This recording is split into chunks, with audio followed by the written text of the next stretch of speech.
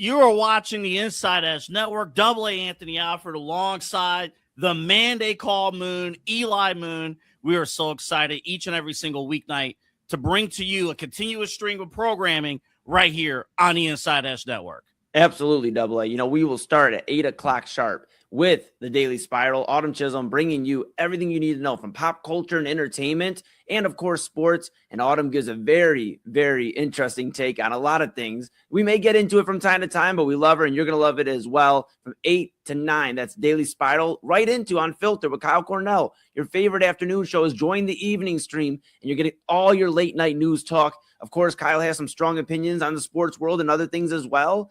He'll usher it in right into Inside Edge Primetime Double A. Chad B and I, Chad Bryan, we're going to rock out. We're going to do our thing from 10 to 11:30 now. We get an extra half hour. We get to cut loose a little bit, and we can't wait to get just entertaining, fun, and have a lot of great moments with you for an extra half hour. And then, of course, we hand the keys off to you. I hope you're ready to drive the Benz. But from 11:30 to 1, midnight run with an extra half hour now. And listen, we going to be running. We going to be sprinting. We're going to be getting after it. Listen, the key to this lineup and the key to these shows, you're getting everything. You're getting entertainment. You're getting local community news. You're getting music. You're getting your top sports headlines. And if you're a foodie, I'm talking to you. You like steak. You like eggs. You like whatever. We have it all covered for you here on the Inside Edge Network across our stream. Dude, let me tell you, Eli, this is incredible to have this digital space, to do this every single night. People at night, they're looking for something to tune in, something to just watch, just people to vibe with. Are we still allowed to say vibe? I don't know. Don't tell us we couldn't say vibing. I don't know. And she'll answer this probably almost every night when we said that right now about vibes. But you know what? Like you said, music, sports, entertainment, mental health, community. That's what we're about. And we are going to bring that to each and every one of you every single night that's been with us since the start or is jumping on right now for the ride. We're excited. Double A, myself, Kyle, Autumn, Chad. We are so excited to rock with you for not just 3 hours this time around. We're rocking with you for 5 hours, 8 p.m. to 1 a.m. Where else could you be in the evening but with the Inside Edge Network? Yeah, we hope you guys tune in again. This broadcast, thanks to all of our partners, thanks to you, and thanks again to the Brothers Lounge, of course, sponsoring us here at the Inside Edge Network. West 117th in Detroit, right on the Cleveland-Lakewood border. We have you covered. But guess what, folks? That's enough from us right now. You're going to see us. You're going to hear us a little bit later on. You got Eli at prime time. You got me at Midnight Run. But coming up, we got the Daily Spiral. We got Unfiltered coming your way next. This is Cleveland's digital leader. This is the Inside Edge Network.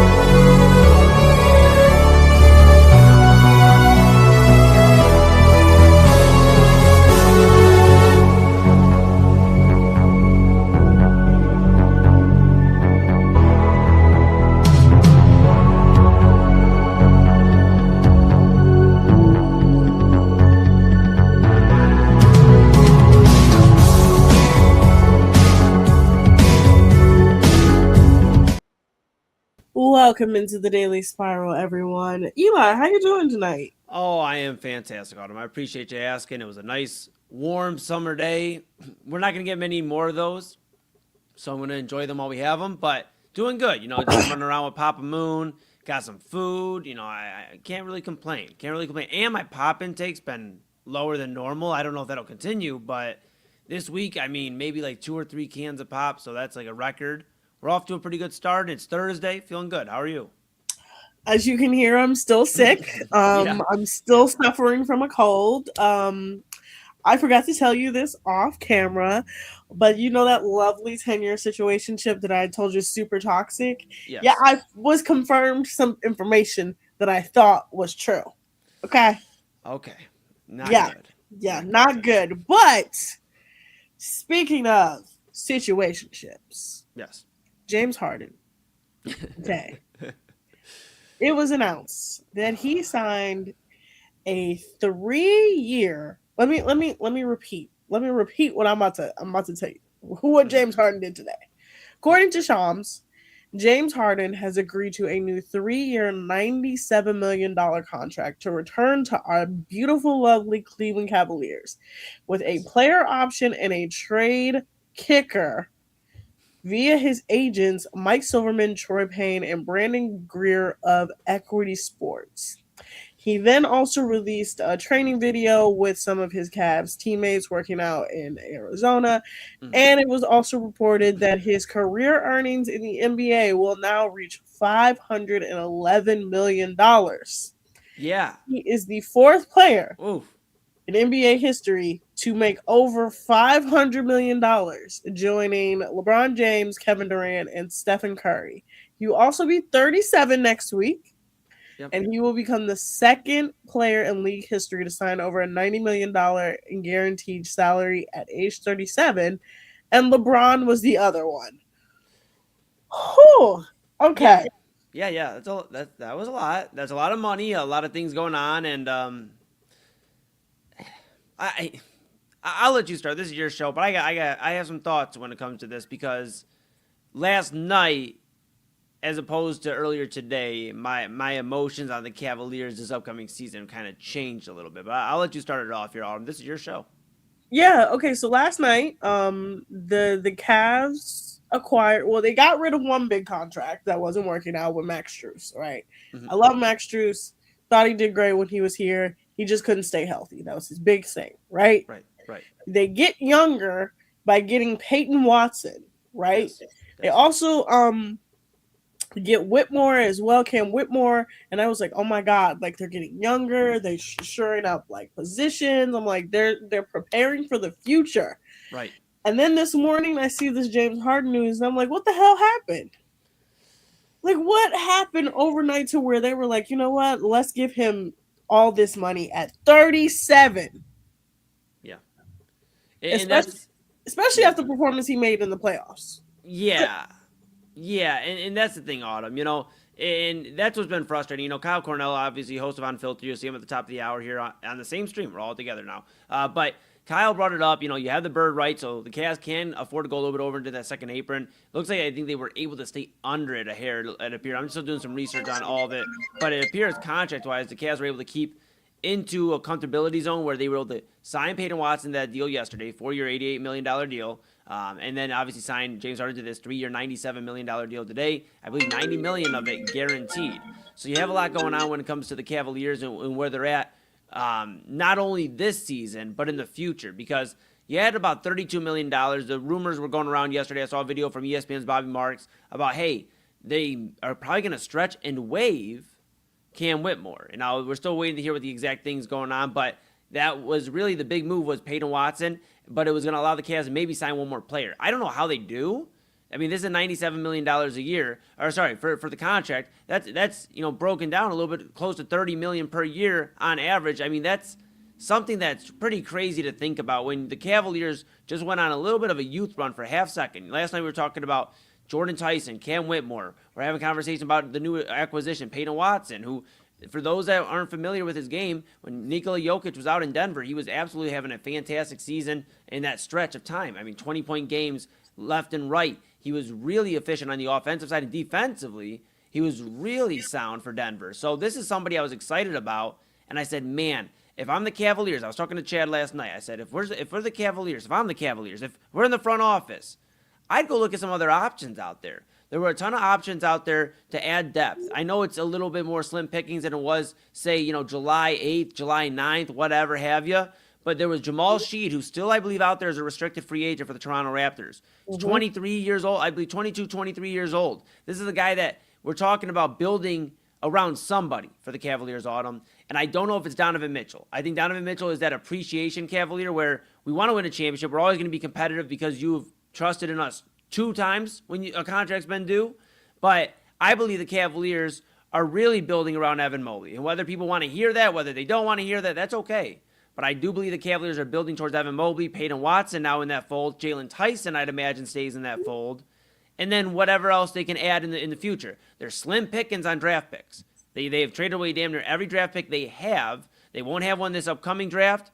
They have one in 28, but it's the worst of them, Utah, and I believe it was the Clippers, or Lakers, I believe, but one of the Los Angeles teams. And they have that as well. So they're lacking first-rounders, and now they bring James Harden on for almost $30 million per year, a guy that, to your point, will be 39, 40 years old by the time this contract's up. He has a trade kicker.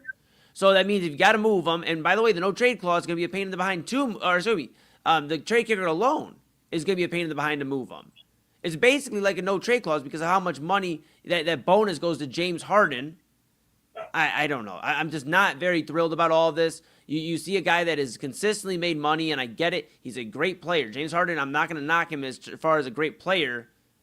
But when it comes down to the Cavaliers overspending, they overspent on a guy that wasn't going to get this on the open market. And the player option scares me too, because if we're 2 years in and it's been a mess and it's a sloppy playoff run, we see what we saw at glimpses this past postseason. And then he gets to decide if he wants to stay here. That's a problem for the Cavaliers. Of course, they can look to trade him, but 39 years old, who's really going to be budging, to move for James Harden? I'm just confused on what they looked at this offseason, right? Because you get Malik Thomas, and he has a great summer league, right? Yeah. You re-signed Donovan Mitchell to an extension. Okay, you shore up your big star. You get a young star, right? You get rid of Max Strus, like I said earlier. You get a big contract off your books, right? You got the players off your books that are injury prone, right? You got both Darius Garland and Max Strus, right? Those are your two big players that are always injured, right? Right. But you lose Dean Wade, which you got to replace him somewhere. And then you pick up Cam Whitmore and you pick up Peyton Watson. Right. You lose out on the LeBron James sweepstakes that would have put you as a championship contender. 100%. We all said that. And instead of saying, you know what, LeBron's contract is for a year with an option, right? Let's give it a year, see how he does in Philly, and then come back next year. And if we are still in the same place, let's probably, negotiate a contract. But instead, you say, let's give $100 million to James Harden, which makes no sense. I don't understand what Kobe Altman is doing. Like sometimes he'll have like a great thing going, and then he'll do something like this. Like, yeah, I get it. I mean, but now here's the thing. First, and I understand the LeBron thing is enticing to bring up for next season, but I'm going to be so honest with you, Autumn, that ship has come and sailed. LeBron is not coming back here. And the reality, though, is the Cavaliers are in an arms race where I don't know if they have enough to really compete with the rest of the Eastern Conference. They've spent a ton, if not most of the rest of the available money they have into James Harden. So now their options are limited. Again, I would have rather elected for some depth. Talking to Kyle, talking to Chad, you had Jamal Sheed, you could at least send an offer out there. Toronto's going to have to match that as a restricted free agent. A young guy that could fit into this fold, plays the point guard position.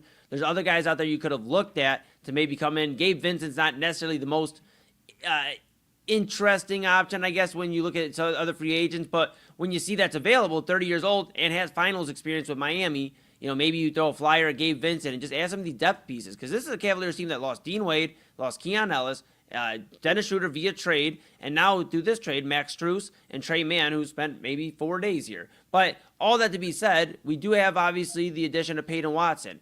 My opinion, the Cavaliers, they may be a contender, and I'll get more into it like tonight, but I just don't know if this is the move. If the move was solely because you had nobody to run the point, because all the players you've mentioned that are on this team, the youth movement, none of them play point guard.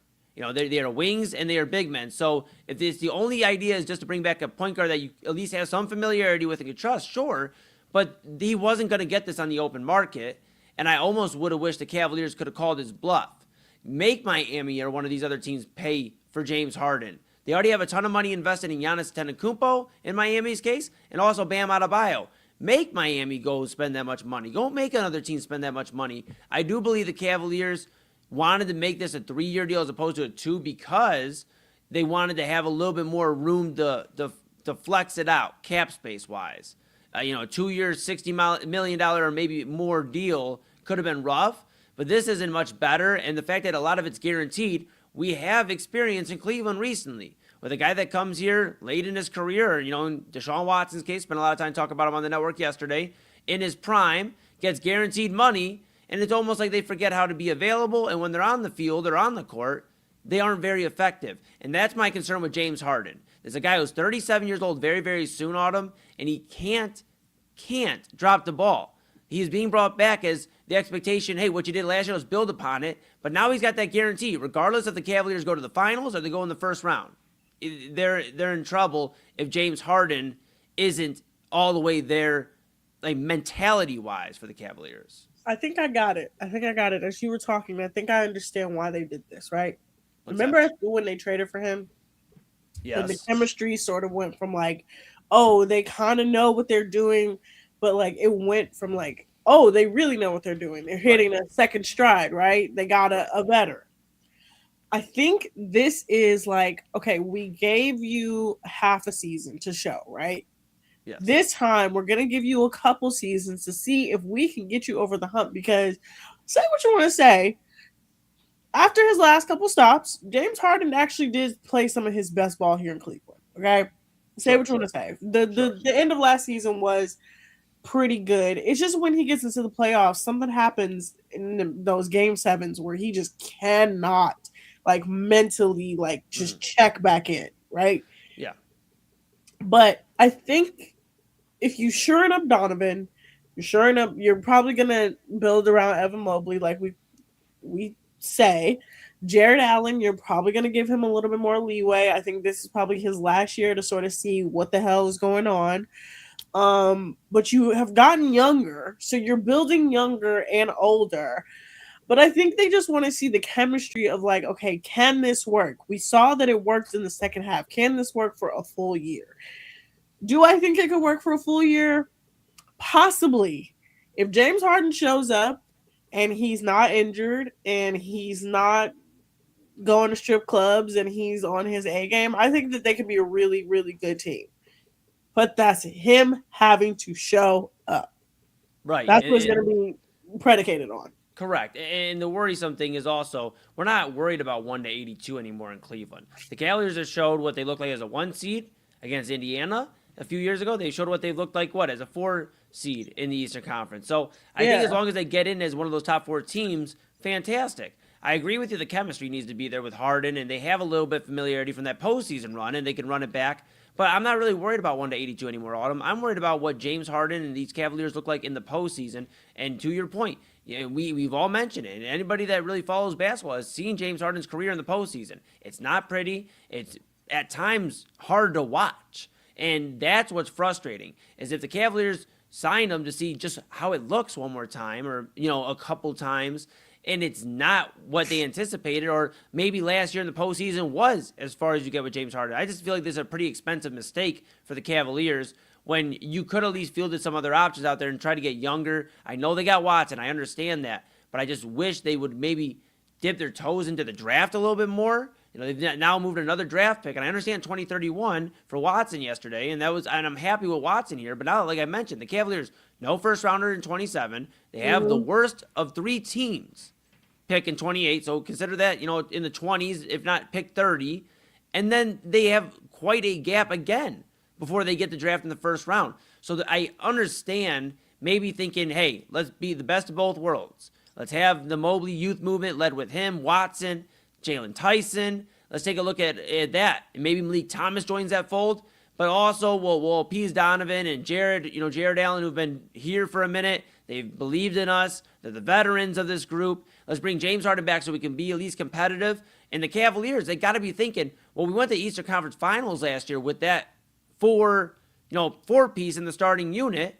So maybe with, again, to your point, a little bit more time, they can get past the Eastern Conference Finals. But the thing to keep in mind, too, Autumn, is Cavaliers aren't the same team they were last year. I know they made some additions. We've seen the guys come in, Peyton Watson, Mario Hezonja, We've seen these guys come on into the fold, but we've also lost some key pieces. Dean Wade, who was a postseason starter for a majority of the run last year. We've also lost Keon Ellis, a guy who would have been he's going to be in his third year, this time though with Brooklyn. And then, of course, Dennis Schroeder, a veteran point guard. So even bringing James Harden on, you're slim at point guard. You're going to see a lot of Donovan at point guard when James isn't in there. And you're going to see a lot of creativity, for lack of better words, on the bench. Unless they acquire somebody else via trade or they have bring someone up from the charge, James is your point guard. That's what this was. He's your point guard. Now, Eli, I'm sick of talking about the Cavs. I'm ready to talk about our favorite topic, NCAA football. When we come back from the break, would you go back to college for a fifth year after working your professional job for a year? I don't know. There's got to be some good stakes involved. Sit on it for a minute. We'll talk about it when we come back from the break. But you guys are watching us here on Inside Edge Network. We'll be back in just a few. Looking for an iconic Cleveland music venue that features premier entertainment, spirits, and food? Well, look no further than the Brothers Lounge. They offer a variety of live entertainment acts weekly, along with a diverse selection of beer, wine, and fine spirits, not to mention Chef Wynn's food menu, which has been crafted with traditional American fare with a modern twist. So come on out and enjoy the warm hospitality and make some new friends right here in your backyard. For more information, head over to brotherslounge.com and check them out for yourself at 11609 Detroit Road. That's right near the border of Cleveland and Lakewood. The Brothers Lounge, proud sponsor of the Inside Edge Network, Cleveland's digital leader. Key On Sports is the leader in Ohio high school athletic coverage in written, print, and video streaming. From the latest news and results and written content to the high school football game of the week every Friday, Key On Sports has you covered. The vision of 15-time published author Vince McKee has become the most trusted site in Ohio high school athletic news. From podcasts to player profiles, Key On Sports is your one-stop for all of it. Visit them today at keyonsports.com or on YouTube at Key On Sports. Check out their socials on Twitter and Facebook as well. Please support the new Inside Edge Network by liking, subscribing, and following us on your favorite social media platforms. That's at Inside Edge Net across Facebook, TikTok, YouTube, X, and IG. And don't forget to download our new app over on Roku. And as always, thank you for supporting your favorite shows on the Inside Edge Network, Cleveland's digital leader for news, talk, sports, entertainment, and mental health. Fanatics isn't just our name, it's who we are. Loyal, passionate fans, dedicated to our favorite teams and to the sports we love. That's why we're honored to be able to offer fans the world's largest collection of official sports apparel and sports jerseys from all leagues, teams, and players you love.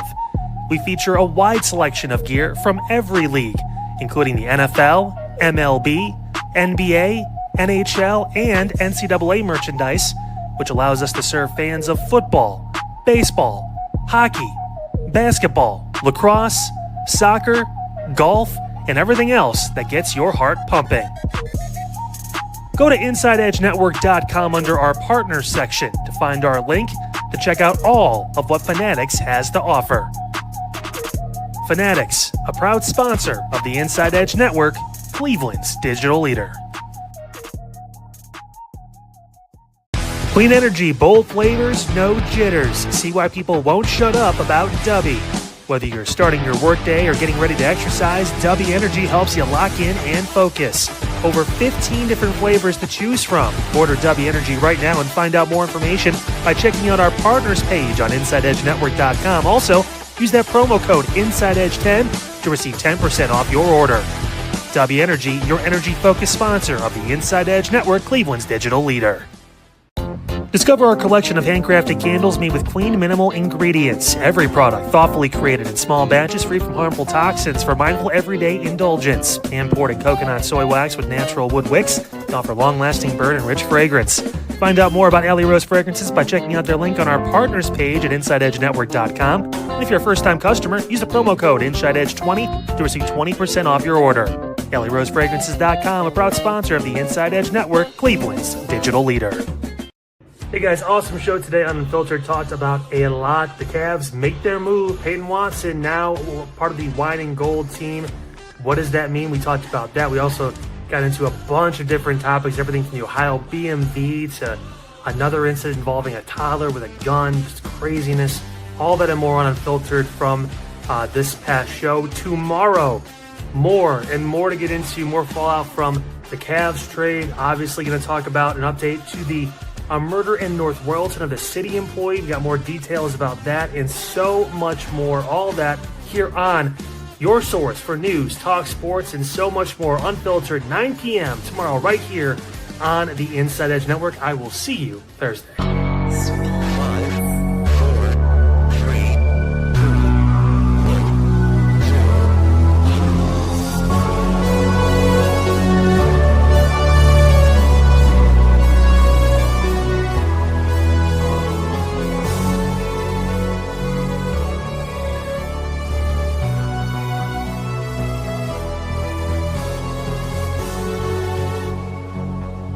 Alrighty, Eli. Now, I asked you a question before the break. Would you go back to college for a 5th year after starting your professional job that you went to college for the whole 4 years for? Would you do that? If it was, now see, that's a good question. If I was allowed to, and there was court things that I guess are allowing people to go back and make more money playing the sport that they're good at, or whatever in this case, then I mean, I can't. Here's the thing. I know what you're about to bring up, and I'll just preface it by saying I can't fault them. I can't fault them because this is what the system is allowed in other sports already, and they've been seeing it with all the extra rules coming in. So I can't necessarily fault them, but it is ridiculous. It is absolutely ridiculous. Yeah, so if you guys don't know what I'm talking about, I am talking about the NCAA. College footballs. I don't even know how to even say this, but in the NCAA, you know, the governing body of college football, you know how it's completely a sham. You know, nobody has any sort of respect for it. I truly don't have any respect for them. There's now been 16, count that, 16 players that have issued a temporary restraining order and were granted it in a Louisiana court for a 5th season of college football eligibility for the 2026-2027 year. This includes LSU edge rusher Jack Pyburn, who was playing in the Tampa Bay Buccaneers' most recent preseason game and recorded 2 sacks during the game. Ole Miss defensive lineman Xavier Harris, Ole Miss safety Wydett Williams, Ole Miss tight end Daquan Wright, who is playing for the Cleveland Browns, Oregon State running back Anthony Hankerson, Notre Dame defensive lineman Junior Tuikalama, South Carolina safety DQ Smith, and SMU running back TJ Harden. Hankerson played with the Seahawks last year. He was on a football team last year, right? So it says, per the signed order in Louisiana, the 16 college football players will be allowed to enter the transfer portal. The NCAA's rule of restitution and ghost transfer rule is also adjoined. And it says the NCAA is ordered to open the transfer portal for 1 week for the entry of this order. Players currently on NFL rosters have expressed an interest in being released from their NFL contracts. And NFL teams that release them by September 1st will be allowed to join the college football roster under the TRO. Hendricks is the reigning Sun Belt Defensive Player of the Year and was in minicamp with both the Chiefs and the Browns. Yeah. It says the decision to file a separate lawsuit follows the preliminary class-wide injunction in the U.S. District Court of Colorado granted to the class of 2022 recruits last month. That order follows that former class of 2022 recruits who exhausted their 4th season of college eligibility this spring for a 5th season in 2026 and 2027. The injunction to Colorado does not allow players to enter the portal, But that spurned a whole separate suit. The suit in Colorado only grants athletes in that class a 5th year. It does not enjoin them for transfer rules, roster caps, or rev share caps. Part of the House settlement agreement. The injunction is not intended and does not enjoin any provisions of the House settlement, and the court notability did not enjoin the operation of the transfer rules. What are we doing?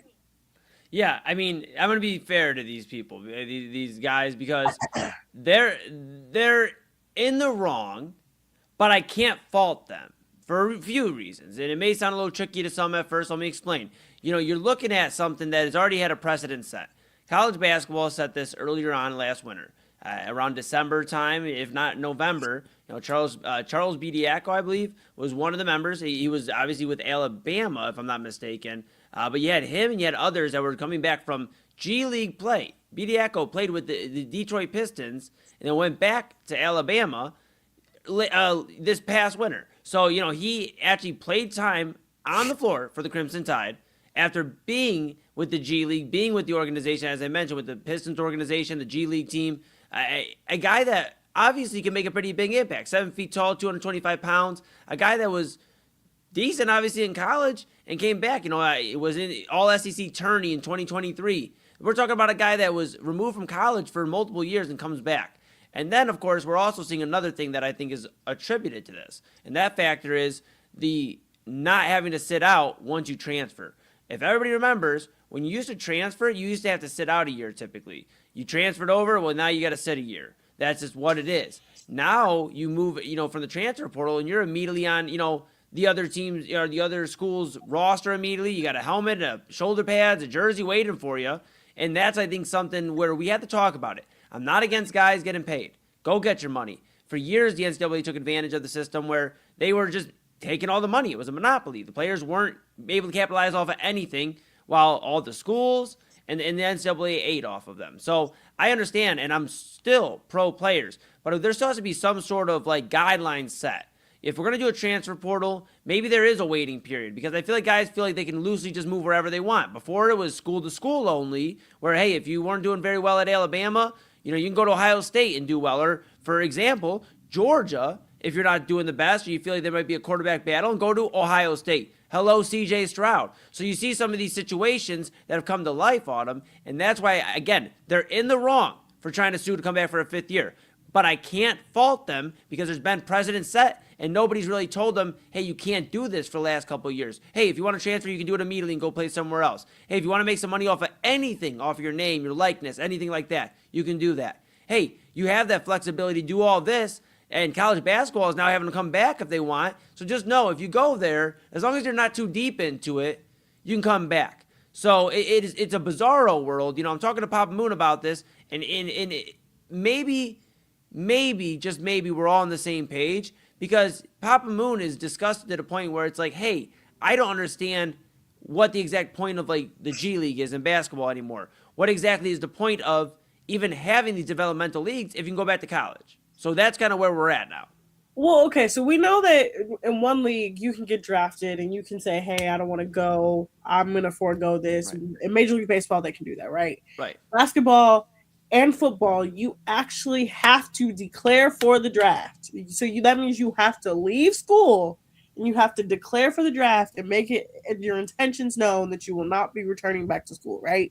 So that means you get disenrolled. You're essentially on your own, which is why so many guys before name, image, and likeness had to get second jobs, had to pay for their own stuff, had to like make sure they were in the clear. But now I'm not even going to say name, image, and likeness is the problem. That's not the problem. The problem is that there's, first of all, like I said, the NCAA is just a joke. It really is. It really is a joke. Instead of saying, okay, we have name, image, and likeness, now the players can get paid. Let's put some parameters in place that will work with them, right? Because that's really what this is about. It's about money. It's about these players going back because they know that they can make way more money in college than they can in the NFL. In college, they can guarantee start. They can make at least $2 million right off the bat. They don't have to, go through the hell that they have to do in the NFL. they can immediately make an impact on the football field and then maybe go back to the NFL. It's all about the money.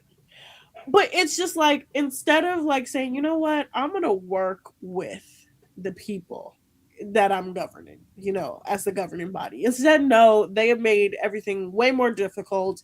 There is no more rules. It's the wild, wild west. It's literally everybody can do whatever they want. And this is not even the only thing that's happening in college football. We had Appalachian State's quarterback into the transfer portal today, and their season starts next week. Right. Well, yeah. TCU safety Jacob Fields was dismissed from his program because he beat up one of his teammates so bad that he ended up in the hospital. Penn State's newest QB said he is not even doing in-person classes this year. Now they have a custom online course created. Like, college football is at the point now where the bubble is about to burst.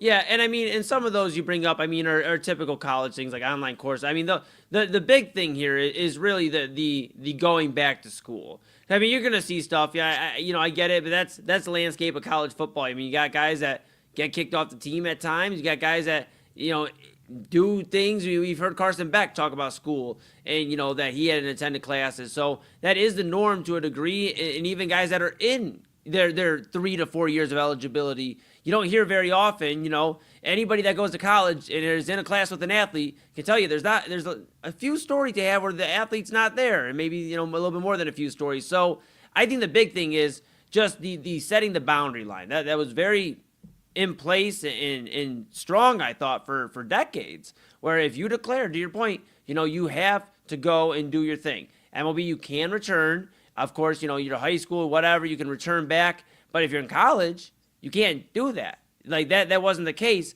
I'm curious what that looks like, considering it's entering every single sport already at this point. Now, the NBA obviously set this rule into place too, where college basketball players can still declare for the draft, and if they've tested the waters, they feel like there's not enough buzz or interest on them, they can actually go back to school. It's just the moment they had been drafted by a team is the moment that the gig is up. Now you're an NBA player, and you got to work your way, whether it's a G League or you're the 12th man on the NBA roster, whatever it is. You got to work your way there. But I think the thing, and I think we're in agreement here, Autumn, is that the problem is there's no hard boundary line set anymore. Now these guys, and to my earlier point, they are used to already being able to move to the news you even brought up earlier about transfer portal and news with Appalachian State there. They're allowed to move whenever, wherever, with no delay or waiting time. So why wouldn't they feel like, well, hey, it didn't work out the way I wanted to. I'm coming back for my 5th year. We're going to have a big year. I may have my career breakout year in college now, and now I can go back to the NFL, double dip, still get paid because we have NIL this time around, and now go back to the NFL and get my hopeful bag that I'm looking for, But the last 5 to 7 years, whatever this NIL, we've had this, has made it a little tricky. They deserve to get paid, but that boundary line's still got to be there where you get paid till you're not eligible to get paid by us anymore, by your college play and your college brand, your college likeness. You got to go to the NFL. You got to go do that now. Like, imagine guys like, I don't know, Peyton Manning, for goodness sake, or some of these guys going back to college. It would be insane. And that's why I feel like we're in an upside down world with it. This is, when I say it's just gotten out of hand, it's just gotten out of hand. Like, the 2022 class, okay, look, I understand the 2020 class. Anybody that was in school during that 2020 year, I understand why the class of 2020 came and got an extra year of eligibility. They literally lost their entire years. Okay. Yep. We understand that. The class of 2020, I don't get that. You were 2 years after, and by that time, everything was pretty much back to normal. So I don't understand this asking for a 5th year. I don't understand this going to the league, not getting the results that you want, and instead saying, you know what, I'm gonna just go back to college because at least there I know I'm gonna make. It's like you work your whole. Look, I'm gonna say this. I'm gonna use myself as an example. If I went to college for 4.5 years, which I did, and 6 months out, I said, you know what, I don't want to do this no more. I don't want to find a job. I don't want to do anything of that nature, and I got a good job at that. It's like, I don't want to do this. I'm instead going to go back to that college that I already left and put myself back in that mindset. I would look stupid, right? Because it's like, you got this great job, you got this good opportunity, and instead of saying, you know what, maybe I'm not the best player on this roster, maybe I can just work as hard as I possibly can to get here, I'm now going to squander whatever relationship I have with this team to go back to college? That doesn't even make sense. Yeah, I mean, and the scary thing is obviously I don't think it's been ruled court ordered by all states yet. So, you're seeing certain states have this advantage while others are kind of standing firm in their ground right now. So we're getting to a weird point where college football is going to need, and college sports are going to need their own court system, apparently, where they're going to have to rule for all the states in unison, because you can't have these advantages too, where, you talked about it in the college basketball world, where some schools that weren't either allowed to because of state laws, or they weren't allowed to because the school said no, or they just said flat out, I'm not doing it. I don't agree with this. But other teams had that advantage. Now, did it work out to where somebody had a guy that was a G leaguer, in the NBA and come back and they won the national championship? No. But who's to say it's not to happen in the future? Who's to say that one of these guys that get this eligibility back into college football isn't one of the sneaky playoff teams or a playoff surprise, or an outburst, whatever have you? This is bad for college football. I didn't think we'd get to this point, but just a hunch in the back of my mind said, but it wouldn't shock me if we got there, just because we've seen it in college basketball already. We've seen it kind of make its way through. And the big talk, too, is, there's going to be more to come. Again, like, this is just the announcement of a couple days. There's going to be more of these guys making their way back to college, getting the bag, more than they'd make in the NFL this year. And then hopefully they play themselves up a few more rounds higher and they get their bag on them. That's my thoughts. I'll definitely have more on primetime tonight, too, about that. But I can't blame them. But they're definitely wrong. They're definitely at fault. Yeah. Last point before we go to the break. Yeah. I blame all of this on Brendan Sorsby. Straight up. If he didn't do what he did and didn't get that injunction to play, I blame all of this on him.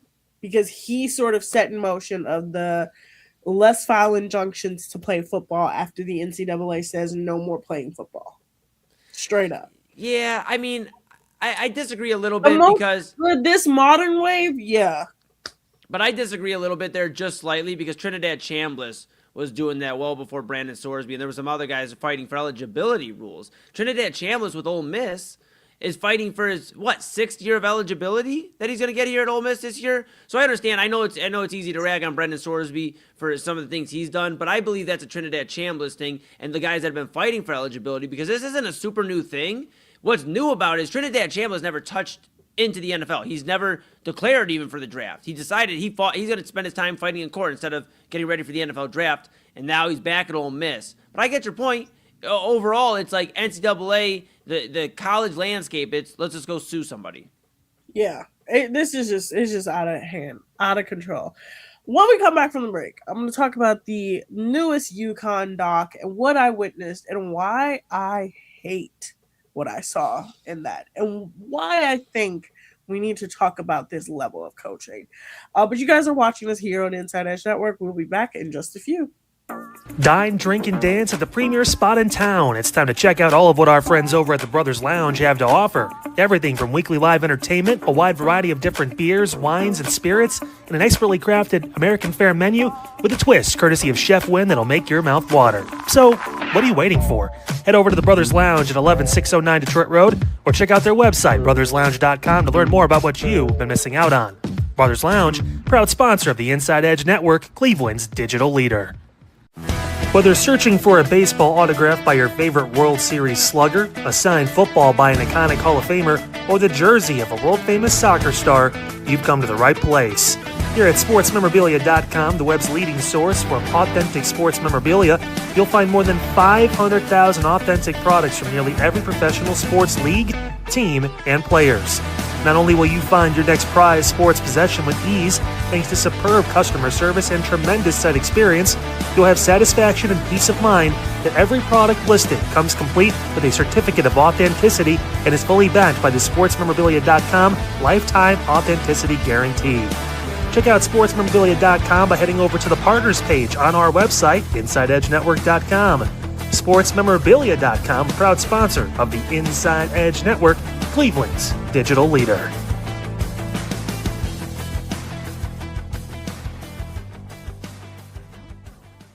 Discover our collection of handcrafted body mists made with clean, minimal ingredients. They offer a natural alternative to synthetic fragrances, perfect for sensitive skin and those seeking clean, mindful self-care, and the perfect gift for you and your special someone. Learn more about all Ellie Rose Fragrances has to offer right now by clicking the link on our partner page at InsideEdgeNetwork.com. First-time customers use that promo code InsideEdge20 to receive 20% off your order. EllieRoseFragrances.com, a proud sponsor of the Inside Edge Network, Cleveland's digital leader. Monster Moments Photography is a husband and wife wedding photography team based in Cleveland, owned and operated by Inside Edge Network's very own Ryan Mosser and his wife Hallie. For the past 10 years, they've captured more than 100 weddings across Northeast Ohio and beyond, always working together as a true two-person team. Their style centers on authentic, emotional storytelling, documenting the real moments between two people in love and creating images that feel natural, comfortable, and true to the couple. Rooted in Northeast Ohio, but inspired by their travels, Ryan and Hallie bring a warm, personal approach to every wedding day. Their work blends experience, consistency, and a genuine passion for helping couples relive their best day through timeless photography. Learn more by checking out Monster Moments Photography's link on our partners page at the InsideEdgeNetwork.com website. Monster Moments Photography, a proud sponsor of the Inside Edge Network, Cleveland's digital leader. Find us on InsideEdgeNetwork.com for the latest information on your favorite shows, personalities, and network partners. Plus, we have a merch shop. That's right, we have network polos, t-shirts, champion jackets, hats, and bottles. Rep the network. Every purchase supports independent sports and entertainment media. Thank you for your support from all of us here at the Inside Edge Network, Cleveland's digital leader for news, talk, sports, entertainment, and mental health. Hey everybody, how's it going? Eli Moon here, one half of Inside Edge Primetime, and Chad Bryan and myself are back tonight at 10 p.m. for another episode of Inside Edge Primetime here on the Inside Edge Network. We have a lot to talk about. The Cavaliers, they signed James Harden to a 3-year, $97 million deal. Are the Cavs title contenders heading into this upcoming season? We'll talk about that. And of course, the Guardians trying to find a way to get into the playoffs, whether it's through the wild card or winning the AL Central. We'll talk about the Guardians' chances as well. And college football enters into the landscape it seems like we've already been kind of talking about when it comes to college basketball.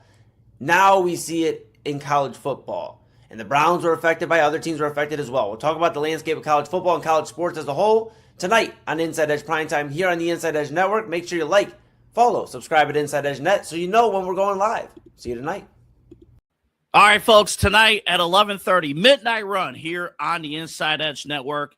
We've been covering it all night long. The big news with James Harden signing his new deal. I'll have my thoughts on that and a new look starting five. My question is this team good enough, the Cavaliers, with Peyton Watson, now with James Harden back, is this team good enough to be a top 4, top 3 Eastern Conference contender? We'll get into that coming up tonight. Also, we'll react to the Browns and Bills, the first of 2 joint practices. We have post-practice, I should say, reaction to all that going on. Also, Live Golf. This could be the end of the road. Their final event is not the championships next weekend, but it's their event this upcoming weekend in Indianapolis. Did Live Golf accomplish its goal of changing professional golf to new heights? We'll talk about that coming up tonight. Also, our smash or pass mozzarella stick sandwich. They got a tall order to beat. We had a brisket sandwich last night. Tonight from Progressive Field, a mozzarella stick sandwich. We'll get into all that and so much more tonight at 11:30. It's Midnight Run here on the Inside Edge Network.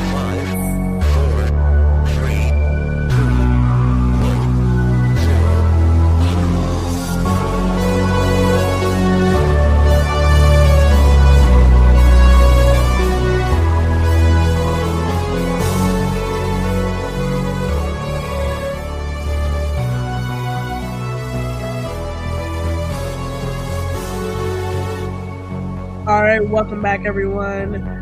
Eli, I have had the joys of watching a lot of documentaries. I actually like watching documentaries. I think that watching documentaries is essential. It teaches you a lot about history and the point of view and how we may look at something, but there's something else going on.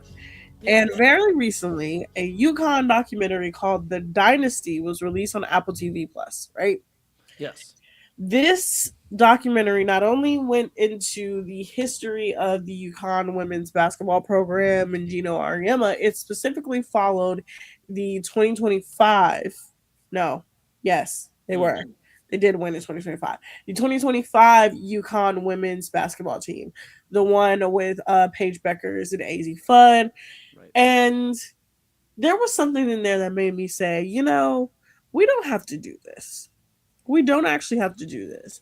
So in the third episode, the team loses in the season to Tennessee. Right. And Gino was really, really hard on Paige. He was like really, really hard on her. Now, Paige Beckers, top recruit, Gatorade Player of the Year, coming off an ACL injury, you know, proving herself that she's the best player in college basketball. Mm-hmm. He decided, after a loss against Tennessee, in front of the entire team, when I say attacked her. Every single thing he could think of to talk about her, whether it be professional or personal, he did it. Now, one of the teammates said it was awkward to be in there. I wasn't expecting him to attack Paige like that. He was just yelling at her and, I don't know, saying really hurtful things to her. It was really, really shocking. And Paige herself said that because of that incident, she almost left the program. Now, why I said I hate stuff like that is because Gino has this thing that he does, and he's done it for a really long time. Gino Auriemma is the greatest women's college basketball coach of all time. Literally wins everything. Has won so many national championships. But you do not need to get the best out of your players by tearing them down to the point that they want to leave the program and only stay to prove you wrong. That's the only reason why she stayed, is to prove him wrong. And I think this line of coaching in professional sports, because Gino's not the only one who does it. This line of coaching in professional sports, as in like we have to embarrass the players to get the most out of them, is the one that I hate. I hate it because there have been plenty of people, plenty of coaches that have come along to show you really don't have to do that. Yeah, I think it all just depends on, the locker room and the coach. To Auriemma's point, you know, and he has does some things that have been questionable on the course, some of his behavior in terms of, you know, being a sore loser, but he's also a multi-time national champion. I think it just depends on who you're coaching. And maybe he didn't understand what Paige Beckers can or can't control. Now, I haven't seen full transparency. I haven't seen the full documentary. And I get it. Sometimes it can go over the line. And that's kind of the fine line you play as a coach. And also just understanding your players. Because, you know, I'm not going to sit here and say that tough coaching hasn't worked, right? It's worked for Belichick. It's worked for a ton of guys. You know, and Belichick just right off the top of my mind. But you think of some of these guys that have had tough love on their players in terms of, I'm going to make you better, and you may not like me a little bit. And maybe that's Gino Auriemma's point to a degree. Paige Beckers doesn't have to like him, Autumn, to go win a national championship. Paige Beckers needed a fire lit under her. So what did Gino Auriemma do? Maybe he crossed the line. Again, I have to go back and watch the full documentary. But you're going to light a fire under your best player so that you can get to where you're going to. He saw the team wasn't in the spot they needed to be in. She wasn't in the position she needed to be in terms of playing at her best to get UConn there. So, again, there is that fine line of crossing the line, but I'm not necessarily against tough coaching and essentially calling out your best player because that's what's going to make some players better depending on who can take it and who cannot. Well, this wasn't that. This was a regular season. They lost a game. And at this point, Paige had already been through like major losses, right? They had lost in the national championship game the previous season to South Carolina, so she's been there. So for him to do that, it just reminds me of why most women college and professional basketball players like hate him. Do you know what the Geno curse was? You'll have to fill me in Oh, here. the Geno curse was okay. So Geno actually used to be the basketball coach for the Olympic team, like Team USA for the women, right? Right. So I think this was 2016. Yes, it was 2016. And Candace Parker was the best player, literally, like the best player in the world, best player like in women's professional basketball. She was left off of Team USA, like left off completely, like wasn't put on the team. Now Gino again is the coach. So Candace was like, I think it's because like the whole Tennessee thing, she played in Tennessee, but she was like, no, I just don't like his coaching style. His coaching style is not like what it's supposed to be. It's not great. Essentially, from that moment in 2016 up until 2025, Gino Auriemma did not win a national championship game and barely made it to the Final Four.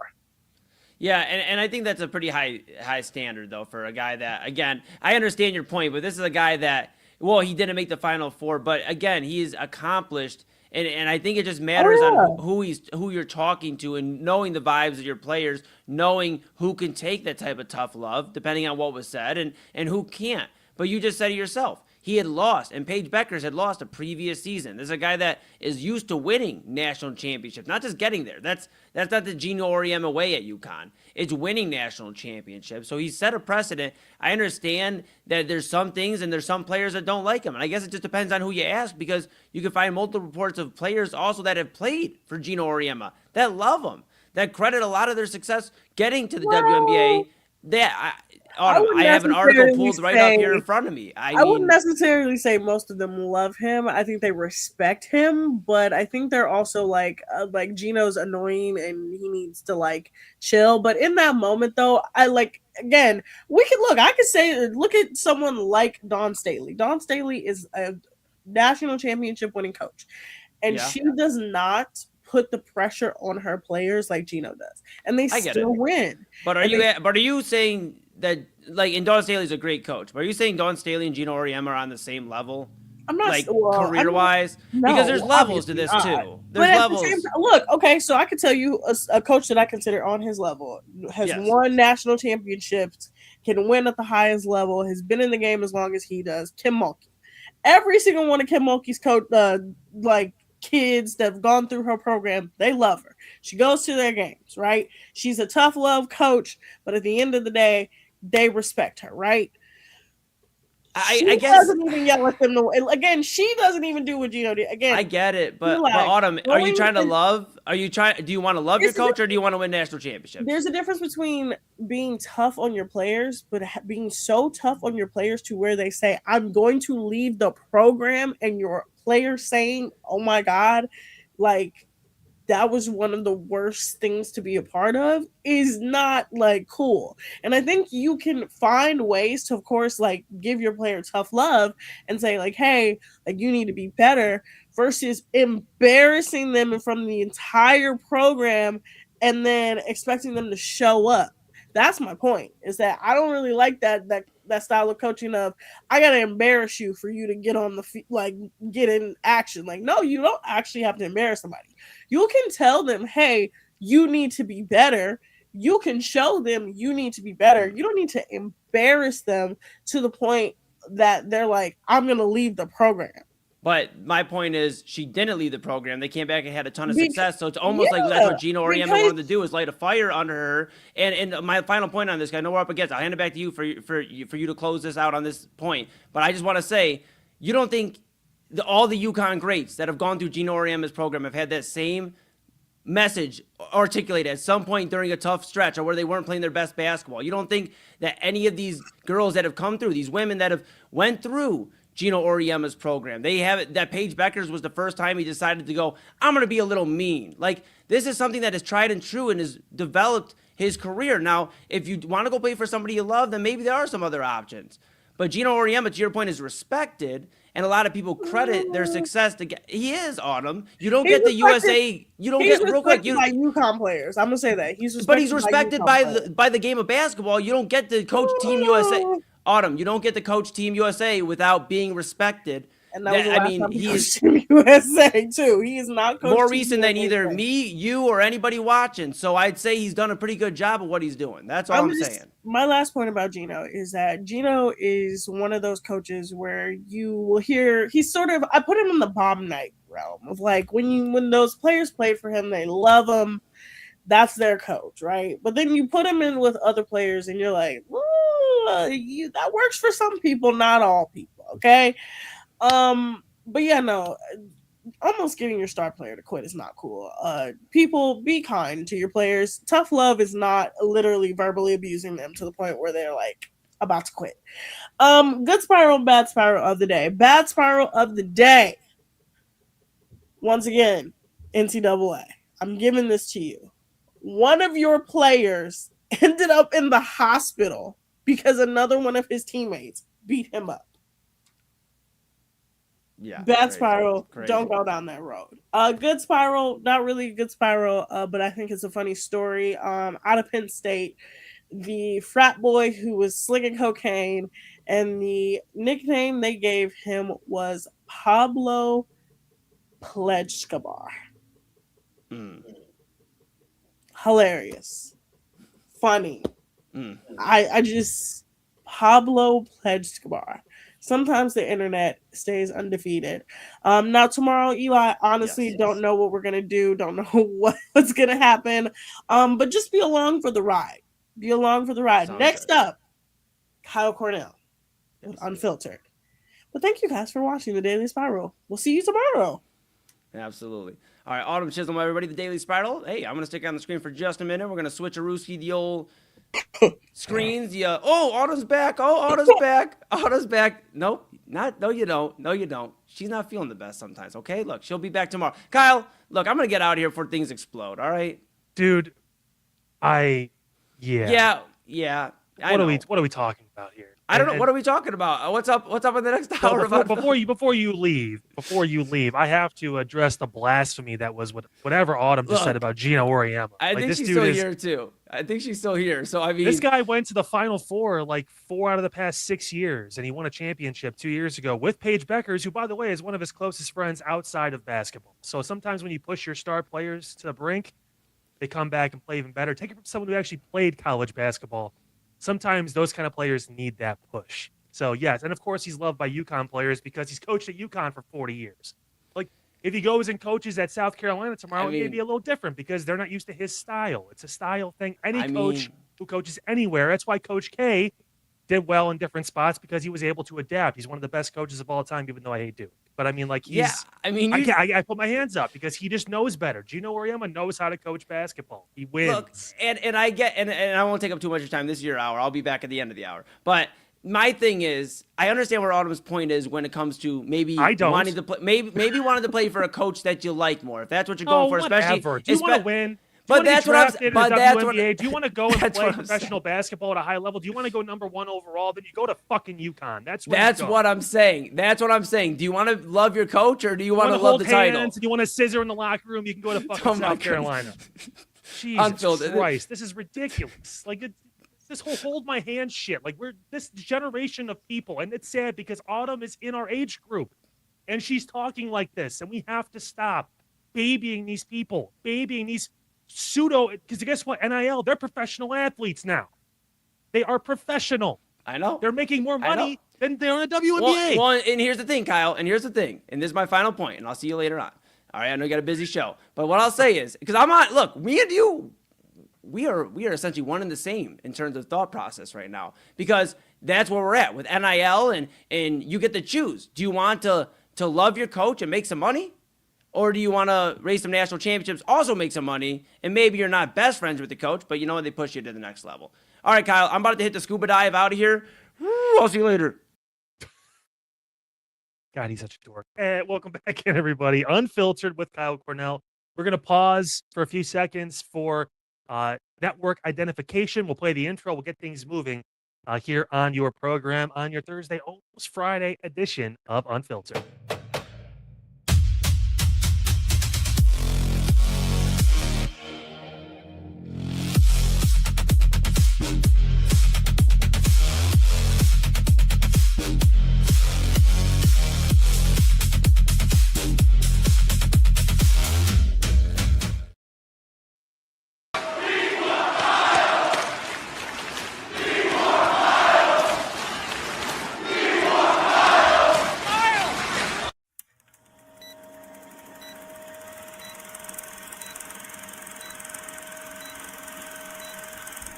Let's go.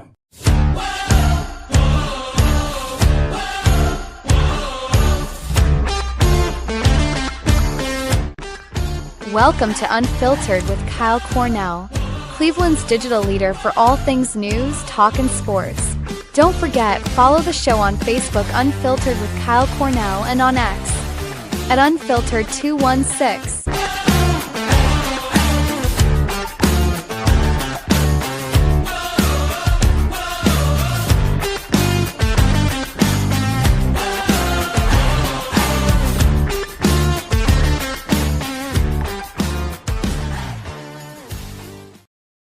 Oh my goodness, what a hot start. Unfiltered with Kyle Cornell here on your Thursday, August 20th, 2026, almost to your Friday. So happy you were with us here on the program as always as we move. This is the end, getting close to the end of the first full week at the 9 p.m. slot in the full evening lineup. Autumn, great job from 8 to 9. Myself from 9 to 10.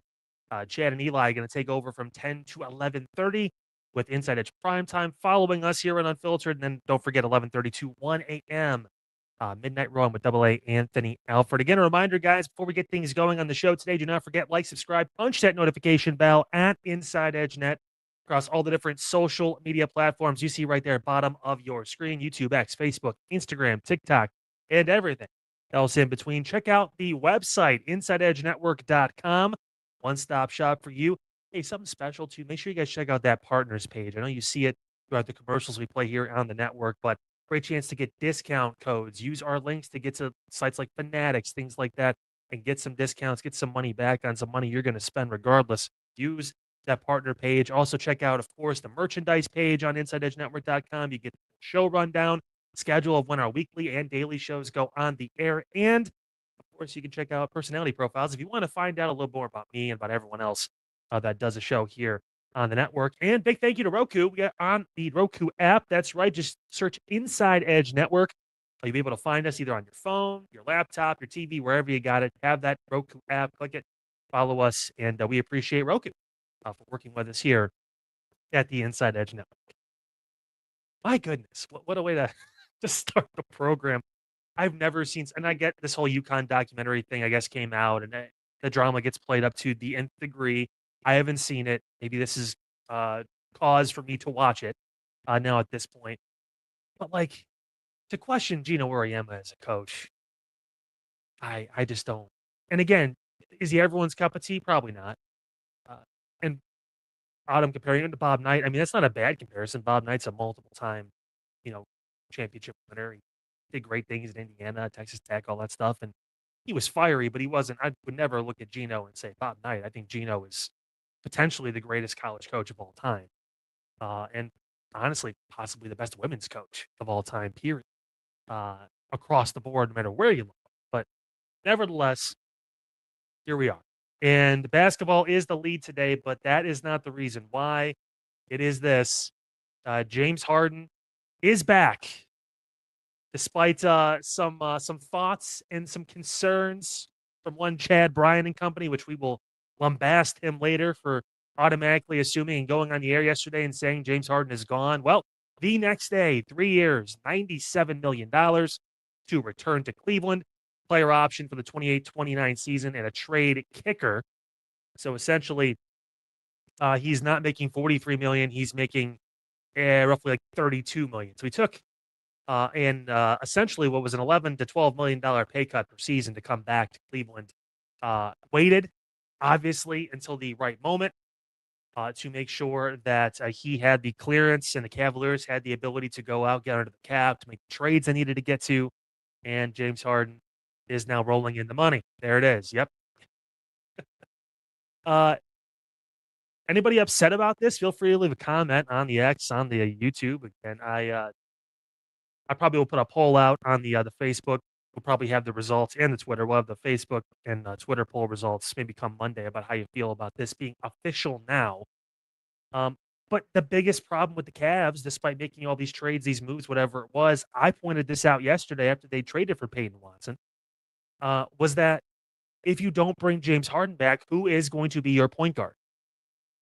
And the Cavs, for better or worse, locked themselves into this guy. The conversations they had at the end of last season with James about coming back, about being the guy who's going to run with Donovan Mitchell, James Harden, timely posting on Instagram a video of him working out with Peyton Watson and a couple different Cavaliers players here in the offseason, getting some reps in. Kenny Atkinson was there, just hanging out. I mean, this is to be expected.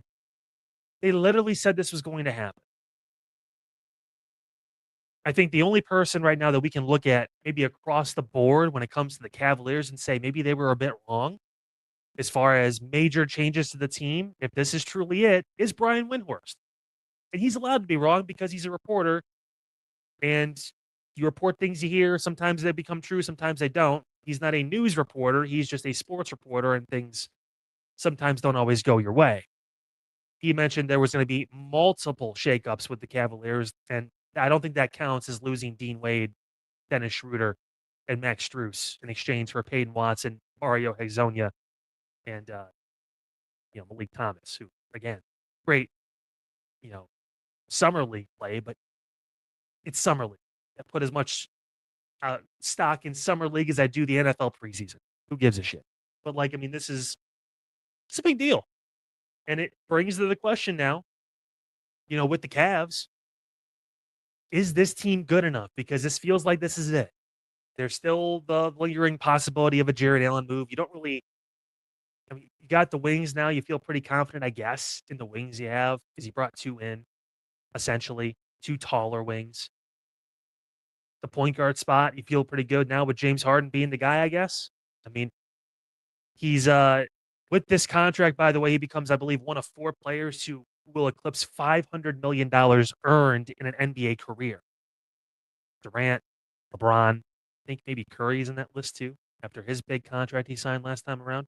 I'm sure Jokic will probably be in that category after next offseason when he either becomes a free agent or Denver decides to re-sign him to a crazy-ass contract. But nevertheless, Harden also 9th all-time in the NBA in scoring, 2nd all-time in three-pointers made. He averaged, I believe, with the Cavaliers, they were 21-9 with him in the lineup. And since he gets into the trade last season, postseason obviously went to the Eastern Conference Finals, averaged 19-5-5 for Cleveland in the postseason. Hey, I'll tell you what, honestly, at this point, a 25-5 guy in the NBA for $30 million, that's about what they're going for. Regardless of how many turnovers he had, regardless of how weird the fit kind of feels with Donovan Mitchell also being kind of a ball dominant guard who needs it to make plays and he prefers to step back over the catch and shoot. The fit's weird, but they did some good things. And as much as I was yelling down the pike at James Harden, I think he's one of, if not the main reason. I think Kenny Atkinson's pretty up there too, as far as why they obviously didn't make more noise and didn't at least end up being competitive in the Eastern Conference Finals. They still got them, and he was still a part of it. I still think in the long term, the Cavaliers would have preferred the big three of Darius Garland, Jaylen Brown, and Evan Mobley. If there was a way to have that happen, never trade for James Harden, find a way to move Mitchell out and get Jaylen Brown in. But just because each player does their own thing and they don't overlap with James Harden and Donovan Mitchell, they do a lot of the same stuff. Evan Mobley and Jared Allen, they do a lot of the same stuff, even though Mobley shoots a little bit. It's only a little bit. He's inconsistent. So, that's the big sports story that came down the pike today with the Cavs the past 2 days. Very active. Very, very active as far as the moves they made, the things they were doing. Is this team better than they were last season? Ironically enough, the biggest question mark, and I never thought I'd say this like it's actually going to matter, but it turns out it might be Mario Hezonja. I mean, the guy has been gone from the NBA for a couple of seasons. It's not unheard of. Guys have left, gone play Euroball, played somewhere else, and came back after a couple of years and have played fairly well.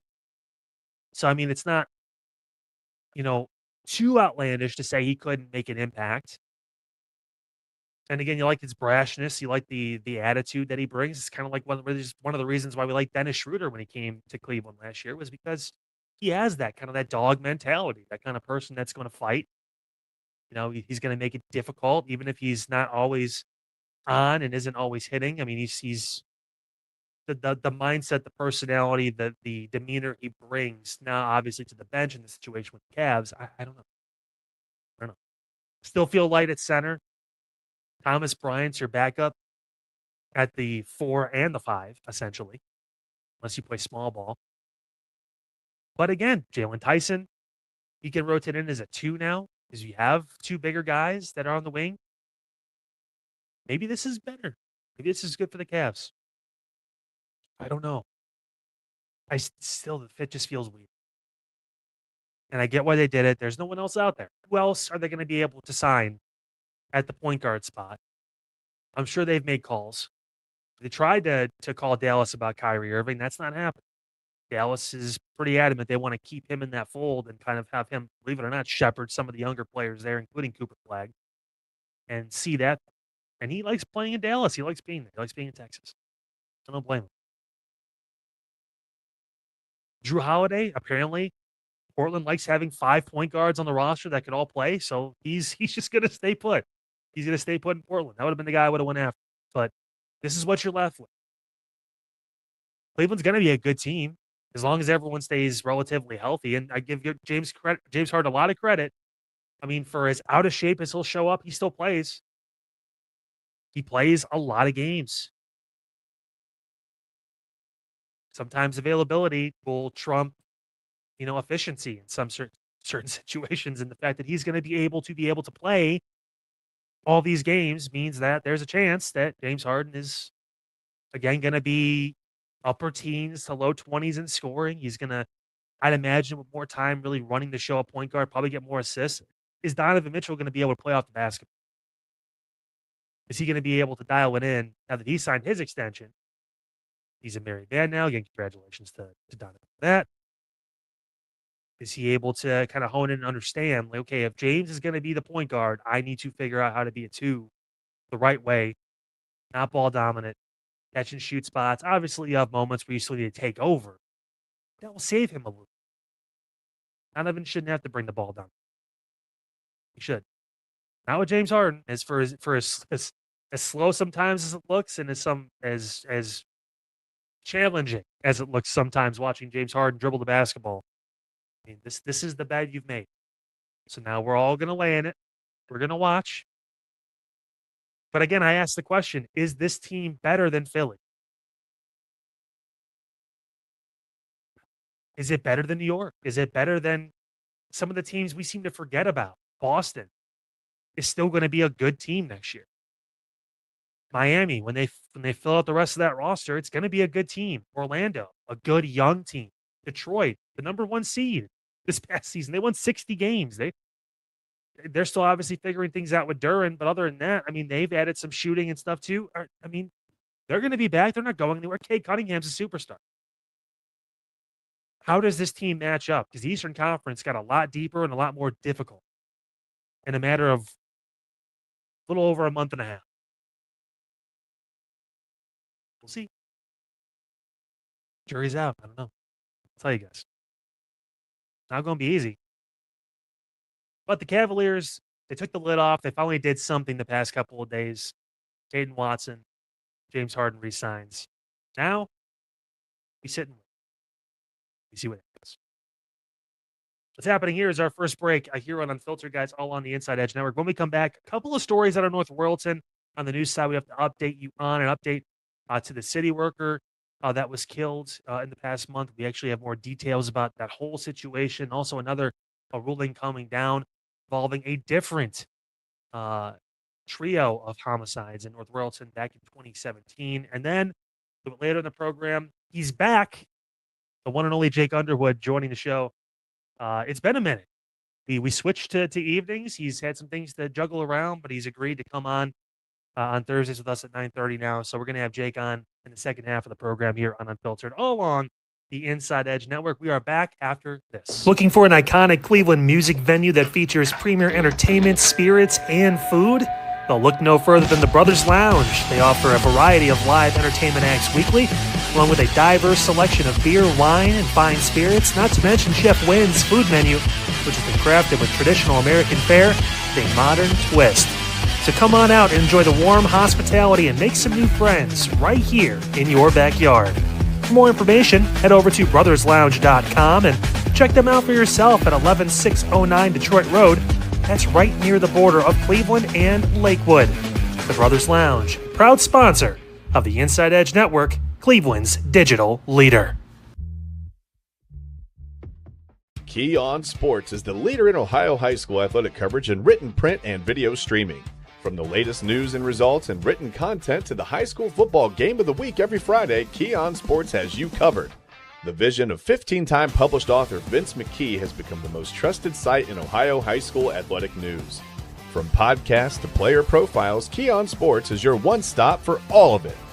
Visit them today at keyonsports.com or on YouTube at Key On Sports. Check out their socials on Twitter and Facebook as well. Please support the new Inside Edge Network by liking, subscribing, and following us on your favorite social media platforms. That's at Inside Edge Net across Facebook, TikTok, YouTube, X, and IG. And don't forget to download our new app over on Roku. And as always, thank you for supporting your favorite shows on the Inside Edge Network, Cleveland's digital leader for news, talk, sports, entertainment, and mental health. Fanatics isn't just our name, it's who we are. Loyal, passionate fans, dedicated to our favorite teams and to the sports we love. That's why we're honored to be able to offer fans the world's largest collection of official sports apparel and sports jerseys from all leagues, teams, and players you love. We feature a wide selection of gear from every league, including the NFL, MLB, NBA, NHL, and NCAA merchandise, which allows us to serve fans of football, baseball, hockey, basketball, lacrosse, soccer, golf, and everything else that gets your heart pumping. Go to InsideEdgeNetwork.com under our Partners section to find our link to check out all of what Fanatics has to offer. Fanatics, a proud sponsor of the Inside Edge Network, Cleveland's digital leader.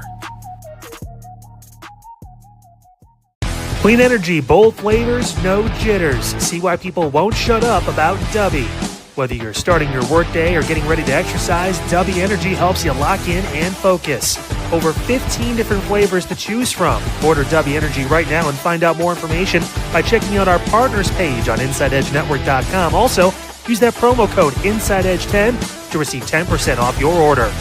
Dubby Energy, your energy-focused sponsor of the Inside Edge Network, Cleveland's digital leader. Discover our collection of handcrafted candles made with clean, minimal ingredients. Every product thoughtfully created in small batches free from harmful toxins for mindful everyday indulgence. Hand-poured in coconut soy wax with natural wood wicks to offer long-lasting burn and rich fragrance. Find out more about Alley Rose Fragrances by checking out their link on our partners page at InsideEdgeNetwork.com. And if you're a first-time customer, use the promo code InsideEdge20 to receive 20% off your order. AlleyRoseFragrances.com, a proud sponsor of the Inside Edge Network, Cleveland's digital leader.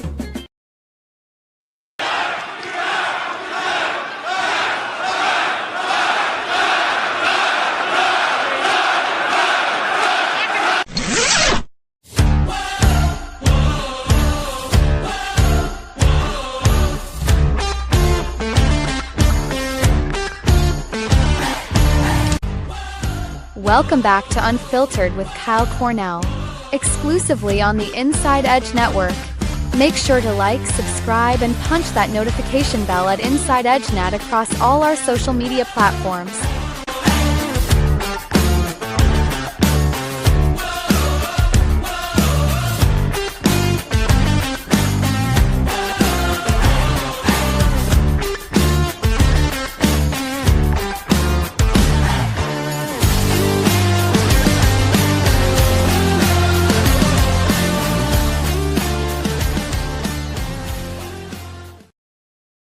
Welcome back, everybody. Unfiltered with Kyle Cornell here on your Thursday, almost to your Friday, August 20th, 2026, here on Inside Edge Network. So happy you're with us on the program. I want to get into the news of the day. This coming down just a while ago, involving an update on the North Royalton city worker that was killed, David Smerick, last month. And it's new details about what's been going on behind bars and some things that have been released about that man. Edward Baisiata, who is the man accused of killing the building commissioner. Phone calls being released, talking about setting up last will and testament, needing representation. Um, again, while Baisiata is pleading not guilty, one call show him doing some long-term planning, as I mentioned. Will and testament, power of attorney, currently incarcerated and needing civil representation. The Fox 8 team here in Cleveland digging some of this up. They reported earlier that Baisiaga once sued North Royalton officials over a neighbor being allowed to put up a fence, and the murder of David Smerick came days after Baisiata had been cited over the condition of his property. Emails now mailing a little bit more about what was going on really for almost a decade, if not longer, involving this man. Just weeks before the murder, an email shows Baisiata wrote to a councilman about a flooding problem, and in part, he blames Smerick by citing the building commissioner's negligence and, quote, personal vendetta against me. He does not like that I have challenged him. Back in April, Smerick had written an email about a violation letter for Baisiata, saying Ed Baisiata can be difficult to handle at times. And in June, Smerick wrote an email, Mr. Baisiata appears to be a hoarder and likes to litigate everything. And again, 10 years ago, back in 2016, Smerick had said that Baisiata had come into the office after getting letters about an abandoned vehicle, and, quote, he was not friendly when he came in here. None of the phone calls are released by the county show Baisiata talking about the case, and no calls show him talking to anyone who's close to him, rather. No bond, no chance to get out of jail still for him, but planning also being done. Quote, I'm asking you to set up a time on his calendar, like an appointment. This is going to be a weird situation. Yeah, you think? And while that call showed Baisiata trying to hire an attorney for civil matters, he's told the court does not have money to hire a criminal defense attorney. For now, a public defender is representing this case, obviously, and it's something that it's been in the news for quite some time. There was the vigil in North Royalton. There was a lot that was going on. I can only imagine the thought process behind all this and how sick this guy has gotten over all these years to think that it was justified to go into a public building like that and just shoot somebody. I mean, it's just wild. It truly is. But that's an update on what's going on. Again, still no bond, still behind bars, not going anywhere. And obviously the trial will be coming in the coming months. But in the meantime, he still pleaded not guilty, even though surveillance footage and everything, him actually doing it, which I get it. You're supposed to do it until it's time. Still, come on. It's the sense.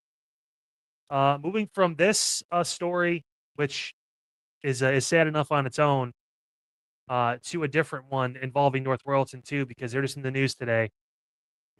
This coming down from the Ohio Supreme Court, and this man. This is a story that was around. I want to say back when I first got into news.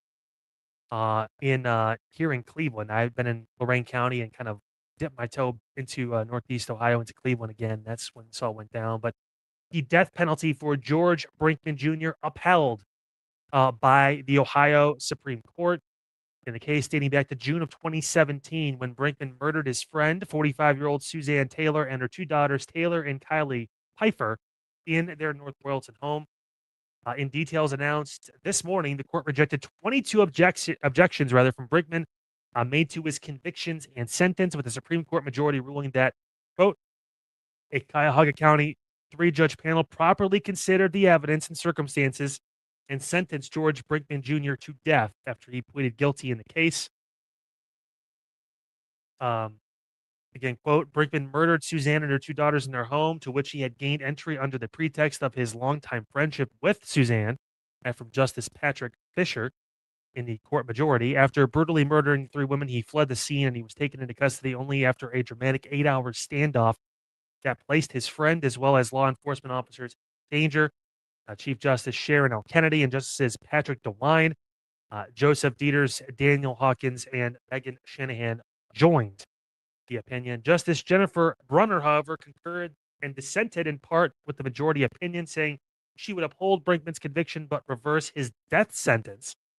Quote, Justice Brunner wrote that she would hold the 3-judge panel abused its discretion when it declined to qualify the 2 doctors as experts in the fields of pharmacology and neuropsychology, according to a press release. She stated that the 3-judge panel's primary objection was to the substance of what the doctors said and not how they reached their medical conclusions. She stated that the 3-judge panel abused its discretion in affording no weight to the doctor's conclusions that Brinkman's mental state was significantly impaired at the time of the murder.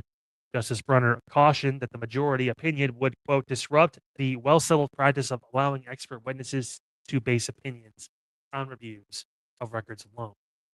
This obviously coming on the heels of Governor DeWine basically saying not too long ago he wanted to kind of nix the death penalty. Sometimes it's warranted. And remember the story? I lived in North Royalton at the time. This was rough, and it shook the community almost as bad as what happened. Just a few weeks ago, a month ago, whatever it was, city employee as well. So, but nevertheless, it's upheld. The decision is still there, and that means he's going to sit around for another 20 years, right? That's how the death penalty works. It's just insane. Oh my goodness. All right, we're going to take another break really quick. On the other side, the one, the only, incomparable Jake Underwood going to join the program. We have a lot to talk about. He hasn't been on the show in a few weeks. He's been on vacation. He's not doing anything. I don't know what he's doing. Just kidding. He's been hosting a show. It's been pretty good. So we're going to have him on. Yeah, I love you too, buddy. After this, here on the Inside Edge Network, make sure you guys stay with us. Dine, drink, and dance at the premier spot in town. It's time to check out all of what our friends over at the Brothers Lounge have to offer. Everything from weekly live entertainment, a wide variety of different beers, wines, and spirits, and an expertly crafted American fare menu with a twist courtesy of Chef Wynn that'll make your mouth water. So, what are you waiting for?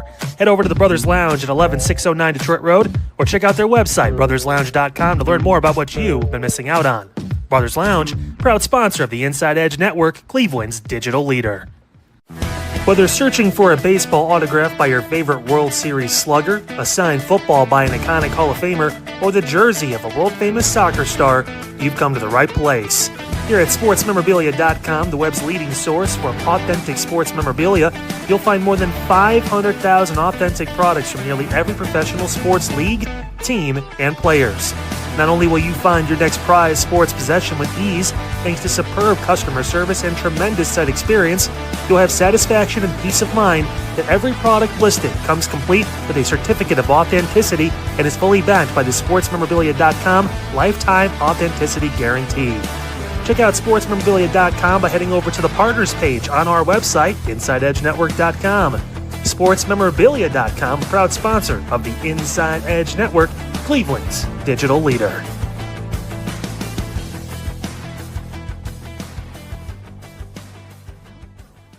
Discover our collection of handcrafted body mists made with clean, minimal ingredients. They offer a natural alternative to synthetic fragrances, perfect for sensitive skin and those seeking clean, mindful self-care, and the perfect gift for you and your special someone. Learn more about all Ellie Rose Fragrances has to offer right now by clicking the link on our partner page at InsideEdgeNetwork.com. First-time customers use that promo code InsideEdge20 to receive 20% off your order. EllieRoseFragrances.com, a proud sponsor of the Inside Edge Network, Cleveland's digital leader. Monster Moments Photography is a husband and wife wedding photography team based in Cleveland, owned and operated by Inside Edge Network's very own Ryan Mosser and his wife Hallie. For the past 10 years, they've captured more than 100 weddings across Northeast Ohio and beyond, always working together as a true two-person team. Their style centers on authentic, emotional storytelling, documenting the real moments between two people in love and creating images that feel natural, comfortable, and true to the couple. Rooted in Northeast Ohio, but inspired by their travels, Ryan and Hallie bring a warm, personal approach to every wedding day. Their work blends experience, consistency, and a genuine passion for helping couples relive their best day through timeless photography. Learn more by checking out Monster Moments Photography's link on our partners page at the InsideEdgeNetwork.com website. Monster Moments Photography, a proud sponsor of the Inside Edge Network, Cleveland's digital leader. Find us on InsideEdgeNetwork.com for the latest information on your favorite shows, personalities, and network partners. Plus, we have a merch shop. That's right, we have network polos, t-shirts, champion jackets, hats, and bottles. Rep the network. Every purchase supports independent sports and entertainment media. Thank you for your support from all of us here at the Inside Edge Network, Cleveland's digital leader for news, talk, sports, entertainment, and mental health.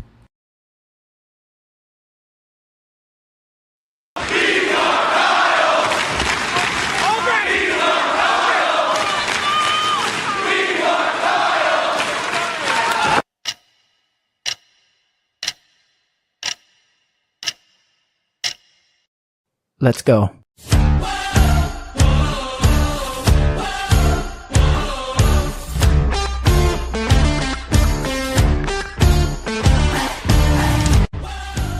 Welcome back to Unfiltered, your destination for all things news, talk, and sports. Don't forget to check out our website, InsideEdgeNetwork.com, to learn more about all of our shows, personalities, and buy some merch too while you're at it.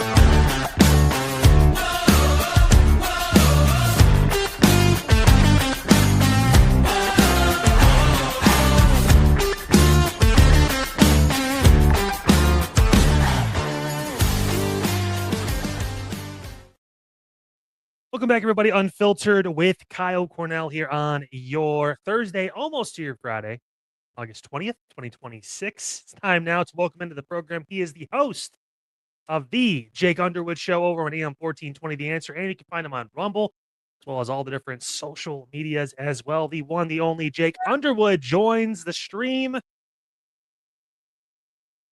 Hopefully.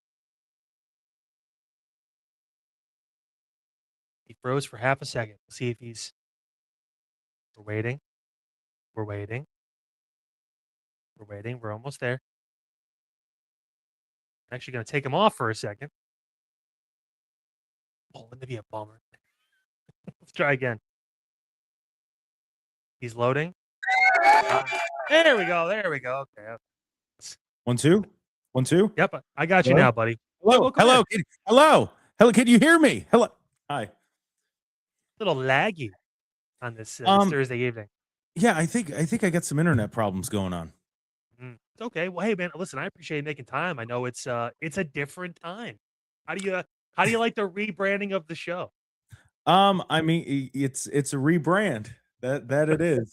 I think it's interesting that AEW is terrible, except for when you have to use a Kyle chant. Oh, don't worry. I used 3 of them, and because it was the only match where I was like, "Wow, this really applies to me," because it was Kyle O'Reilly versus Kyle Fletcher, and Seattle would not stop chanting just the name Kyle. So it's kind of low hanging fruit, but what are you gonna? I mean, it is. Yep, he is definitely having internet problems, guys. May have to have Jake disconnect and reconnect with us here potentially. Yes. Unless he can get through. Hold on, let's see if he's. Yep, you're back now. Maybe if I don't move, it'll work.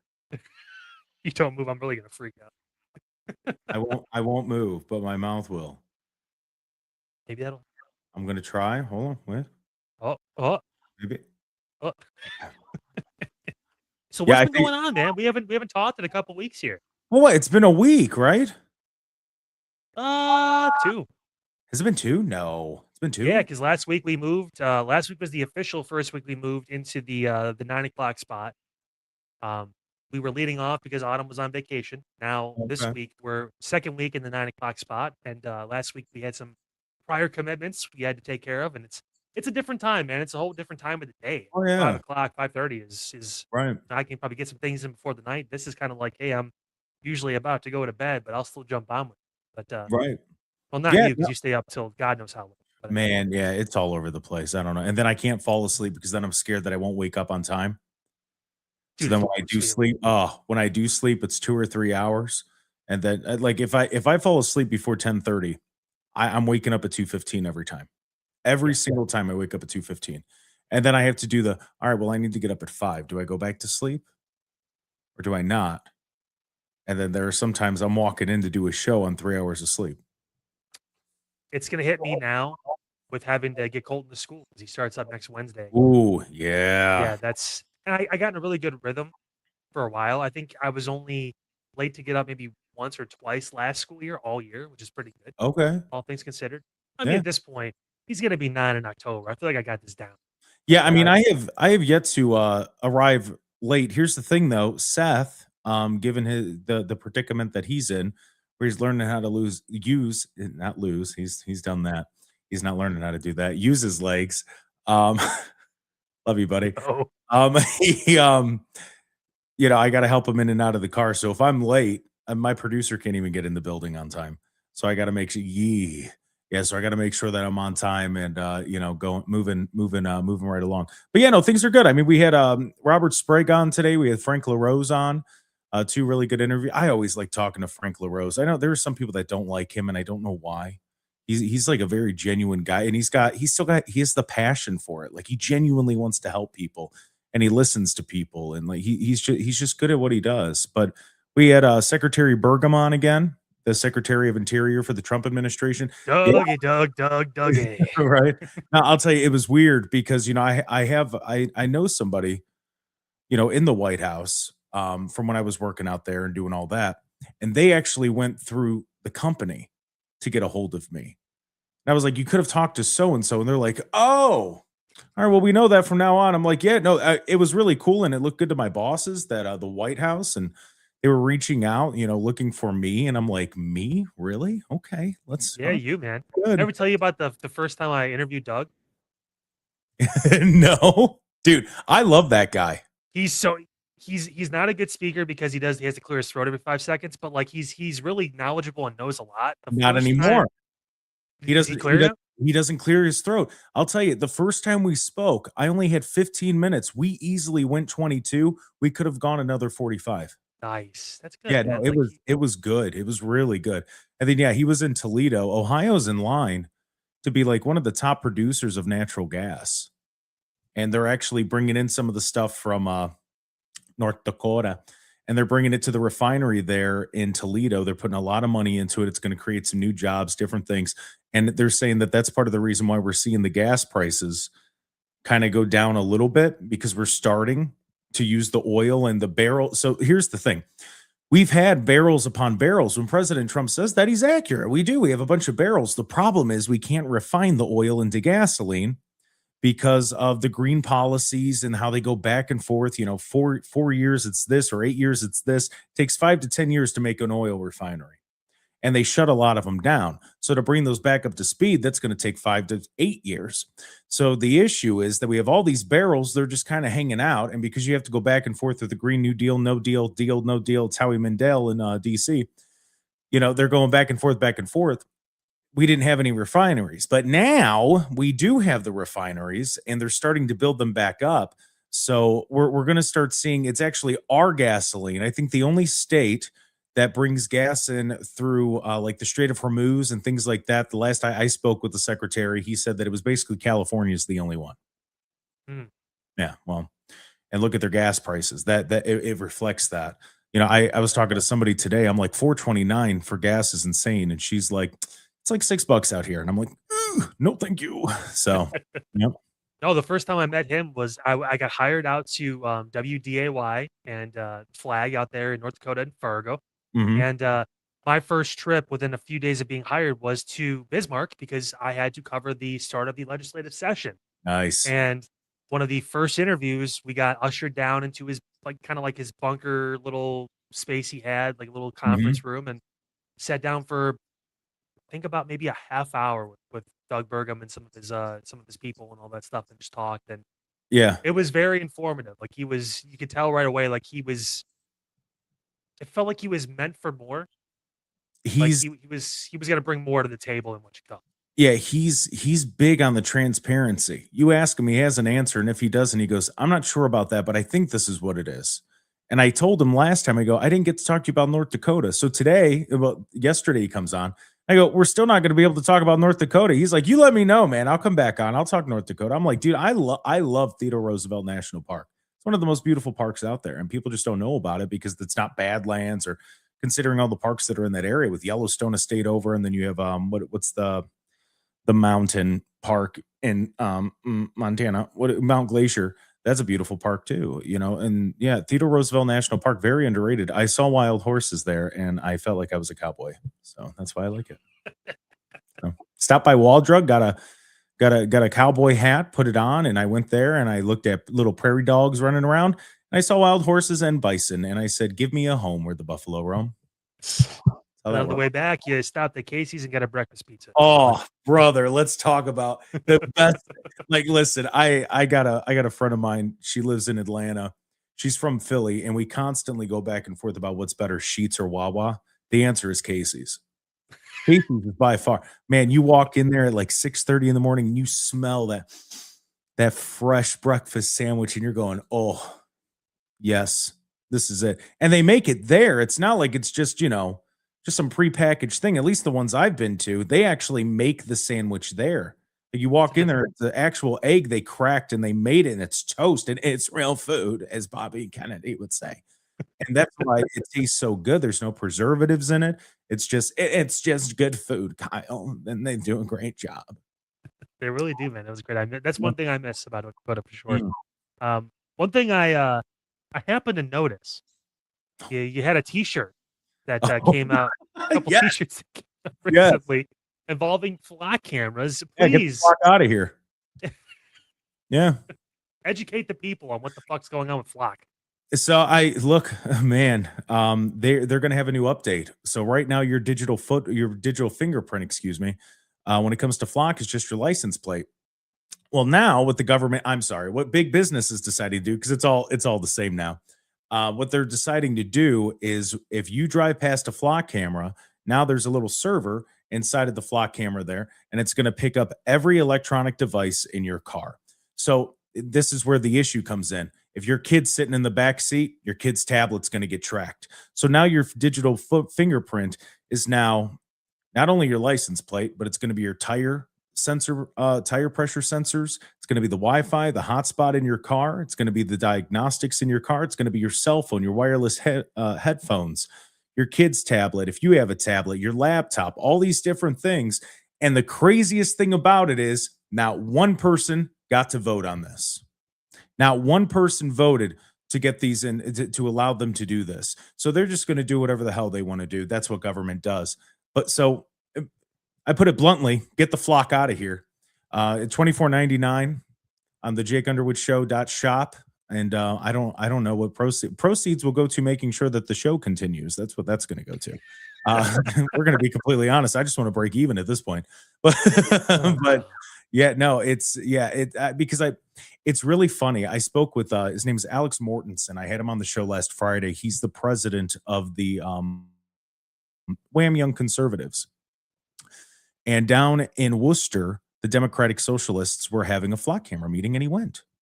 Isn't it crazy to think that a young conservative, 30 years old, would go sit with Democratic Socialists in a meeting? It's almost as if we all could get together and no one could die. It's really weird. It's what? As if, yeah, I know. It's as if when we all see that there's an issue, and the craziest thing is, he said the reason they don't like the flock cameras are the same exact reasons we don't, except they have different solutions. Which, it's like I've always said that. I have always said that. We all want the same things. We just got different ways of getting there. So when we actually are able to sit down and talk about it, I don't know, maybe come up with a compromise instead of sitting there and calling this person a fascist, and then you're a commie, and then now we can't talk to each other at all. And then we wonder why we can't get anything done in this country. Well, congratulations, you did it. This is what you wanted. You wanted a division. You wanted to live in your little echo chambers and not talk to people that think differently than you. You're stupid. I don't know what to tell you. Because, if we continue to do that, here's the real problem with it all, and this is what people don't realize.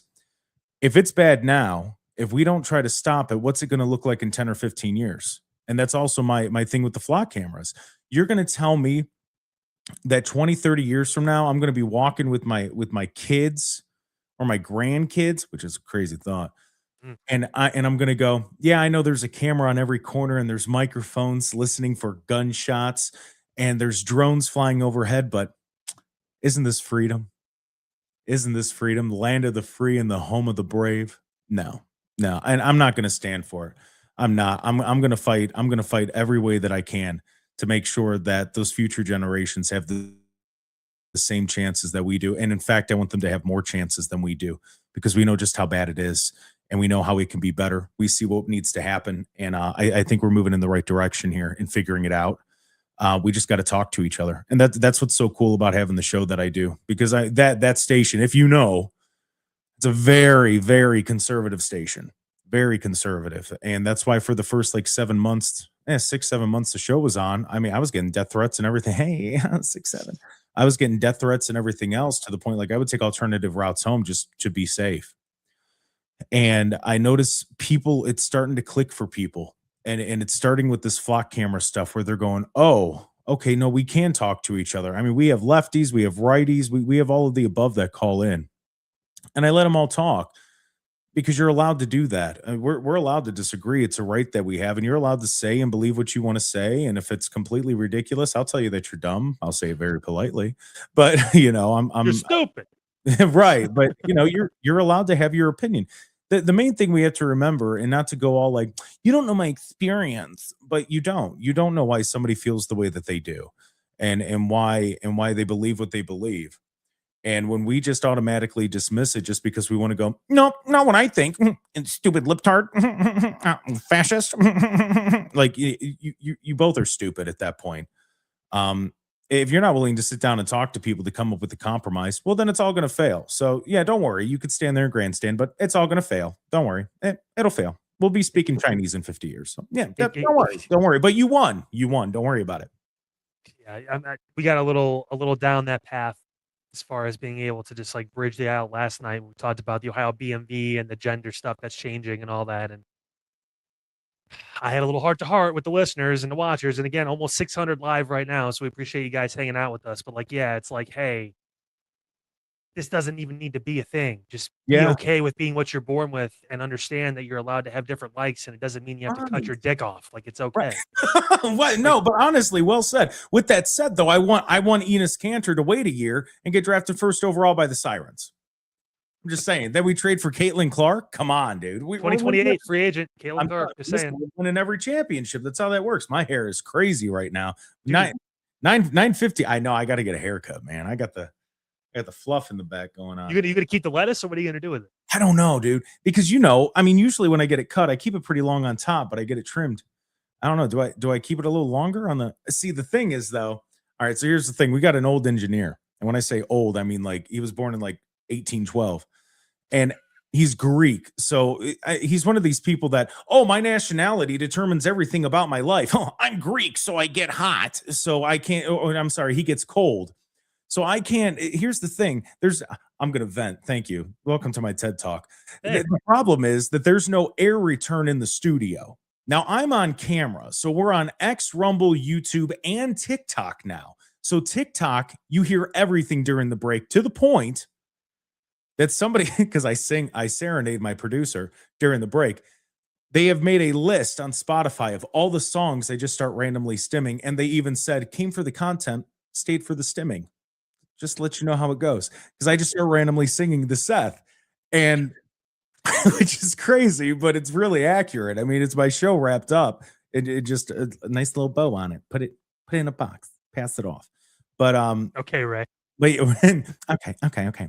But yeah, so my engineer, he's like nice and cool in here today, huh? I go, it's 78 degrees. I go, plus there's no way for the air to get out of this room. We have 4 computers in here.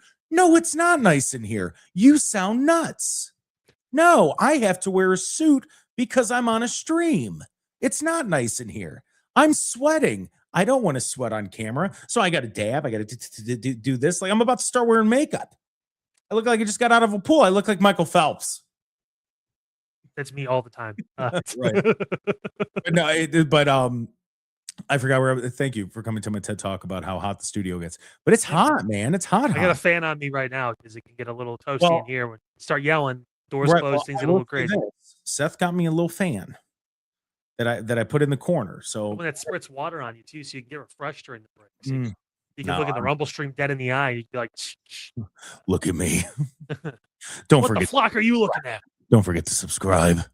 Yeah, no. Speaking of which, Oh, we have to get moving here too because we got to show up after us after this. But before we go, again, I want to make sure everyone knows exactly how and where to find you, Jake, for the Jake Underwood Show, which is an awesome program that happens from 9 to noon every day.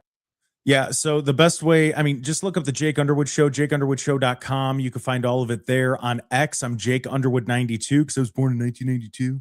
The same on TikTok. You can also find us there. We go live 9:30 to noon on TikTok. You see behind the scenes. There are a lot of people who will watch the YouTube, and then when we go to break, they switch over to the TikTok. And we get, I mean, what was it? Yesterday's live got like 9,000 likes. We had almost like 1,500 people in there. So it gets fun, and you get the people that get mad because they just assume what my political leaning is, and then they like to freak out a little bit. And I'm like, I just don't want to pay taxes anymore. That's basically where I'm at. Like, I'll pay some taxes, but not all of them. I don't want to pay them all. The government's like if you remember anything from this, remember the government is like a crackhead. When you give the crackhead $20, what are they going to do? They're going to waste it. They're going to go buy crack. So when you give the government money, what are they going to do? They're going to waste it, especially if you live in California. Oh, Kyle, real quick. Did you hear what they're going to do for the homeless in California? What's being proposed?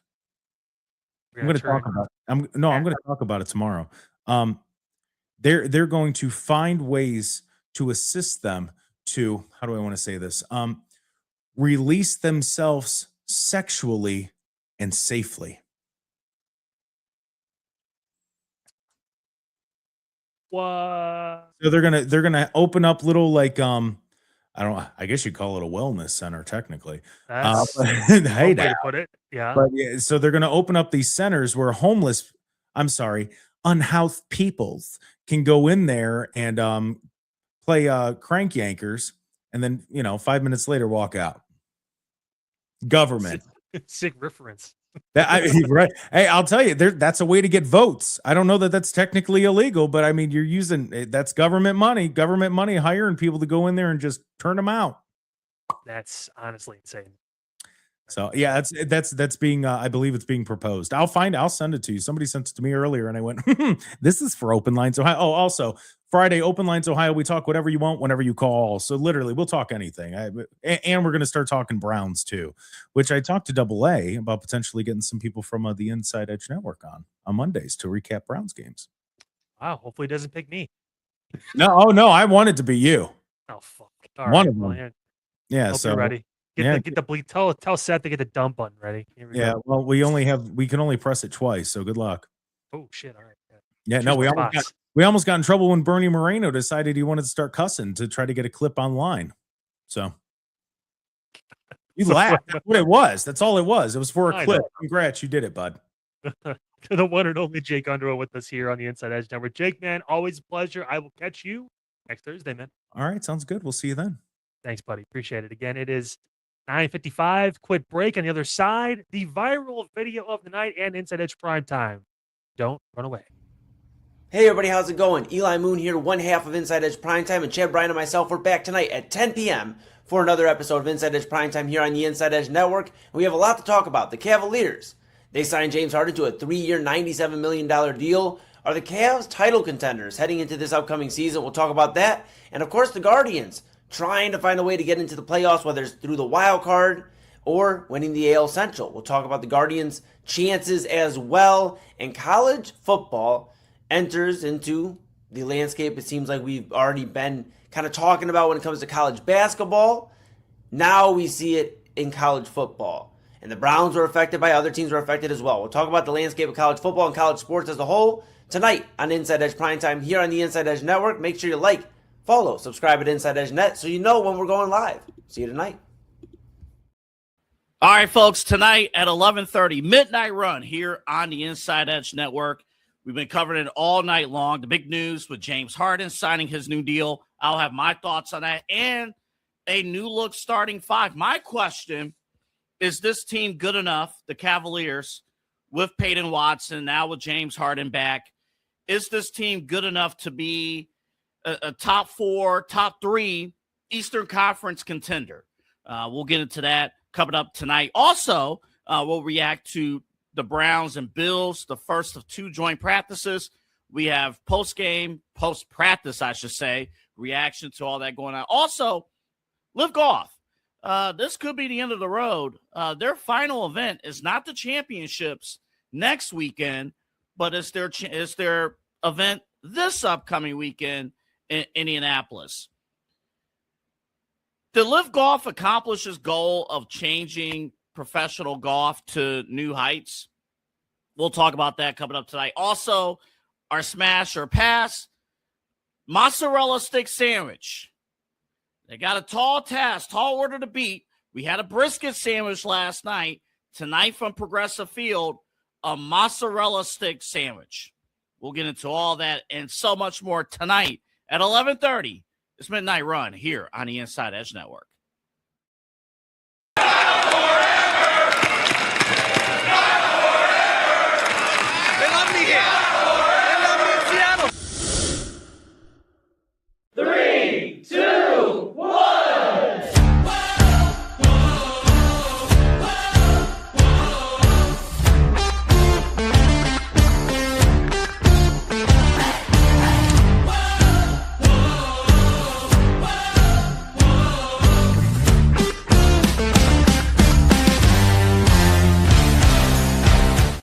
Welcome back to Unfiltered with Kyle Cornell, right here on Cleveland's digital leader for news, talk, sports, entertainment, and mental health, the Inside Edge Network.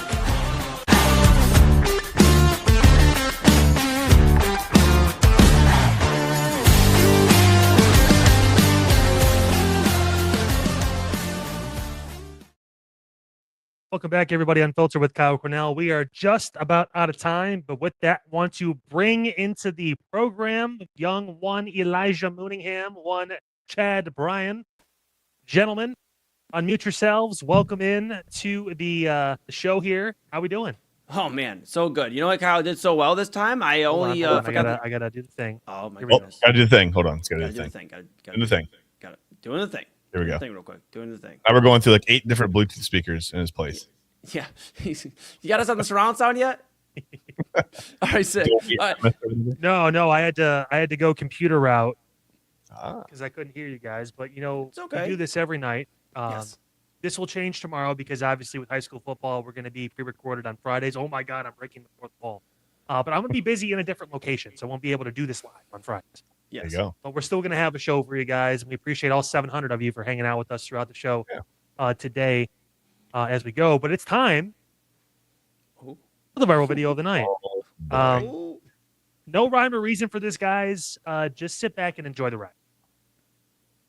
I swear to God, I swear on everything I believe in, I swear on everything I love. If you drop my fucking Frank Ocean CD, I will not bring a single thing to game night this Friday. Do not test me, Phil. That's fine. No one invited you anyway. It said my tree. Yeah, you just got the biggest tree. That's all. We had to invite you. You fucking pigeon. Give me my fucking CD. Well, I actually don't have any CDs. I'm kind of on that Spotify premium life. No, not you, you evolutionary failure. That was rude. Hey, don't you talk to him like that. Fuck you. Fuck you too.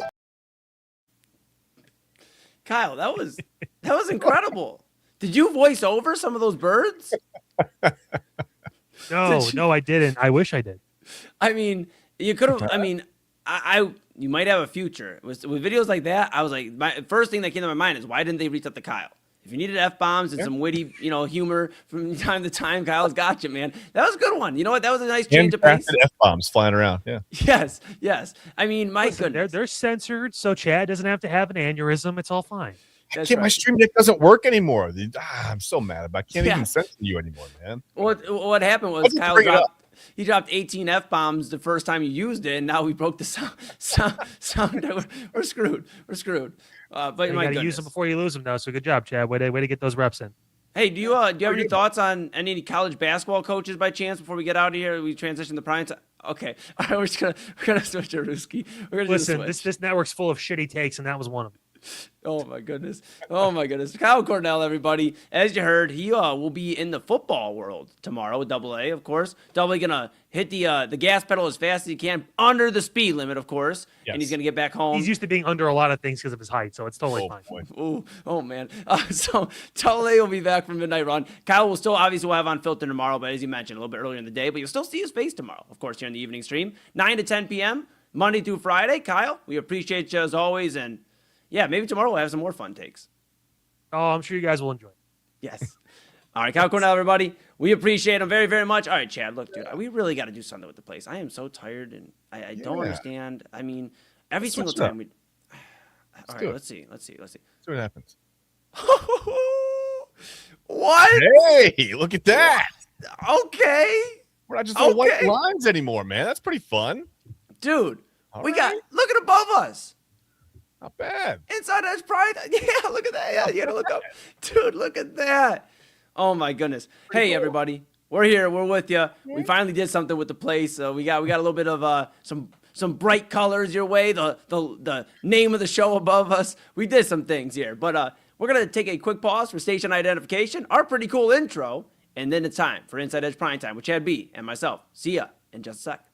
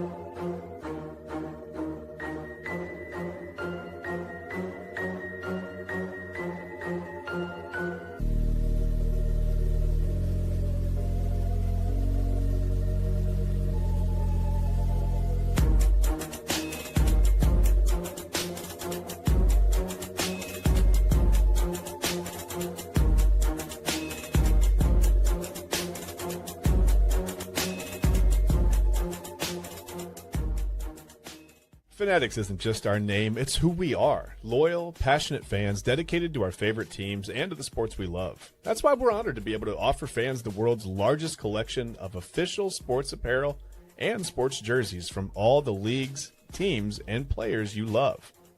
We feature a wide selection of gear from every league, including NFL, MLB, NBA, NHL, and NCAA merchandise, which allows us to serve fans of football, baseball, hockey, basketball, lacrosse, soccer, golf, and everything else that gets your heart pumping. Go to fanatics.com by using the QR code on your screen right now to celebrate your teams.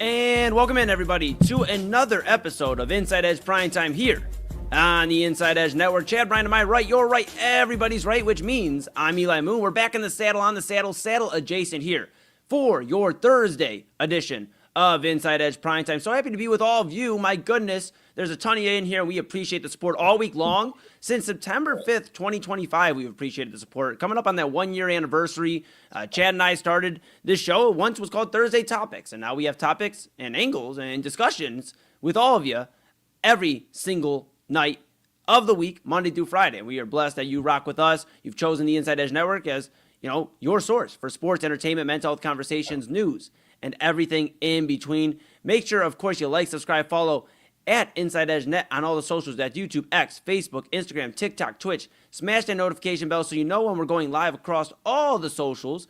Of course, you're going to want to know because 8 p.m. Daily Spiral, Autumn Chisholm, you saw me on there earlier. 9 p.m. Unfiltered with Kyle Cornell, 9 to 10, and Kyle always keeps us entertained. And then Chad and I till 11:30, and then Midnight Run with Anthony Alford till 1 in the morning, 11:30 to 1 in the morning. Double getting the run through the finish line till 1 a.m. So a lot of great stuff there, a lot of great weekly programming for you as well. Papa Moon, Real Talk with Papa Moon, Saturdays at 5 p.m. We have Illegal Formation Mondays at 6 o'clock now. We're aiming for 6:30 range, and we'll kind of keep you updated on things as we continue to make announcements throughout the next few weeks here. But of course, the voice of land you heard earlier today, Ryan Mosser, Kevin Arnold, great stuff there. And main event, Rob Rizicki, AA, and myself on Sunday nights. We're still trying to figure out a time. We're working on it, folks. Of course, InsideEdgeNetwork.com is where you're going to want to go. Read about your favorite personality of Inside Edge Primetime. Chad Bryan and everybody does a great job here across the Inside Edge Network.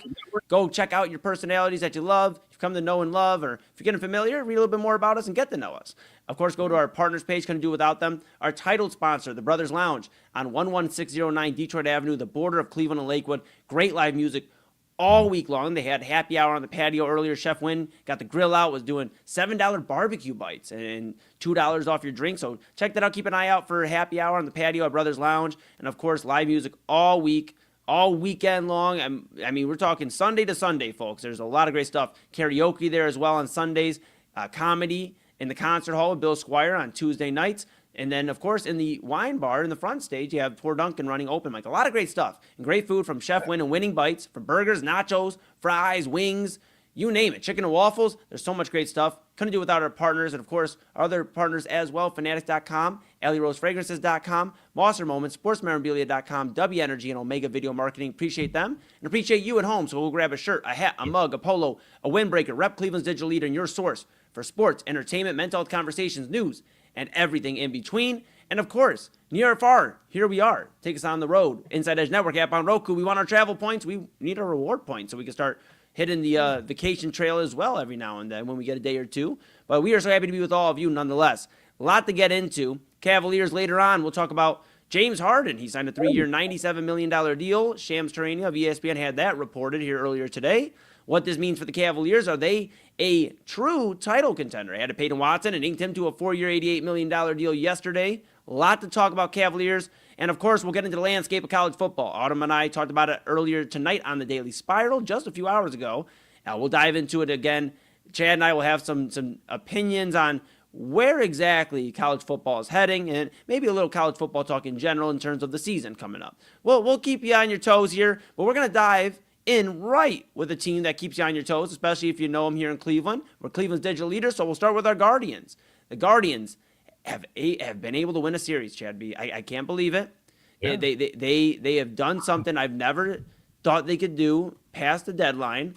And all jokes aside, this has been something that we would hope was going to be a little bit sooner out of the deadline. A team that came out and looked sharp. They did their thing against the Mets and were smooth sailing. Well, that wasn't the case. They got swept by the Mets, and they kind of went on a tangent, or a trail here where they lost multiple series out of the deadline, losing to the Mets, as I mentioned, losing to the White Sox, as I mentioned, Tigers, Padres. I mean, just a very disappointing run for the Guardians. And I understand a lot of those teams playing in playoff runnings are already in the playoffs, or at least comfortable, as some would say, comfortable in that playoff spot.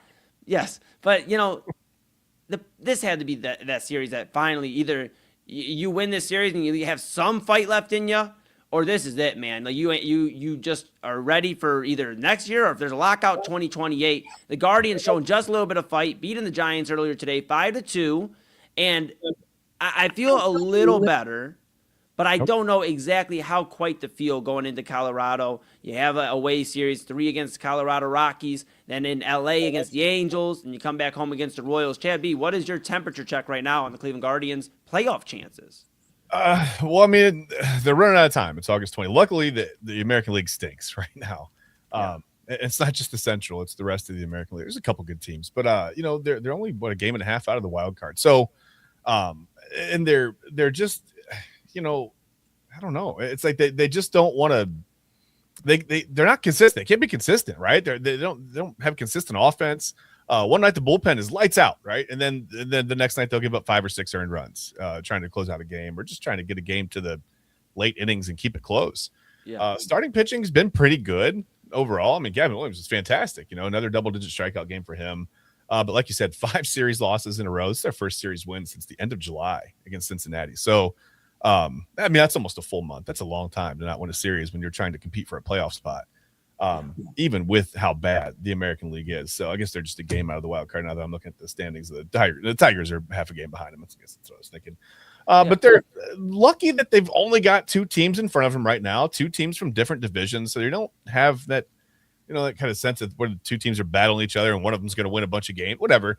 So they're in an okay spot. Like I said, they got to overcome the Tigers, who are right there on their heels. Even the Orioles, the Mariners, but you got Julio Rodriguez throwing the ball into the stands with 2 outs or whatever. And it's funny how much was made of that mistake the other night. By the way, that Julio, they were down. They lost 22-0. I don't think that made the difference in the game. I think what that made it 21-0. But yeah, at 20-0, it was definitely they were going to come back, right? But then that one extra run that put it out of reach. So that's no problem. Yeah, I don't know. They've got to be consistent. They've got to find a way to. And I know it's hitting with runners in scoring position, but you've got to get runners in scoring position. That'd be nice too. They just have to find a way to be more consistent. That's all they have to do. They're a good team. Exactly. And Reese Hoskins on the injured list right now. They obviously brought David Fry up, yesterday. So a lot of moving parts. Slade Ciccone, injured. We're trying to get him back into that bullpen role, strengthen the bullpen. Bullpen's been a little bit sharper than it was when we were hitting the panic alarm a week ago. So we can at least be positive for that for the most part. In the offense, it's just like I said, had guys kind of going in and out of that lineup. They never really had consistency all year. That's kind of been the thing. Jose Ramirez with the hamate injury, dealing with that. Angel Martinez, at the same time, DeLauder. They all went down in the IL at the same time. And, a few stints, I believe, for DeLauder and, for Martinez, that was when he finally started catching the momentum offensively where, okay, we got something here. And then they all go out a crazy run. I'll never forget it. It was a middle of June day. Evening when we got the news, because AA and I were out at Cliche's EP release show, and we were rocking out the grog shop, and AA goes, "What in the hell is a hammock?" And I go, "Brother, you're asking me, the doctor? Yeah, I gotcha. Hey, let me. I thought that was going to be something on the Smash or Pass on Midnight Run. I thought that was like a hammock sandwich. I didn't know what that was. But did you see that brisket yesterday? That was ridiculous. I don't want to talk about it. I can't do that. Right now. It's too early in the show. We can't start talking about food right now. We're locking on the Guardians. All right. So with the Guardians here, this is a team that now is, to Chad's point, they don't have any teams that are in front of them that are really jockeying for position to get further away from the Guardians. Now it's about the Guardians starting to climb up that ladder and start creating some distance themselves. Now, the thing is, they have about a little over a month to do so, and now is the time to do so. Rockies, as I mentioned, Angels, Royals. That is a stretch of games. That is over 10 games where you can put together a really good run here, a 9-10 game stretch, really maybe jump back up into the AL wildcard discussion. And the White Sox, watching the White Sox earlier, they were no hit into the 7th inning by, I believe, the Braves earlier today. So just an interesting thing where maybe, just maybe, you were right on your prediction, Chad B. Maybe the White Sox. I appreciate you giving that to me, but I said they wouldn't be here in August. We are firmly into August, man. I think that ship has sailed, but I appreciate you giving the benefit of the doubt. Now here's the thing: it could all change in a heartbeat, though. A 9-10 game stretch, Guardians, 3.5 back of the White Sox for first, or 4.5 back. So you see this right now. This could be a stretch where if the Guardians play perfect baseball, they're 2-3 games above the White Sox. And that in September feels like 5 to 6 games up, because every game truly means a lot because you're running out of time. It's not, hey, 100 left in the season, this many left. No, you got, 30 games? 30 games maybe left in the season. It's funny to me because you say like the games mean more right now. And people always say, well, you can't, you're not going to lose the division on a series in May. Well, it's the same weight, right? The games aren't weighted more heavily in September and October. I mean, you absolutely can lose the division on a series in May. But yeah, that's the thing. They just have to be a little more consistent. And maybe the White Sox will start to fall off. Who knows? I mean, I feel like they're a good 2 years ahead of schedule. But this is what happened with the Braves when they won the World Series in 2021. And you have to see how they handle if they can stay on top of this division, or if the Guardians are going to get back to, there just really hasn't been much. We call it guards ball, right? They haven't really done that well. I mean, that's all the little things, the base running, the fundamentals, right? Good defense, not throwing the ball around. They haven't done those things very well. So that's not really all of it adds up to what you see. They're below 500 and they're in a little bit of trouble right now, but they can still get it done. Yeah, and they've been aggressive. I will give them a little bit of credit. I know I'm very tough on them, probably one of the more tough ones on the network, on the Guardians at times. And I get that. And it's because I get frustrated, not only for me, but for Papa Moon and a bunch of baseball fans around me that have wanted to see a World Series, and we've been clamoring, just wanting to get back to the spot we at least were in 2016, at least in competition, one of the last 2 teams standing. We haven't been close to that point. The closest we've been was, 2024, I believe, with the ALCS. I mean, we're thinking about a team that really hasn't achieved what we want to see in Cleveland since 1948. And I know not this rendition. It's hard to put it all on them, but when you see some of the plays you mentioned earlier in the season and not getting the offense together, going cold for months at a time, and then when the offense finally gets some jolt in it, you got the bullpen slipping because they've been holding the offense up and trying to preserve, tight games. I mean, so it's kind of like you have a teeter-totter, and we just needed to be balanced. We just needed to be a balanced teeter-totter. Everybody get along, everybody's looking eye level, and the team's on the same page. That's kind of the best analogy I can give because, again, the Guardians are in a spot where not only are they in the AL wildcard contention, but yes, the AL Central is definitely still a grasp. You asked me a week ago, asked Chad a week ago, probably say, the Guardians may be ready for their vacation after the season, but they have some life in them, folks. They're going to keep playing, and the pitching has been lights out. You mentioned yesterday, I know they wasted, of course, Parker Messick's incredible outing, and that's been the norm for Parker Messick when you talk about starting pitchers. But Gavin Williams, another phenomenal start for him. 11 strikeouts today, as you mentioned. A guy that just consistently, night in and night out right now, him and Parker Messick are guys you can count on. And if the Guardians can provide some offense, just consistent offense, then they might really be a team to look out for come October, despite all the adversity and everything. If they can get in the door, and I know usually I'm like, don't get in the door. I hate hearing that. But if you can get in the door and you're starting the season popping the bat from Joe Adell, the 6 RBIs yesterday or 2 nights ago, you're starting to see some of these guys starting to get a little bit more of their footing in Cleveland. Chad, I feel like this team could be a dangerous, sneaky type team that we talk about when we're talking about other teams coming in and surprising the Guardians. Like, you may not want to play the Tigers in the first round, or you may not play this team. Like, that could be the Guardians going into October if they play their cards right. And it's a big, big stretch here. I had Padres and Giants included. Padres came in and kind of took care of business, and they were on a heater coming in. Literally, at the same week, I kept saying, well, the Padres are a team they can get their momentum against. Padres got on a heater. Now they're in the wild card discussion more than they were when I was saying that. So now you, of course, took care against the Giants. They got to take care of the Rockies. And the thing is, if you want to find your offense, Colorado is the place to do it because that stadium, the home run ball flies. So if maybe guys find some confidence in a hitter's ballpark. Yes. Maybe they find some confidence, Chad B, in a hitter's ballpark and can kind of beat up on the Rockies. And we talk about momentum. It's a dangerous thing.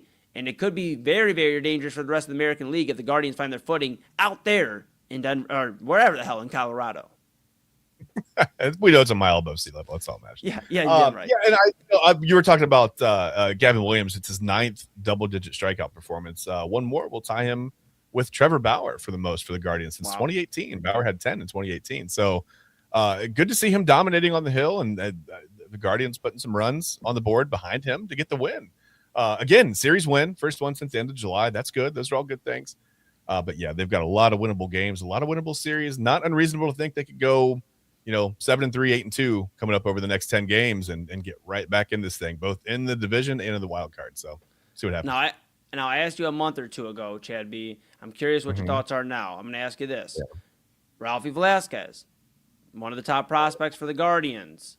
Yeah. He is the only one damn near that hasn't been brought up. We've seen Khalil Watson, Cooper Ingle, Travis Bazana doing pretty dang good. Angel Hanau. We've seen, guys called up left and right. Juan Brito, came and went. We've seen damn near anybody you think of. Petey Halpin's been up a few different times. But the one guy that really stands out that hasn't gotten that call is Ralphie Velasquez. Now, the Guardians obviously are trying to protect their future at first base. You see right now they're playing a platoon, and that's kind of been the thing for the Guardians last couple of years because Kyle Manzardo has not stepped into what we'd expect out of Kyle Manzardo, which is a guy that can mash the ball and get on base and just play a little bit of defense. I mean, unfortunately, the bat just has not picked up in AAA. It's not been super great for him either since he's been sent down and is playing for the Columbus Clippers at the current moment. You see now Nathaniel Lowe, Reese Hoskins on the IL, but he helps out with that as well. Velasquez is a guy, it seems like they have a lot of expectation on, and they believe his promise could be to fulfill the first base full time. You're looking at an infield in the future with him and Bazana on that first, second base side of the diamond. Chebby, would you call Ralphie Velasquez up if you're the Guardians? If you win this series in Colorado, do you call Ralphie Velasquez up and try to go all hands on deck prospect-wise to try to win, get into the playoffs, and then go on a run?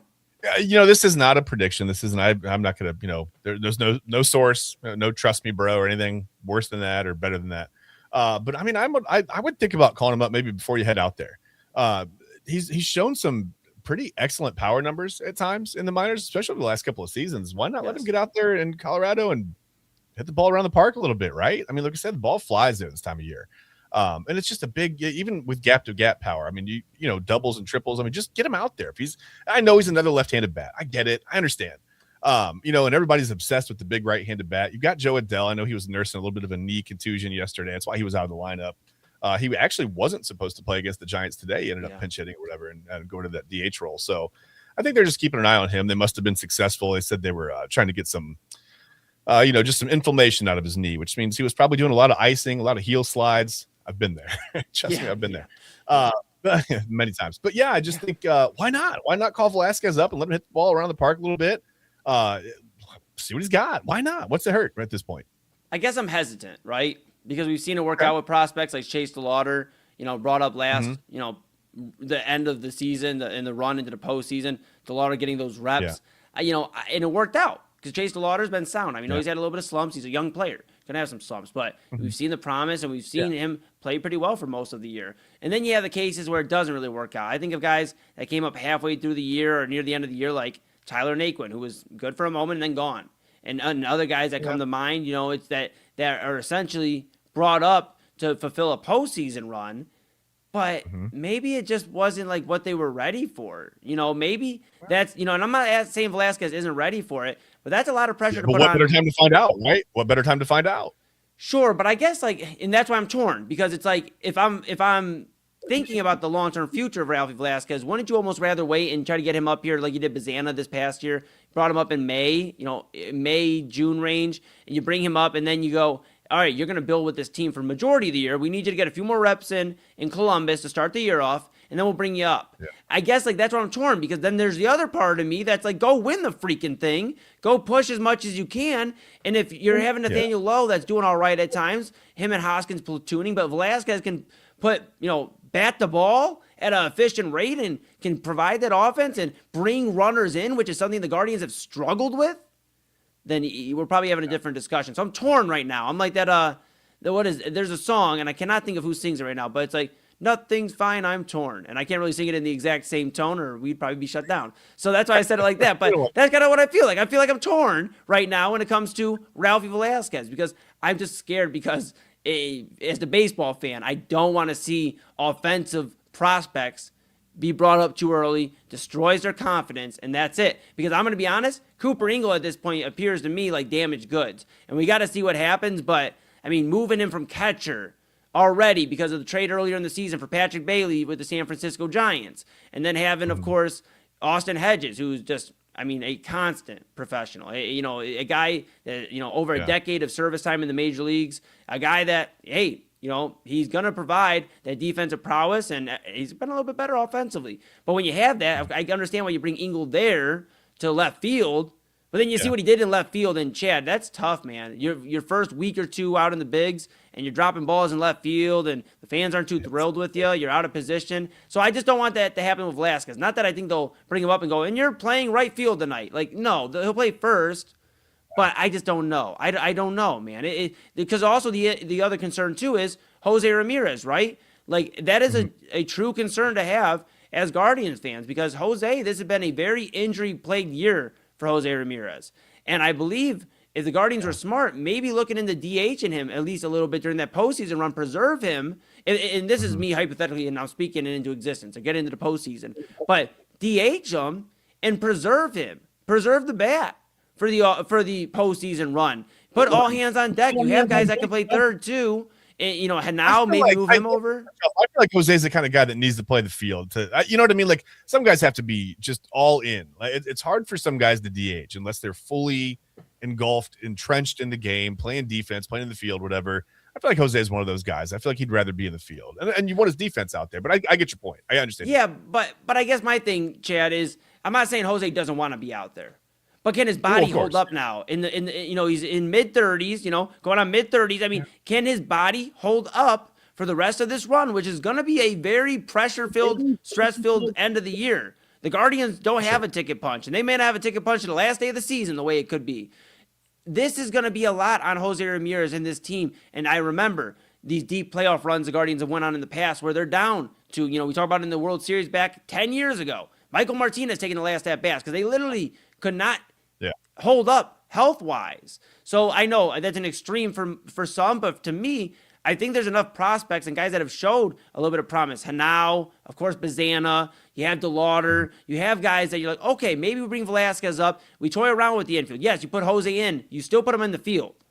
But some, maybe one day out of a series, a potential playoff series. And of course, folks, we're manifesting playoffs here. So hopefully we have something to talk about in October. But long term, you're looking to maybe putting Hanau over to third.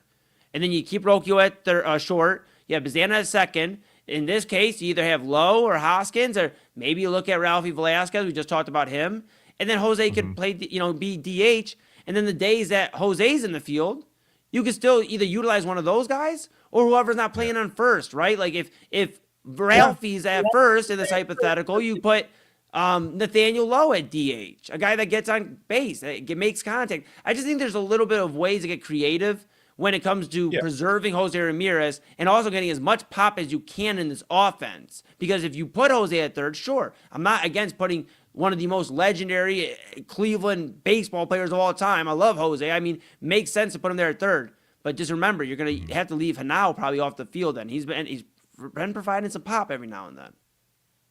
Yeah, I mean, if they're lucky enough to get enough versatility on the bench, you can do a little bit of a rotating DH situation and give a guy, not a day off from the lineup, but a day off from the field every now and then going down the stretch. I mean, that helps going into the playoffs too. But I don't know. I just think, if Jose Ramirez were out there getting hurt playing defense, I'd say, keep him off the field. For sure. Preserve him. But, everything's happened at the plate. So that's where you want him. Right? You're going to want him at the plate. So I don't know. I mean, I just think maybe you've got a situation where you maybe give Joe Adell some rest. I don't know how the knee contusion is going to play out. I don't think it's going to be anything serious going forward, but that kind of stuff it can bug you for a few days, and when you don't have your legs under you, it's really hard to do much as an athlete, really in any sport. I wasn't saying baseball, but really if you don't have your legs, it's hard to do anything in any sport.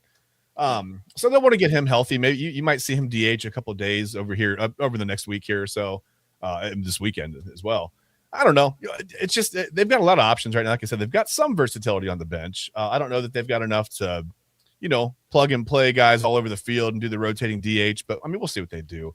The biggest thing they have to worry about is just getting guys on base and putting the bat on the ball when they get guys on base. I mean, they've got to start getting runners in the scoring position and hitting with runners in scoring position. They have to do that. They do. I agree. You know what?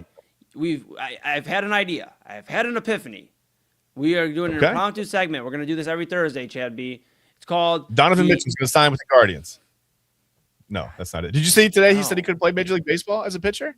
I'm sure he could have. I mean, maybe. Just the bullpen help. Hey, whatever. Maybe. I mean, all right, that's not your pitch. Fine. We're going to do Thursday temperature check. And it's going to be Guardians edition for the rest of the year. And maybe we'll change it to the Browns when, the Browns are, when the Guardians are done, whenever the Guardians are done. But for now, it's going to be Guardians edition for the rest of the season. Thursday temperature check. 1 being, and 0 actually being ice cold. No chance. 10 being, it's a lock. It's hot. They got postseason. This is our Thursday temperature check for tonight. Are the Guardians, and it'll be the same question every Thursday to you, Chad, 0 to 10. Where are you on the temperature meter with the Guardians making the postseason? It doesn't have to be the Central, but just getting into the postseason. Because they're playing a little bit better, and by that I mean they've won 1 out of the last 6 series. But they're playing a little better lately. Just a little better. It's okay. Pitching's better, bullpen's better. They're starting to show signs of maybe coming out of the funk. Joe Adell had a really big night. They've got some winnable games coming up. It's a big one. We talked about that. I'm going to give them a 6.5 right now. You wanted to do 6-7. I saw you. I thought about it. My kids watch. I thought about it, but I didn't do it. Sorry, kids.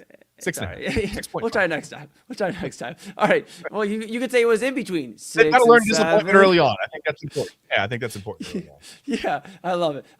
I'm going to say right now, based off everything I've seen, a 5. I got to see more. Now, when we talk, next Thursday, we'll be talking about, obviously, Monday through Friday. So we'll obviously have some days to talk about it before then. But when we do our temperature check next Thursday, Chad, keep this in mind. We'll have 3 already played against the Rockies. That series will be done. We'll have 3 against the Angels done. They'll have the off day, and then they'll go into the series against the Royals to start that weekend. So we'll have 2 series to break down: the Rockies and the Angels. and we'll have this thought of kind of where to go from here, a little bit more concise, a little bit more clear. So maybe it changes. They go put, as I like to say, belt the, usually I swear after midnight now. So belt the behind, if they want to put belt the behind, to the Rockies and the Angels. Yeah, get your rear end kicked. Yeah, I mean, then maybe we have a different discussion. So we'll keep an eye on all of it, of course. Yes, a lot of baseball left, but not a lot of baseball left at the same time. We'll keep an eye on it all, of course, with the Guardians. But when we come back, we are going to talk about the Cleveland Cavaliers. If you didn't know, well, now you know. The Cavaliers are back in action in terms of making some moves to better their team. Did they get better? Better than they were last year when they were in the Eastern Conference Finals. We see some familiar faces rejoining. James Harden back. Donovan Mitchell earlier this offseason re-signed an he got an extension from the Cavaliers. Evan Mobley didn't go anywhere. Jared Allen didn't go anywhere. A few guys did, though. We'll talk about that. The new acquisition, Peyton Watson, what James Harden looks like on this team, where exactly the Cavs are mindset-wise in terms of building this roster, and if they have a chance in the Eastern Conference and even against the dreaded Western Conference and the Spurs, the Thunder, and all those guys out there in the West. We'll talk about all that, but that's Chad B to my right. You're right, everybody's right. I'm Eli Moon. This is Inside Edge Primetime here on the Inside Edge Network. We're back talking Cavs right after this. Looking for an iconic Cleveland music venue that features premier entertainment, spirits, and food? Well, look no further than the Brothers Lounge. They offer a variety of live entertainment acts weekly, along with a diverse selection of beer, wine, and fine spirits, not to mention Chef Wynn's food menu, which has been crafted with traditional American fare with a modern twist. So come on out and enjoy the warm hospitality and make some new friends right here in your backyard. For more information, head over to brotherslounge.com and check them out for yourself at 11609 Detroit Road. That's right near the border of Cleveland and Lakewood. The Brothers Lounge, proud sponsor of the Inside Edge Network, Cleveland's digital leader. Key On Sports is the leader in Ohio high school athletic coverage in written, print, and video streaming. From the latest news and results and written content to the high school football game of the week every Friday, Key On Sports has you covered. The vision of 15-time published author Vince McKee has become the most trusted site in Ohio high school athletic news. From podcasts to player profiles, Key On Sports is your one-stop for all of it. Visit them today at keyonsports.com or on YouTube at Key On Sports. Check out their socials on Twitter and Facebook as well.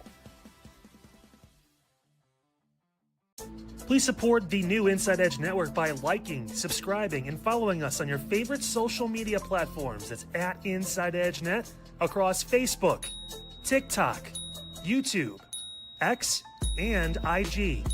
And don't forget to download our new app over on Roku. And as always, thank you for supporting your favorite shows on the Inside Edge Network, Cleveland's digital leader for news, talk, sports, entertainment, and mental health.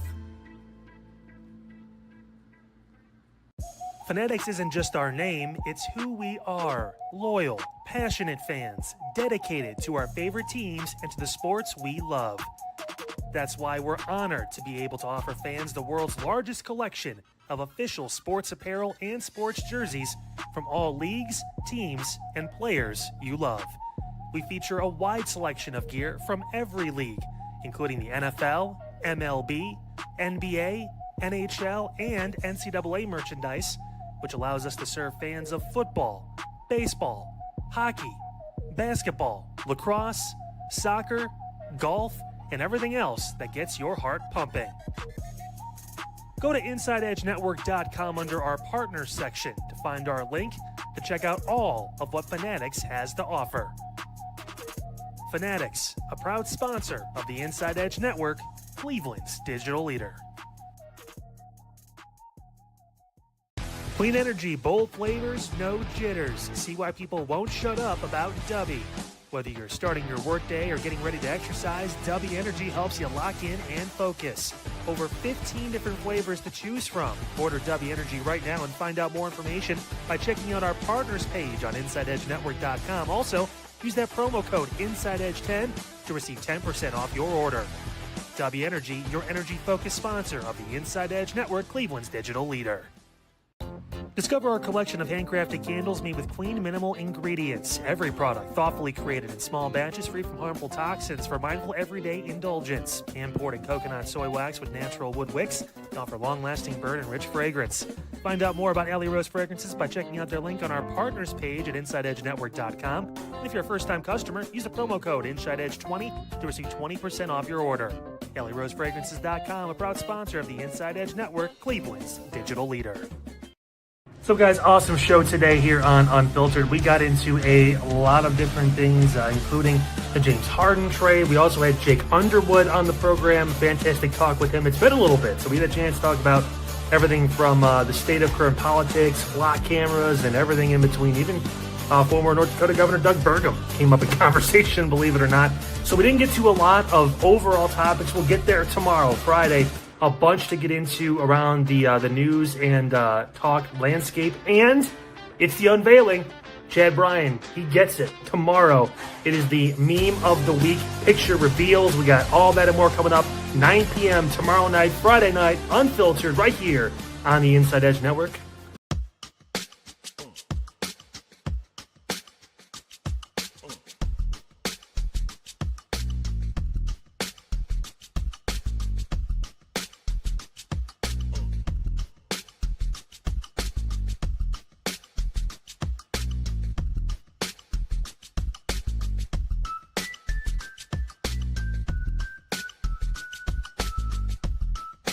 And welcome back to Inside Edge Prime Time here on the Inside Edge Network. Chad Bryan to my right, you're right, everybody's right. I'm Eli Moon. We're back in the saddle on the saddle adjacent. Talk some Guardians. There's some hope still here for the baseball team in Cleveland as they make their way to possibly a postseason run. If you missed our new impromptu segment, Thursday temperature check, will the Guardians get into the playoffs? How do we feel about the Guardians getting into the playoffs? Chad had it at 6.5, and I have it at a 5, so we'll keep tallies on that. Keep our records and see how we were feeling throughout the season. If we were right, maybe we just need to believe a little bit more. This is Believe Land after all, right? All right. All right. That's right. All right. Should make a document. Yeah, Chad. Yeah. No. All right. With all that being said, of course, make sure if you haven't been here before, hello, how are you doing? If you have been here before, welcome back. Make sure you like, subscribe, follow at Inside Edge Net. If you haven't already on all the socials, YouTube, X, Facebook, Instagram, TikTok, Twitch, smash that notification bell so you know when we're going live across all the socials.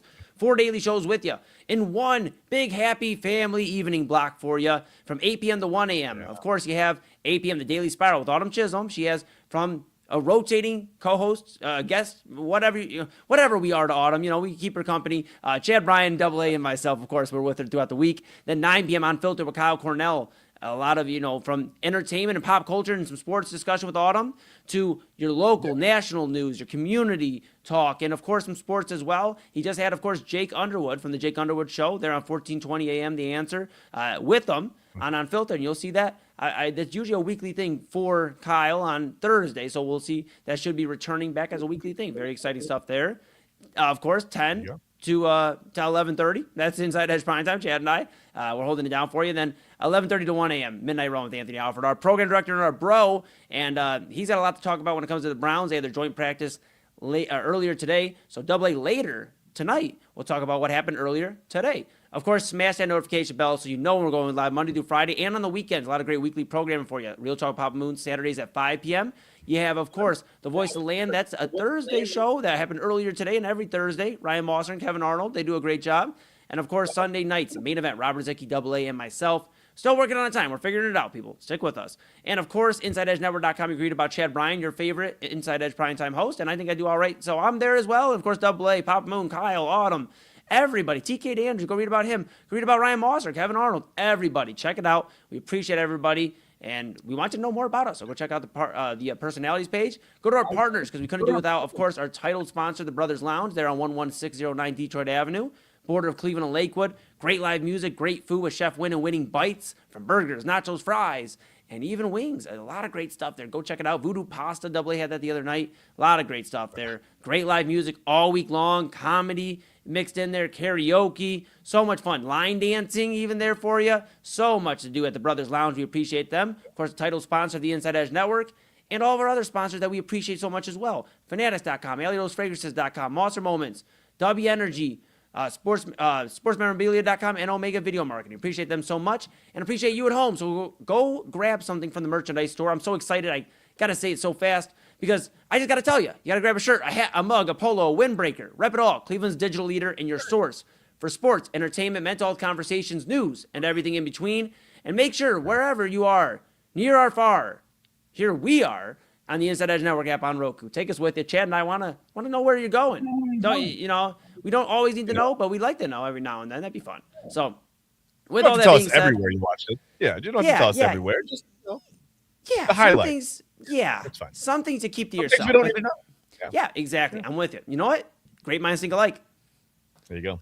Look at that. All right, Cavaliers are in the news, of course. James Harden, he's back in Cleveland. Chad and I are wearing a little bit of egg on our face because we were very confident that he was not going to be a Cavalier, and I've been updating on Midnight Run and Prime Time that the percentage has been going down. And the percentage in fact, I said near 0% just last night, and then we got the breaking news today. I was like, oh, okay, cool. I mean, add a 1 and a 0 back to that 0%, and I was dead on, right? 100%. You didn't even have it at like a 0.10 chance that. No, it was pretty much 0. I said 0. I'll eat that one. I'll take that one right. That's an L. The lowest I got was last night, ironically enough, where I said 15%. Yes, I went lower than single digits, and it didn't work out for me, so that's okay. It didn't happen. But you know what? James Harden did get paid. That happened. ESPN Shams Charania announced that earlier today, James Harden signed a 3-year, $97 million deal with the Cleveland Cavaliers to come back to Cleveland, and $90 million guaranteed from this contract.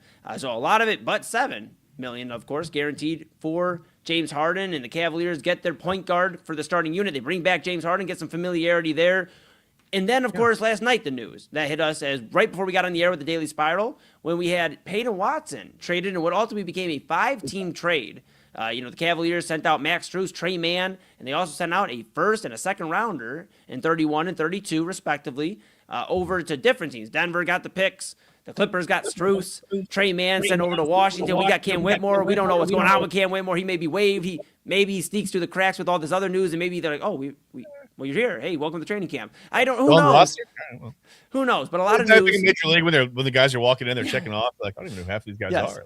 Yes. Well, a lot of news. I'll be honest with you, Chad B. It's been a lot to intake. And, 2 completely different moves, it feels like, if you're looking at the trajectory of this team. James Harden today, that's a move saying, hey, this is for Donovan Mitchell. This is for Jared Allen. This is for these guys that we believe we can go win a championship.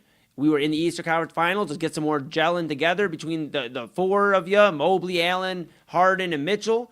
And you know what? That's for Don, for signing that second contract extension, for doing this. But it also feels like when we were talking yesterday that the Cavs are also appeasing Evan Mobley, who, let's not forget, is not even 27 years old yet, and is a guy that now gets Peyton Watson in his early 20s. You get a guy in Jalen Tyson that's still in his early 20s that the Cavs, I feel like, have struck gold on in the late first round. And then we talk about Malik Thomas from here, a little bit here and there. He may join the fold here. He's been electric in Summer League, and we'll see what that translates to in terms of maybe some regular season play.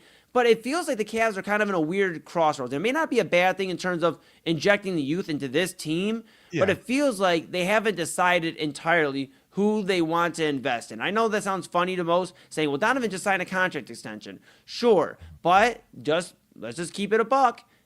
NBA players move on those big deals still nowadays. I know the second apron makes it a little tougher. Donovan Mitchell still could look in a few years and go, okay, you guys are moving towards the Evan Mobley era. And then, of course, it could switch the other way where, you just buy in on the win-win now mode. But the moves they've made and having Tyson, having Mobley there, now having Peyton Watson there, it feels like they're going towards a youth movement as opposed to all in. Because if you're all in, I feel like you do give up Mobley for one of these stars. You do give up Allen for one of these stars. You are a little bit more aggressive towards other players, but it seems like they were like, we're going to essentially run it back, except for some of our depth at the bench position. And then we're going to add a young wing, something that we've been lacking since DeAndre Hunter. What were your thoughts, or what are your thoughts on the last few days? Watson in, and then Harden, and now what this Cavs roster looks like. They've done something, Chad, but is this enough? I mean, what are you thinking in terms of everything, the trajectory in this season alone? I mean, as far as whether or not it's enough, we're going to see. They got younger. I think they got a little fresher. That's good because the rest of the East, I think they gained some years, right? Some of the better teams in the East that added players added a little bit of age. So maybe that's good, if you want to get out and run a little bit. But I'm intrigued to see the way that Donovan Mitchell, specifically Donovan Mitchell, James Harden, and Peyton Watson kind of play together. Donovan Mitchell, I'm looking at some numbers from David Lee here. Donovan Mitchell passed on, it says 53.8% of his 1,155 playoff touches, which is the third lowest passing ratio of what David Lee considers to be high volume playoff drivers since 2014. That's a long time. For it to be the third lowest. And it makes you wonder, what was the reason for that, right? It's one of a couple of things. It's either Donovan Mitchell doesn't see the floor very well. That's not true. Or it's maybe in the back of his mind, he didn't trust the shooters that the Cavs had, kind of out there on the perimeter. Can Peyton Watson develop into that guy? He's not going to be a volume 3-point shooter, right? He shot about 4 threes a game last year in Denver. So, right. But he shot 41%. So, 1 or 2 out of 4 a night is what you're going to get. Which is okay. But what I'm not concerned, but what I'm, I guess, excited, maybe is the word, cautiously optimistic to see is he's a little bit of a slasher, and he's a big guy, right? 6'8". It kind of gives James Harden another guy. James Harden in the regular season, not so much in the playoffs. I didn't really find it in the playoffs again. But remember when he first came over in the regular season, that pick and roll, the alley-oop game to Jared Allen, to Evan Mobley, it looked really good. We were really excited going into the playoffs. We're like, we might have something here. Yeah. Peyton Watson gives him another guy that he can kind of, use in that little bit of a role where he can, get out there on the perimeter, draw some attention out, use his athleticism, his quickness to slash and get open, near the rim. He's got a decent pull-up jumper. Yep. So there's options there. There are a lot of things. And again, he's not going to be a volume 3-point shooter, but you just wonder if Donovan Mitchell didn't maybe trust some of the shooters that, and we saw guys go cold for extended periods of time in the playoffs last year. So maybe that plays into it as well. But I guess it just can I want to see if Watson can continue to kind of progress at the rate that, from year 2 to year 3 was a huge jump. If he takes another jump like that, the Cavs are probably, at the very least, contenders in the Eastern Conference to get to the finals. But if he doesn't, if he just has another, they're going to be okay. And I said it last night. This isn't really it's not a rebuild, right? It's not even a reload. It's just sort of like it's a remodel. They're building on a little bit. They're just putting some newer materials on the house. It's not a total tear down and tear it down to the foundation, studs there, whatever. They're just maybe adding a new room, something a little bit newer. And I think that, like I said, getting younger in this Eastern Conference could be an advantage for them, as a lot of the better teams in the Eastern Conference got a little bit older this offseason. So we'll see if that works out. Yeah, you do want to see if they can obviously run up and down the floor. You saw the Knicks being very efficient at doing that this past postseason. That's why they ended up NBA champions. One of the reasons, that depth, that youth movement. A lot of those guys are in their prime, if not entering their prime. So you're kind of seeing that in terms of the last few NBA champions, for the most part, have been full of depth. And that is, I guess, a little bit of the concern I have with the Cavaliers is they lost key pieces in Dean Wade, Keon Ellis. Dennis Schroeder played some important moments in the postseason. But then, of course, you get the influx of youth, Peyton Watson. You see, Mario Hezonja. I know he's not anybody's first thought this offseason, but he's still young enough to where, okay, he entered the league in 2016, 10 years, okay, early 30s. We'll see. What I'm saying, he's not ancient. And I guess that's what the only problem I have, and no disrespect to James Harden, but basketball terms, you usually don't give a guy that's about to turn 37 years old north of $30 million per year. And it's guaranteed. And I brought this up on the Spiral earlier. We've already seen one guy that was in his prime, and, there's questions still about him, got guaranteed money, and now he's caused a lot of pain and suffering in terms of Cleveland sports. And that's Deshaun Watson and the Cleveland Browns. Now you see, and I know there's 2 different guys. James Harden doesn't have nearly the off the field, off the court problems that Deshaun Watson has. But he got guaranteed 90 of the $97 million. He's going to be 37 by the time the season starts. That means, by my accounts, he'd be 40 entering the 3rd year of that deal if he takes his player option. That is a lot of money to be paying a 40-year-old in a few years. And, of course, you hope a championship happens in the next year or 2. That's why you sign him, so you at least know contractually he is here. Contractually, James Harden is a Cavalier, and we get the ball's in our court to be able to make a move if we want to get rid of him. But until he dribbles it out of bounds. Yeah. But the problem is, that's a lot of money to unload on another team. So it almost makes it a little bit tougher. Plus, he has a trade kicker in that deal. That was also reported. I mentioned the player option. So it's going to be a tough task for a team to want to take on James Harden. I feel the Cavaliers have essentially said, James Harden, you're finishing your career in Cleveland unless things get crazy bad.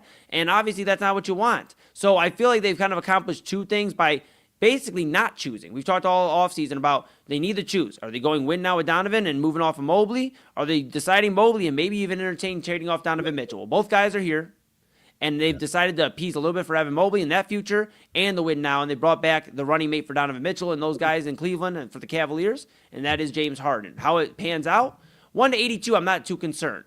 I think they will have a lot of gelling together. I think the pick and roll will be back in action. I'm just concerned because a lot of these guys have had shaky playoff runs from time to time, and that's what I want to see. I told Autumn earlier tonight, we're not worried about 1-82 anymore in Cleveland. We saw what a first seed, Cleveland Cavaliers team looked like. We've seen what a fourth seed looks like. We've seen it from different, obviously those are two different teams to what this current rendition is, but we've seen them in different spots. Get a top four seed in the East, gel together, and make some noise, man. There have been teams that just put it together at the right time. I know basketball is usually like a trend thing, and the top teams come to the surface very early. Yeah. But lately, we've seen some of these sneaky teams, these sleeper teams get in there. So I think the Cavaliers have a true opportunity to see what they have in the future while still being competitive. Do I think they're the top three team in the East? I don't believe so still right now. Yeah. I believe you still have Philadelphia that is, in my opinion, the top dogs. You have the New York Knicks right there with them. If it's not Philly, it's New York, the defending NBA champions. Their real only true loss, I would say, is Mitchell Robinson so far this offseason. Yeah. So this is the team in New York, and then, of course, Philly with the acquisitions they have. Those are the top two teams in the Eastern Conference. And I still got to give respect to Boston. I know some people may give me a lot of whatevers, and, you're tripping. Jason Tatum can lead a team. They have depth still in Boston. They didn't give up anything in that Boston with Philly trade. It was really Paul George and Jaylen Brown. And I know Jaylen Brown's not nothing, but obviously he's a star player. But what I'm saying is they didn't have to give up other assets. Yes, they gave up Jaylen Brown, but that was a marriage going to a divorce real quickly between him and Jason Tatum, him and the Boston Celtics. And now he's in Philadelphia. Now you see an opportunity where, okay, now you have the depth around Jason Tatum. You still have some pieces around him. You brought in Mitchell Robinson. You're hoping for this big outburst from Peyton Pritchard. What is this team going to look like? So I believe Philly, New York, Boston, those are the top three dogs, but that leaves the Cavs to jockey around with Miami, who added Giannis this offseason. It has them jockeying with Washington, who I think is going to be a sleeper team. Orlando's going to be healthy. So I think they're in that mix, and I'm okay with that as long as they gel and look good from a night-to-night basis. You can have a few off nights, but you got to look good from a night-to-night basis, and then I'll feel a lot better about this Cavaliers team going into the postseason, regardless of what their plans are the following offseason. Let's just get through the season first and see what they look like. That's fair. I mean, you mentioned Philadelphia. To me, it's the age there. I mean, obviously with LeBron James, and not so much the age of Joel Embiid. He's not, nearly but just the ability to stay on the court. If those two are down, that experiment doesn't work next year. Right. They're still a good team, but they're not a top team in the East if those two are down most of the season or at the wrong time. I think, I don't know. I look at other teams in the East. I just think the Cavs, they showed some fight last year, right? They got to the Eastern Conference Finals. They had a horrible start, right? So I don't think we need to pay attention so much to how they start out of the gates this year. Like you said, not so concerned 1-82.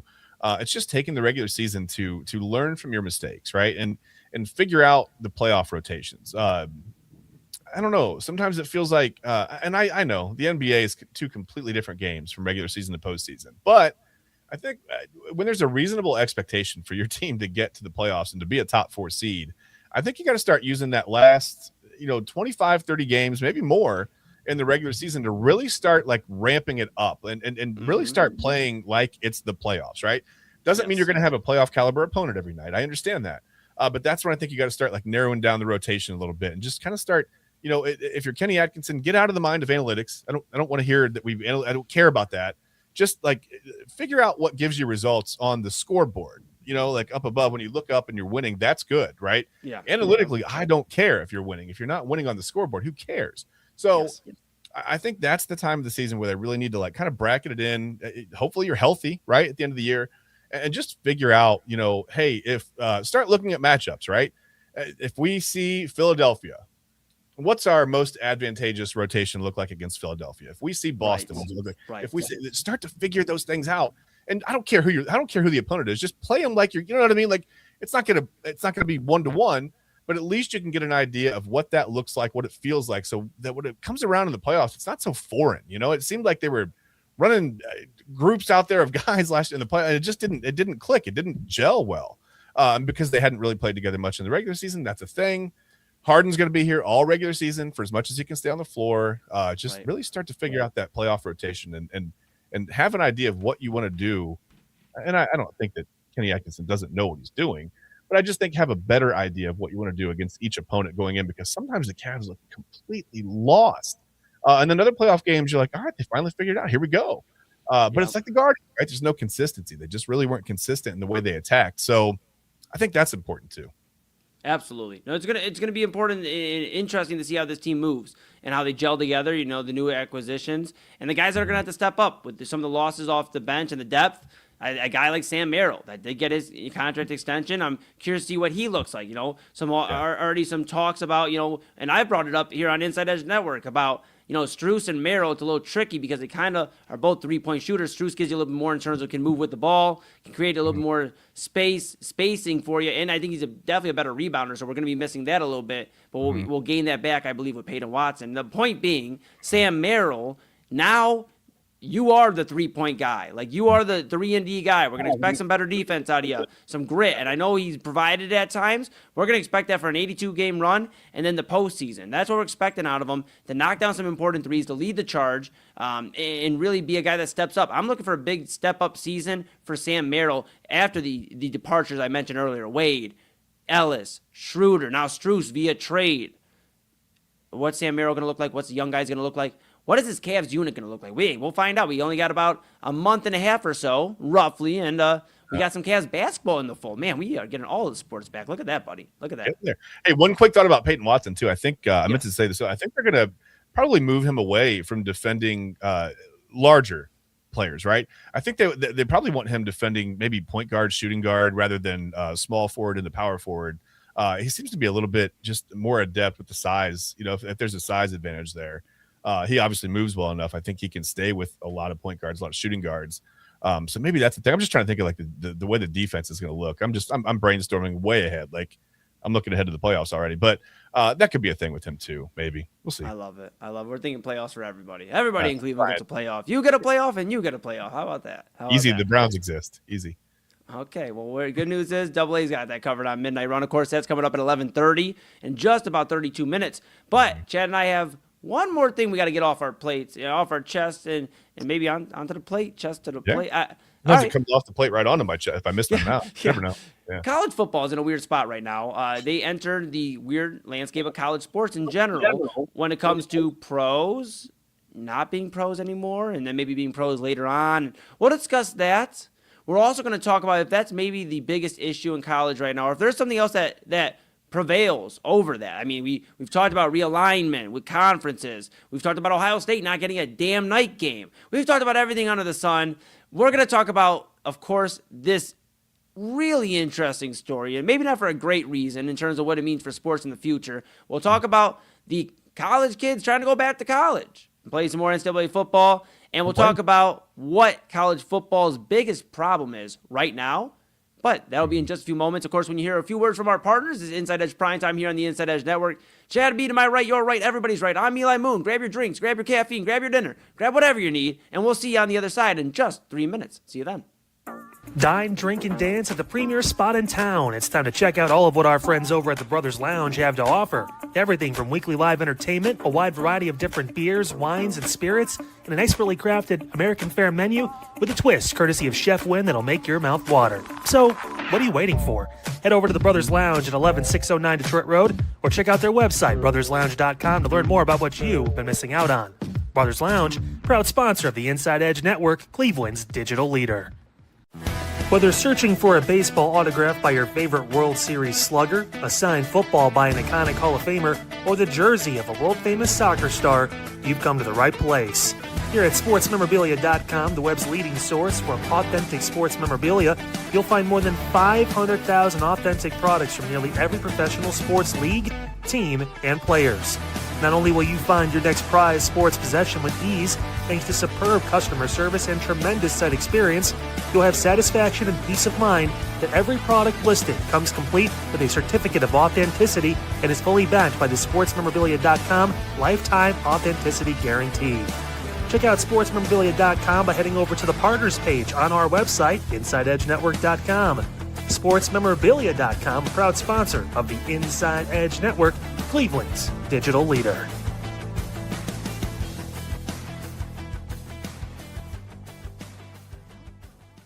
Discover our collection of handcrafted body mists made with clean, minimal ingredients. They offer a natural alternative to synthetic fragrances, perfect for sensitive skin and those seeking clean, mindful self-care, and the perfect gift for you and your special someone.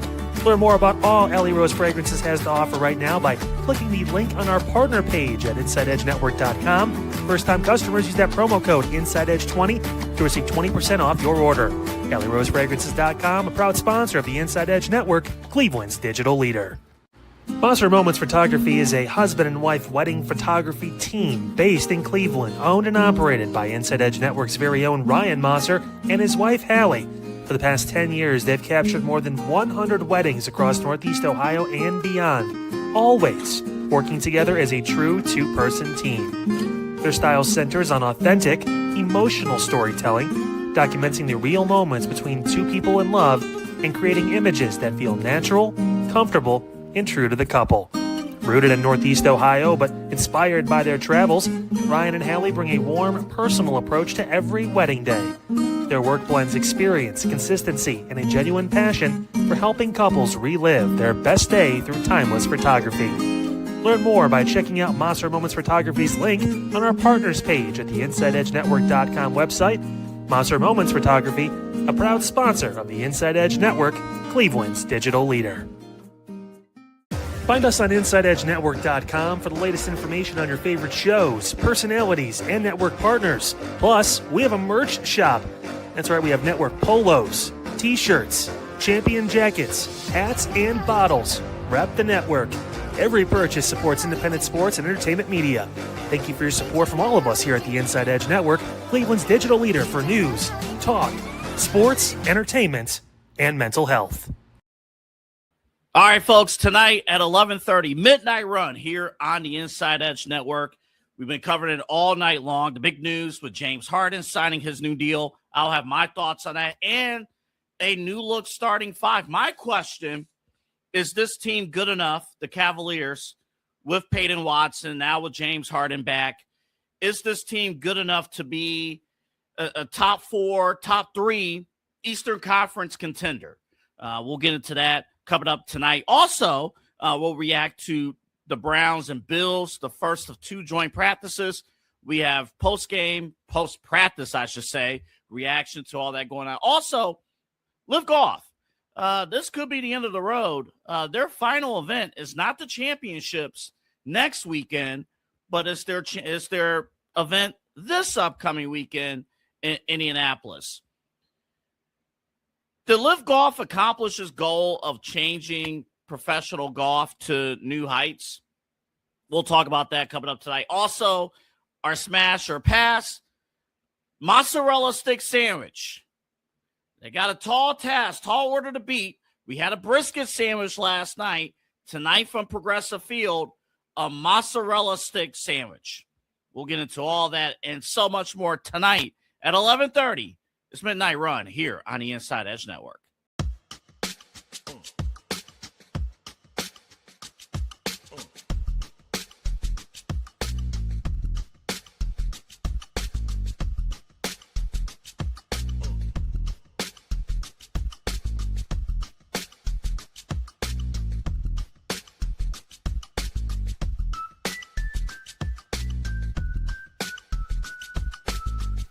And welcome back to Inside Edge Primetime here on the Inside Edge Network. Chad Bryan to my right, you're right, everybody's right.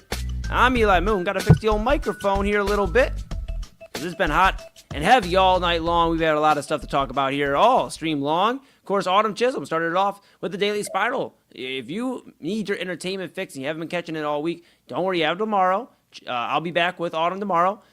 for my second day of the week. So excited. We're going to talk about a lot in the entertainment, pop culture world, everything, and some sports, of course, as well. And then Kyle Cornell, as he told you earlier tonight, Friday, of course, AA and him have some high school, AA and Kyle, that is, have some high school football to take care of. So Kyle will be pre-recorded, but he'll still be here with you. So you hear all your local, your national news fix, your community fix, all that great stuff. With Kyle Cornell, 9 to 10 p.m.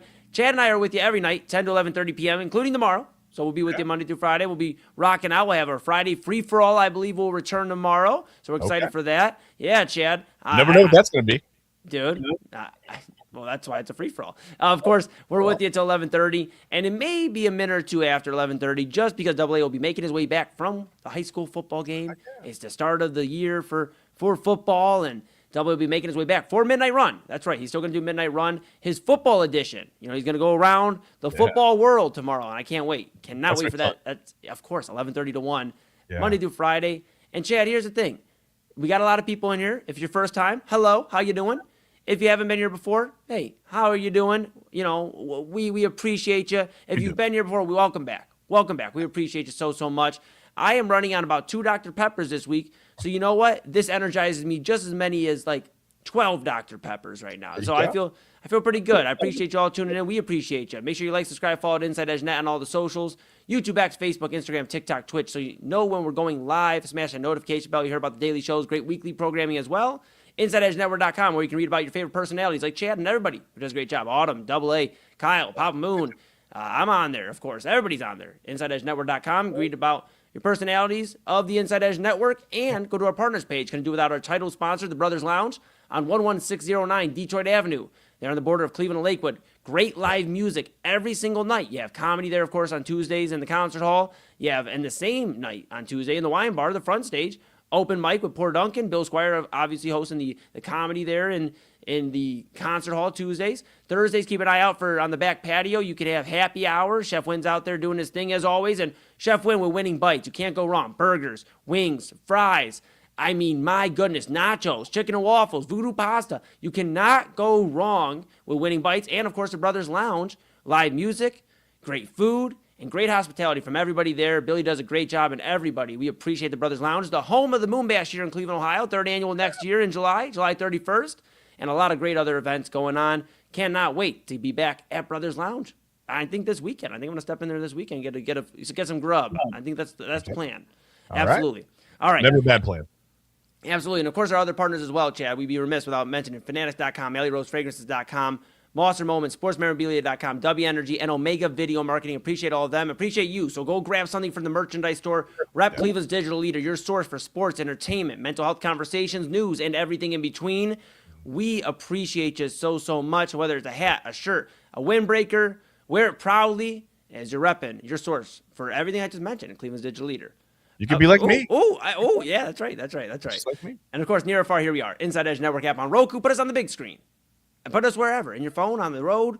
We are going with you. We're excited. We can't wait to share all of our takes as you travel wherever you need to go. All right. Got about 20-ish minutes left here. Wow. And I say that because time's flying. We must be having fun.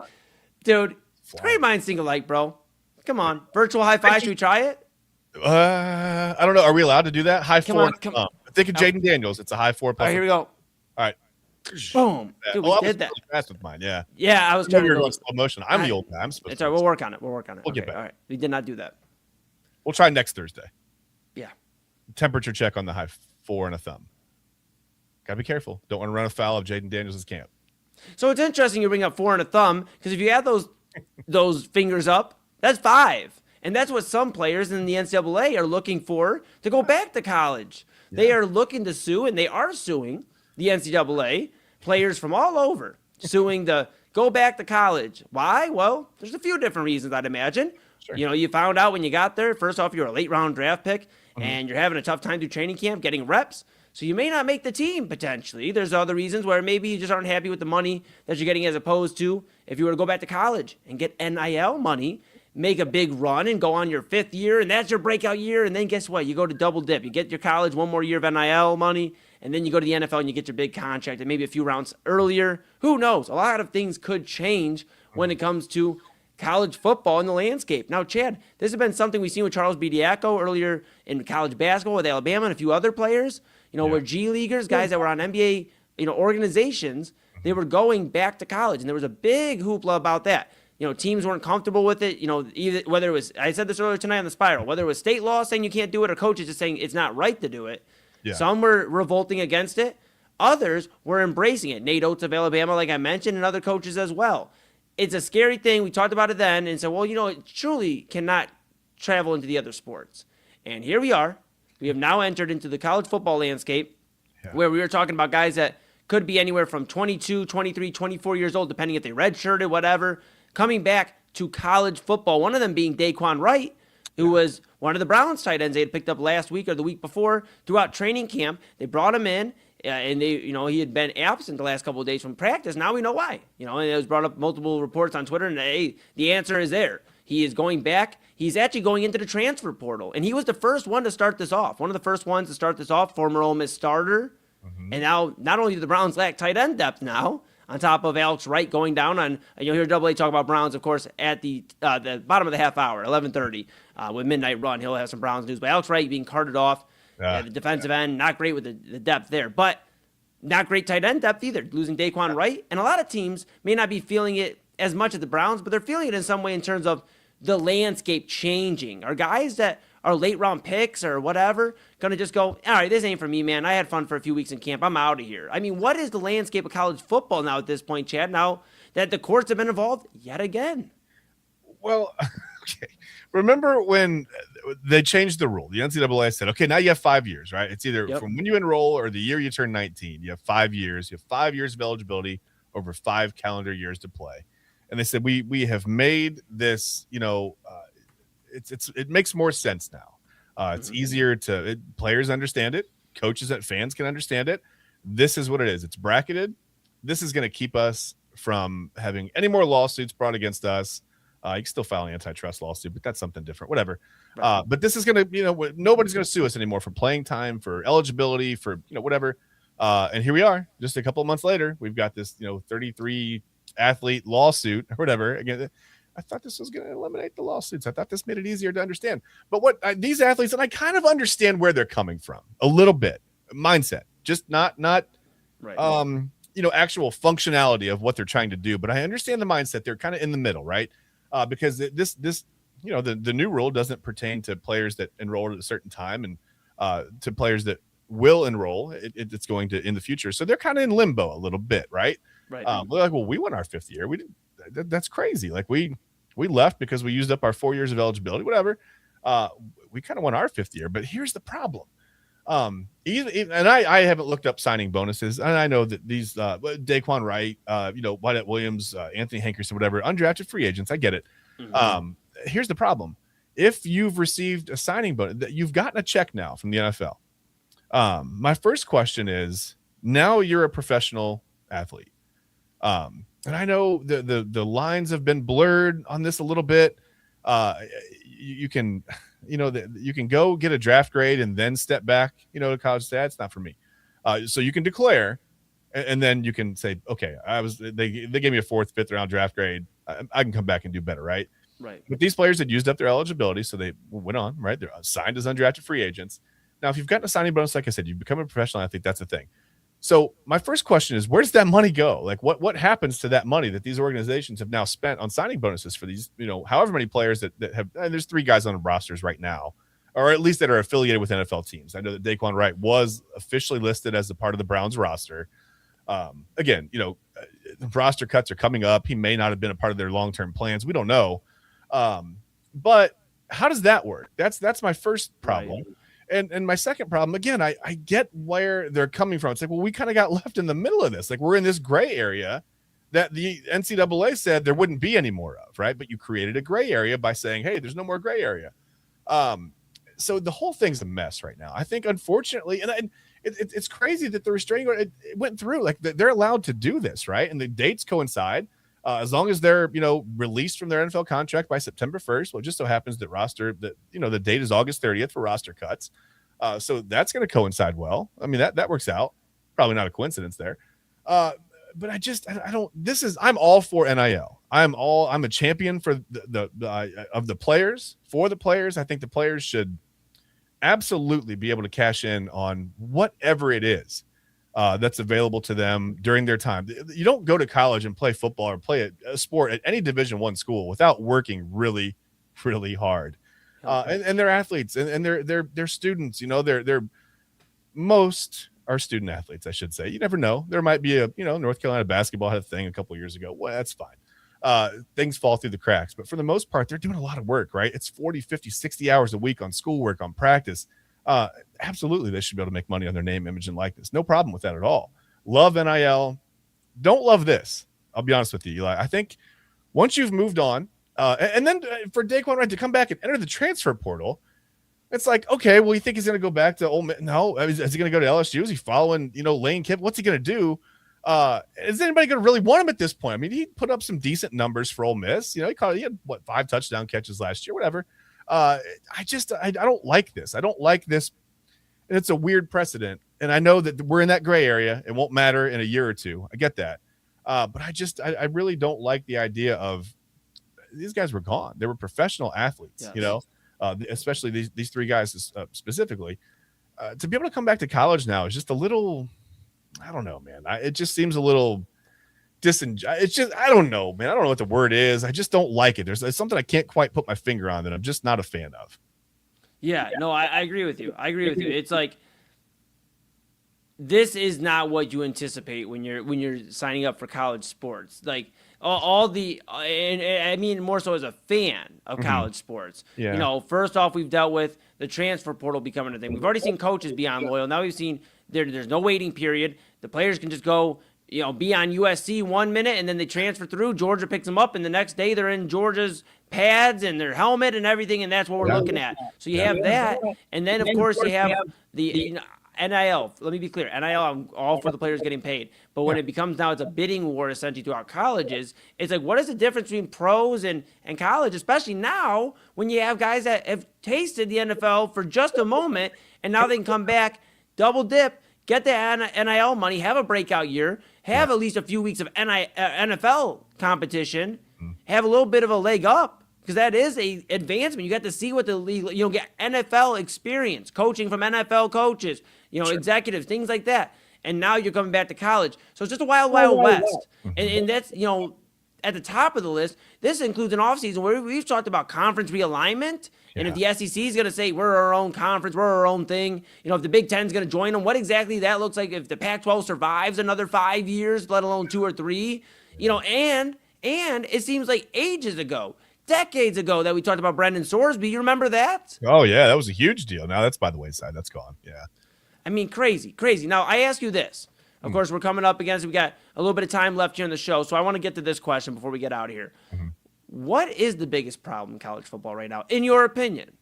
Is it the conference realignment issues and conferences being essentially built into these big 18-team conferences? Is it the transfer portal and the lack of waiting period and on loyalty there? Is it still coaches leaving and going to other schools without fulfilling the rest of their contract? What exactly is it? Is it this right now, what we talked about, the going back after this? The NFL experience? I mean, is it Brendan Sorsby and a potential gambling sports issue that continues to go throughout different sports, no matter the level, professional and collegiate? What is the biggest problem in college football right now, Chad?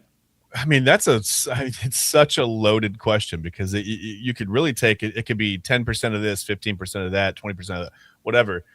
To me, I think the biggest problem right now, and maybe you wouldn't agree with me or whatever, that's fine. I think it's the way the NIL is used for a recruiting tool. I don't think that NIL should be used to listen. And now with most states allowing high school athletes to kind of garner their own NIL deals locally or regionally, whatever, depending on how big of a prospect you are. Maybe it's national. Who knows?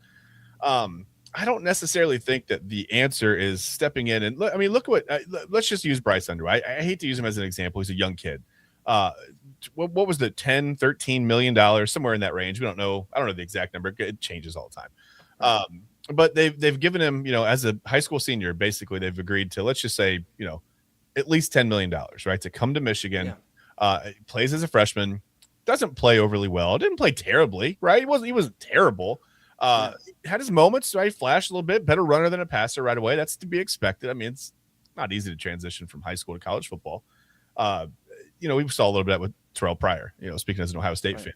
Right. Phenomenal prospect, right? Came in and had some trouble adjusting to the college game with passing specifically, right? So Bryce Underwood hasn't played well. Now there's rumblings that he might not even be playing well, at their preseason, whatever you want to call it in college, practices right now. He might not even be looking good enough to be the QB1. But you've committed $10 to $13 million to him as a high school kid. I just think this should be a little bit performance-based. It should be maybe based on creativity. If you come in and you're an athlete and you have, whatever it is, the charisma, the personality, the whatever, that, the X factor, sometimes it's the thing you can't really put your finger on. And you've got this ability to come in and broker your own deals or get your own NIL deals through whatever. That's great. That's fine. I just don't love the idea of because it's all the haves. And I'm an Ohio State fan. Trust me. If it's an argument between the haves and the have-nots, I feel like I'm winning as a fan. My school is definitely one of the haves, right? But I just don't think it's right you've got 10 or 15 schools in the country that can basically get anyone they want if it comes down to offering NIL money to a high school kid or offering NIL money to someone in the transfer portal. I don't love using it as a recruiting tool. I think that throws off. It just kind of skews the competitive balance a little bit more than it should. NIL's fine. Like I said, if you are able to, and I'm fine with schools having collectives, I think it should be a little bit performance-based. Maybe there's a cap on it for freshmen and then sophomores, juniors, and if you're there for whatever 4 or 5 years, your earning potential can go up. I think they need to look at something like that before it gets too out of hand, before you have a situation like Major League Baseball, where the players are never going to agree to a salary cap because contracts are so out of hand. That's what worries me with college football, where you're really going to have 10 or 15 teams every year that are, vying for those 12 spots in the playoffs, and that's about it. That, I think, is the biggest problem right now. Yeah. No, I mean, it's hard to argue that. It's very hard to argue that. I believe the biggest issue, though, when it comes down to everything, it is the lack of loyalty in college football. And I guess it comes down with the NIL, but it's, the transfer portal has created the biggest issue. The wide open, wild west. I'm not saying there shouldn't be a transfer portal, but do you remember when there was a little bit of a waiting period you had? If you lift to a team, I believe you had to sit out an entire year. So you had to sit there and wait. I'm not saying an entire year, right? But there should be some sort of waiting period. So it teaches these guys you can't just leave. Autumn was mentioning earlier tonight about Appalachian State's quarterback going into the transfer portal. Their season starts in 2 weeks? Yeah. So can you imagine you tailor your whole offense around a guy, as a coaching staff, and then he's gone just a couple weeks before the season starts. That's wild. So that's why I'm saying I think there needs to be either a waiting period if you get almost like a deadline. If you go through the transfer portal and you get in there before camp or the first week or so, and you're like, all right, I'm not rocking with LSU. I'm going to go over to Georgia. Okay, I'm okay with that. But there's got to be some sort of a waiting period, especially if you get in late, like a deadline. Like, we all are used to deadlines. You've had, all of us out there listening, whether you've had a job that you had a deadline at or, a family get-together and they said, I promise you, do not forget the potato salad. And, if you forget the potato salad, then you're in trouble, we've all had deadlines out there. And if these college kids miss a deadline and they decide they're staying at LSU and then last minute they're like, but Ohio State sounds so good. Well, now you got to wait out 3 weeks, a month. You have to sit out and you have to kind of get yourself acclimated. You can still go maybe to practice or whatnot, but you cannot play. You cannot be on that field for any of those games. I just think that there has to be some sort of loyalty. And then, of course, you got to couple it with the coaches, right? Because coaches can't just get away scot-free where, hey, this looks good over here. I got them to the playoffs. I'm going to go over and get ready, get the recruiting process going earlier, a la Lane Kiffin from Ole Miss to LSU. And others that have done this already since NIL has been a thing. So I just believe that's the biggest issue. It's a lack of loyalty in college sports. I remember the days of, and I was young, but Reggie Bush out there for USC. Could you imagine Reggie Bush in a Texas uniform?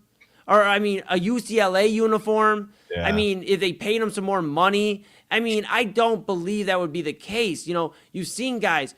Jack Sawyer, even 4 years ago, 3-4 years ago, Michigan planting the flag and ready to go to war. A guy that spent his entire year, all of his collegiate career at Ohio State. Yeah. We've seen it at other places too. I don't know how you fix it because with more money being infused into college football, with, sponsors, from NIL, and then the schools having, of course, all the, these guys that Mark Cuban can drop an entire bag on Indiana for Kurt Signetti to go get Fernando Mendoza. So, I mean, if you're looking at all this, how do you fix it? I don't know. But it's a money grab everywhere. You've got Disney and ESPN. They use some streaming service every year, or a cable provider or whatever. They hold them hostage for more money because, hey, everybody wants to watch college football. If you don't do this, they're going to leave, right? That's ridiculous. But yeah, the problem with loyalty, do you think that, like, I don't know, do you think some of this is kind of killing the brotherhood or the family vibe in a lot of these locker rooms? Do you think it's sort of like, well, hey, I mean, I showed up here for $8 million in NIL money, like whatever, I'm going to do my time and get out. I mean, do you think it kind of kills that? I don't know. I haven't really seen we've seen teams that spend a lot in NIL still win. So I don't know that obviously you put really talented players on the field, you're going to have an advantage, but I don't know. Do you feel like it? I think some people, that's where the problem lies for fans. I think fans want to watch and I don't know, they want to see an Ohio State roster that's, for some reason filled with 60 or 70 or 80 guys from Ohio. I don't think that's necessarily so important as getting the best guys that you can get out on the field. Correct. But I bringing hired assassins, basically. You're bringing in hired guns every year. Here comes a quarterback from wherever. Let's just use Indiana. Here comes a quarterback from TCU, right, to replace Fernando Mendoza. I don't know. Will Hoover perform? Will he play well? Who knows? I don't know. Because there's no real. Is there loyalty to the Indiana program, or is there loyalty to that money that they offered him to come there? I don't know. I don't really have such a problem with that. I don't mind the players moving around freely. But I think there should be a little bit of a limit on that as well. Like you said, you shouldn't be able to transfer now. That's crazy. It is. Unless you get there and you can prove that there is a remarkable reason, right? Something that is so bad there. Whether you were promised something, I don't know. Who knows? Like a number. Jaden Daniels is number 5 or something, yeah, right? Yeah. No, not that. That's not a bad reason. That's not a reason to transfer. But if you were, let's say it's hey, a quarterback, wide receiver, whatever. Hey, we promise you, come here. We'll throw you at the quarterback spot. We're going to develop you as a quarterback, right? And then you get there day one, and they're like, what about wide receiver, tight end? You're a big guy. Well, it's like that's not what you promised. Like, there's a thing that you said would happen if I came here, and now you're going back on that word. If you can prove that, then sure, you could transfer out, whatever. If you're leaving, that's fine. Obviously, if they're gonna change your position, you're not going to be the starter at quarterback anyway. But Appalachian State, the starting quarterback transferring before the season is wild, and we've seen that before. And I think that's the problem with some of these smaller programs. They can't compete with the big guys. I mean, all the big guys have to do is come in and flash a couple dollars, and these guys are gone. And I don't blame the player for that. That's where I think NIL is a problem. I think it's just the way that NIL is being used is a little bit of a problem. That's what's causing the problem with loyalty, I think. Yes, I agree with you. And throughout all the problems we've discussed in college football, one thing we haven't brought up, Trinidad Chambliss, in his 6th year of college. We're talking about 5 years of eligibility for some of these guys, and the guys suing to go back. Trinidad Chambliss spent an entire month-long, 2-month-long case going over, can I get a 6th year of college eligibility? So what happens when these guys that just fought for their 5th, and these other guys that are getting their 5th year, do the new rules and whatnot? What happens when they fight for their 6th and their 7th and their 8th? I mean, we're not going to be talking about NFL greats. We're going to be talking about college greats. You were a 13-year Alabama Crimson Tide. I mean, great job. Yeah, he had to retire as a 9th-year sophomore. Like, you know what I mean? He was 31 years old. Yeah, I know. He started with Saban, and he had Kalen DeBoer to finish his career. He's a legend. I mean, with Bear Bryant. I mean, for that matter, geez. I mean, my goodness. Careful talking about Bears. I get nervous. You don't want to Bears back. Yeah, no, we're all good. All right. Hey, that's going to do it here for Inside Edge Primetime here on the Inside Edge Network. We had a lot of fun talking to you about a ton. If you missed the stream, well, hey, you'll have to go watch it after 1 a.m. You're going to have to stay locked in here now, but when you get done, if you missed any of the Daily Spiral earlier with Autumn Chisholm at 8 o'clock, Unfiltered with Kyle Cornell at 9 o'clock, you got to go get your pop culture, your entertainment, your sports news, your news, information, all of that. A great interview Kyle had. Of course, he'll be bringing that back with Jake Underwood from the Jake Underwood Show on 1420 a.m. The Answer. Again, 1420 a.m. The Answer for Jake Underwood. Joins Kyle. They have a lot of discussion on news, politics, everything there. And then, of course, we take the baton, and we'll be back tomorrow from 10 to 11:30 p.m. But it's time, Chad. Man, I love what you did with the place, man. Little remodel never hurt anybody, right? I figured that, hey, the Cavs are doing it. I thought I would do it too. Well, you I'm know what? glad you I was so excited. I ran out of breath. I was like, oh my God. got a little Look at the choked up. I lights. saw that. Look at the lights. Oh my goodness. Hey, you know what? We're going to get out of here. It's 11:30. We're going to do a little switcherooski here. Does Double A join us? No. Now we're in his studio. Now I feel a difference. Okay. Holden here. Little skyline. Yeah. Oh, okay. All right. That's going to do it here for us. For Chad Bryan to my right, your right, everybody's right. I'm Eli Moon. This has been Inside Edge Primetime here on the Inside Edge Network. We're back tomorrow for our Friday edition, Friday free-for-all, and a whole lot more to discuss when it comes to Inside Edge Primetime. We'll see you tomorrow. I'll see you from time to time on Midnight Run. And Double A, Anthony Alford, Unhinged Behavior, Midnight Run with Anthony Alford, right here after station identification.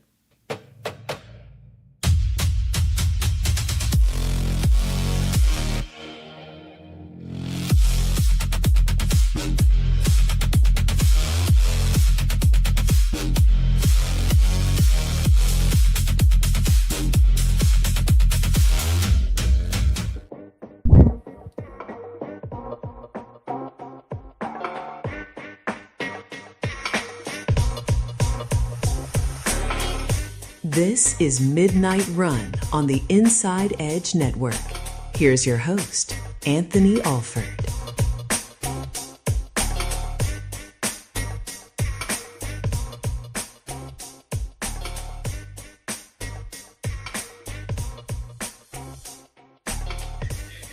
And hello, everybody. Welcome to Midnight Run here on the Inside Edge Network, folks.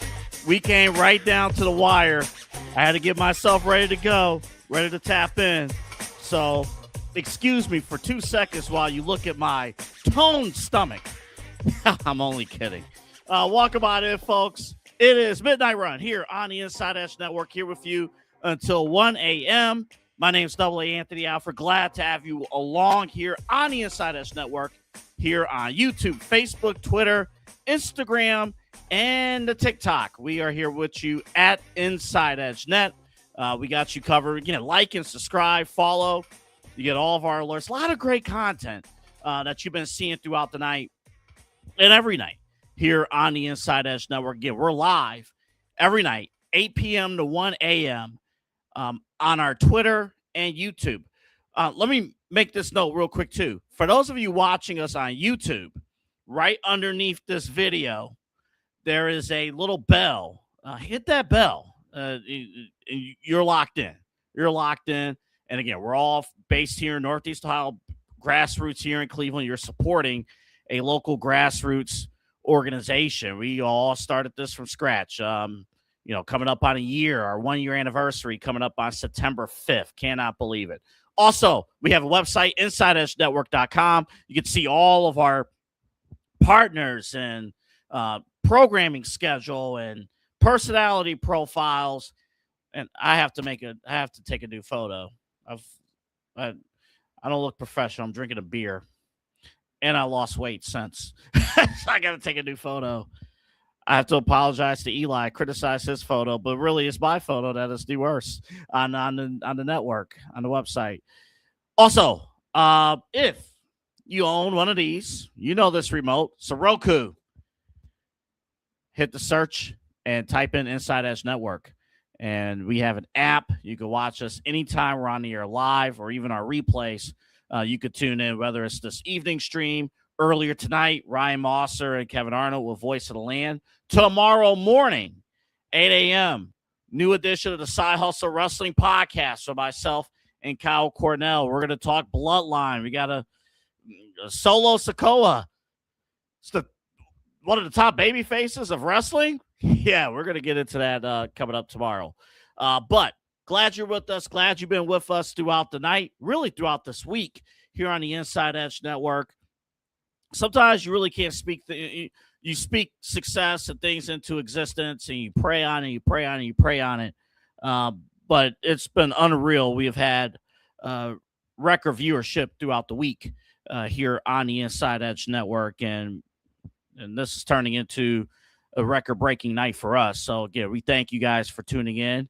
And our goal is for us to be informative, entertaining, and for you, hopefully, to come back and make this a habit. So, again, thank you guys for joining us. Let's start. As promised, as advertised, the Browns and Bills had their joint practice today. It's the first of 2 days of joint practice. And let me just say this before we get down to the analysis of the practice. Eli, if you can, I want you to play Todd Monken 01, because this is how all of us, no matter what level, no matter what, how we all feel about practice and finally getting the opportunity to face somebody in a team in a different uniform. This is courtesy of Daniel Oifuchi of ESPN. Take a look. A lot of fun. Holy shit. It's like fun to compete against someone else. Their guys, our guys, got a lot of respect for the Bills. And they got a little edgy, but not over the top. And that's exactly what you're looking for. Guys want to compete, right? Got a lot of pride in the way they perform. And I thought our guys, I can only speak to one side. Obviously the field I was on, but it was awesome. And commend the Bills and our guys for, like I said, taking it to the line and not going over the line. I will never come down on Kyle Cordell for cursing on these airways ever again. It won't happen again. Listen, let me just say this right off rip. It feels good to face another team. It feels good to finally face another team in practice. I wish these practices were on television. I understand why I can't. You're giving away strategy, game tape and strategy and things like that. Man, I'd much rather watch these practices than the preseason games, to be perfectly honest, because you get all the ones, you mix in, your backups in there as well, but you really get all your ones. You see how you stack up. The one benefit of the Browns schedule, the one benefit we have in this preseason schedule, all three teams we're facing were playoff teams. Of course, last week with the Bears, we got New England next week, and of course today or this week with the Buffalo Bills. So, Todd Monken, the big question coming into today, and then I'll get into the nitty-gritty details that our fine journalist that covered today's joint practice got into some notes. But Todd Monken, the big question that we had as Browns fans and everything else, did it look like we belonged on the field with Josh Allen and the Buffalo Bills? Again, courtesy of Daniel Oifuchi here from ESPN. Here is Todd Monken on whether or not we belonged on the field. Do you like to turn it over in the red zone? No. Do you like to miss an open touchdown? No. But again, we got a lot of good work going against someone different looks, right? So that was really good. I'll have to look at the film. The one thing I would say, maybe it was just me, it didn't look like we were out of place. It looked like we belonged. That's all we wanted to see, right? Do we belong? I mean, does our first 11 give us a chance to move the ball and score? And I felt that way today.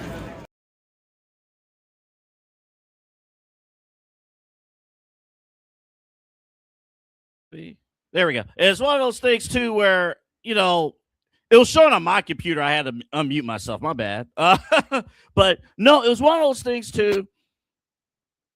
The perception around the Browns is very interesting right now. People are not feeling the quarterback room for a lot of reasons. Did you see my show yesterday? Oh, man, people were not feeling it. But it's interesting. The other perception of the Browns, do they belong on the field with these guys? And at least on day one, yes, a little bit of shimmy, a little iffy. We'll see if they belong. All right, let's get into some details of what went down, again, courtesy of all the fine beat reporters. Shout out to my guy, Spencer German. This is some of his notes that he took. He does a great job. Follow him at Spencito. But some of his notes that he took, that we took away from the media here. Both quarterbacks, at least in the first, 11 on 11 sessions and, a couple of the early ones, look good. Nothing spectacular, but was able to do what they needed to do, move the ball a little bit down the field. And, both quarterback, nothing. If you walked in with a certain expectation of Deshaun Watson and you walked in with a certain expectation of Shedeur Sanders, at least through the 11 on 11s early on, nothing will change your mind based on what happened. But couple of interesting observations. In the red zone, Shedeur Sanders, he looked pretty good in the red zone. Deshaun Watson did not look good in the red zone. Apparently, he missed Harold Fannin in the end zone, and also he threw his only interception, which was a red zone interception. However, when it came to the 2-minute offense, Deshaun Watson he outperformed Shedeur. Now, I will get into the nitty-gritty details of this.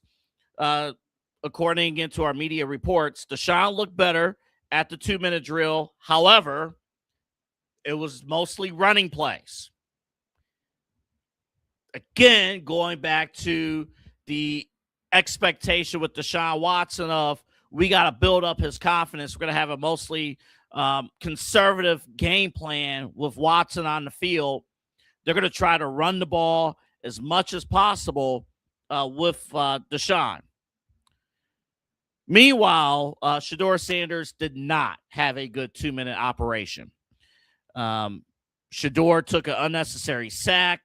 I believe he had a situation where he took a premature knee and took about a field goal range in the 2-minute drill. Again, with Shedeur, issues in terms of getting plays to the teammates, getting plays in. Todd Monken did admit, or at least took the fall, that one of the plays that he entered in for Shedeur was the wrong play. So that's Todd Monken taking accountability on his end, whether or not he's telling the truth or not. He took cover for that. A balanced attack. Again, 2-minute or red zone, Shedeur looked better than Deshaun, but in the 2-minute, Deshaun with mostly running plays looked better than Shedeur Sanders.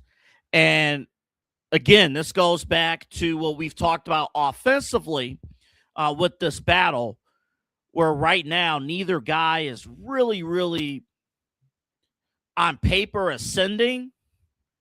I think if you did ask a good chunk of people, players, there are moments where Deshaun, even no matter how we feel about Deshaun. Matter of fact, Eli, do me a special favor. In case you missed the show yesterday, let's replay what I had to say about Deshaun Watson yesterday after his I don't care comments. You can't hide your $230 million investment. You can't hide him. He is the most unlikable athlete in the history of Cleveland sports. His play doesn't justify his contract. His actions, whether alleged or not, doesn't justify his worth here or anywhere. I'm not upset that he took the money and he took the contract that was offered. I'm not upset about that. I'm upset that he sucks. And I'm upset that he doesn't care about what you think about the fact that he sucks on and off the field. So I was a little heated. Actually, I was very heated. Not a little heated. I was very heated yesterday. And I still stand by those comments. And ultimately, Deshaun is going to have to face the crowd, face the home fans. Again, we'll see cards subject to change. He's scheduled, according to Todd Monken, to take the field during the third quarter of Saturday's preseason game. Now, we heard reports from Todd Monken that the older starters are going to sit, or could possibly sit on Saturday. I'm about ready to mark down Deshaun Watson and consider him that older. Oh, man, I just gave you that fake Chris Collinsworth laugh. Come on. If I had to guess, he ain't playing on Saturday. If I had to guess, the first time you're going to see Deshaun Watson in front of the home crowd will be in week 3 against Carolina. That's just me taking an educated guess on what I believe is going to happen, despite what the plan is. But you take emotion out of everything that I mentioned right before, from yesterday, you still got to put it together on the field. Deshaun Watson has moments where I think he wows his teammates and wows the other team. He has moments, but it's not consistent. It's not putting it together, and you're hiding behind what Deshaun. Again, I think they know. I think they know what he can and cannot do. It's just you're trying to stretch it as far as you can, and that becomes a problem because you're going to lose games. Listen, you cannot solely depend on running the football, 40, 50 times a game and think you're going to win the ball game. This whole Deshaun Watson, we're going to depend on Deshaun Watson to be our game manager quarterback. And listen, game managers throw the ball more in situations and take a little bit more shots than Deshaun has so far. And it looks like it's continuing to do.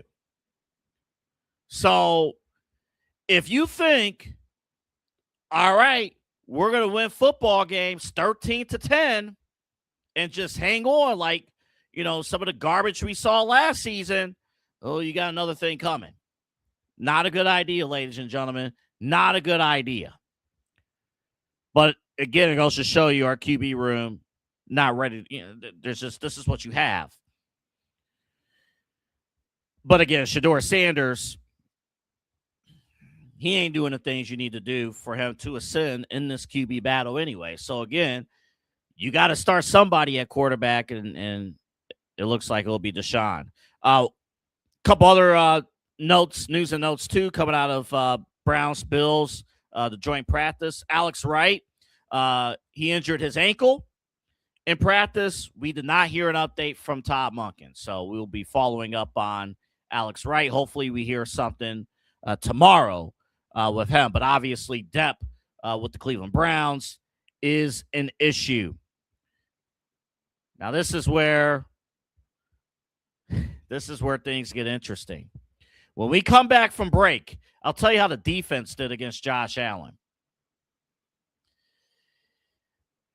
It ain't all sunshine and roses.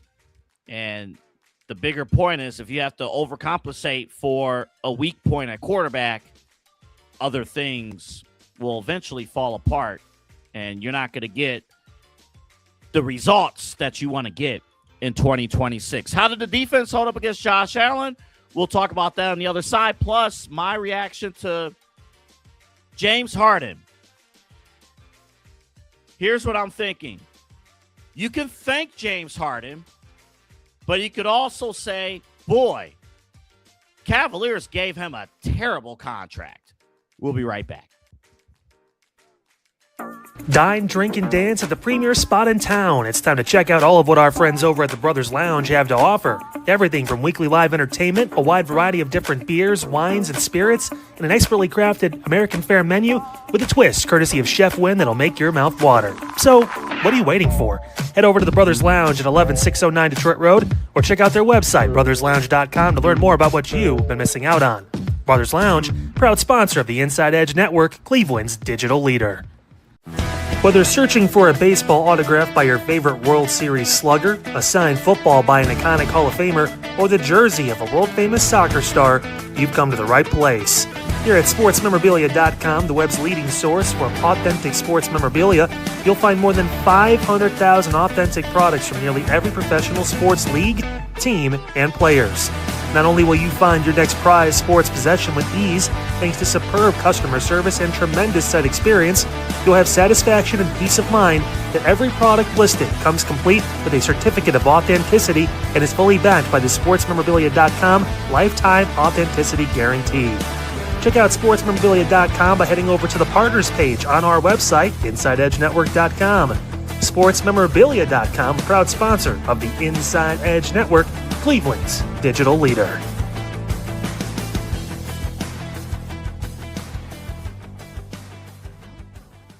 Discover our collection of handcrafted body mists made with clean, minimal ingredients. They offer a natural alternative to synthetic fragrances, perfect for sensitive skin and those seeking clean, mindful self-care, and the perfect gift for you and your special someone.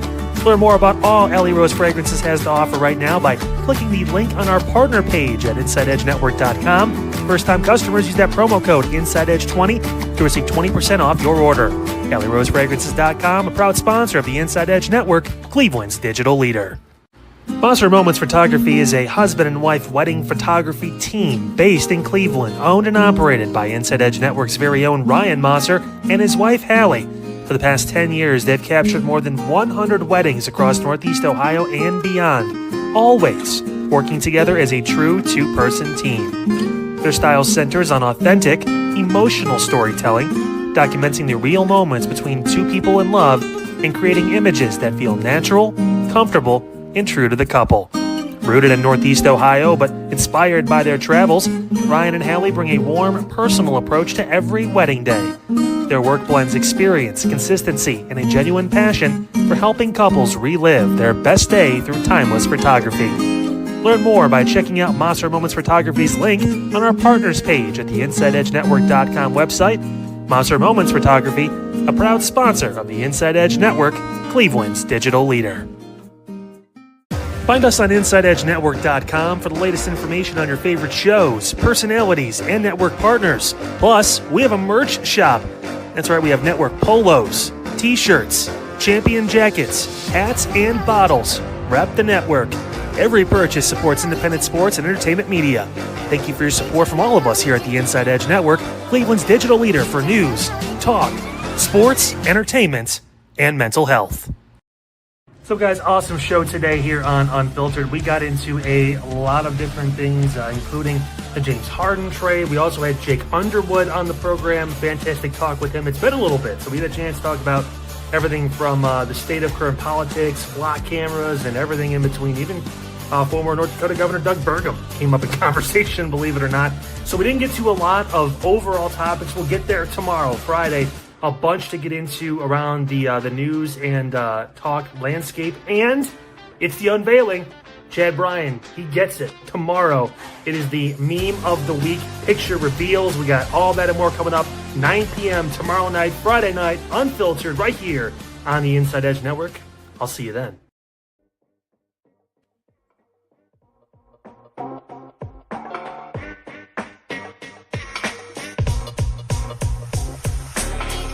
This is Midnight Run on the Inside Edge Network. Here's your host, Anthony Alford.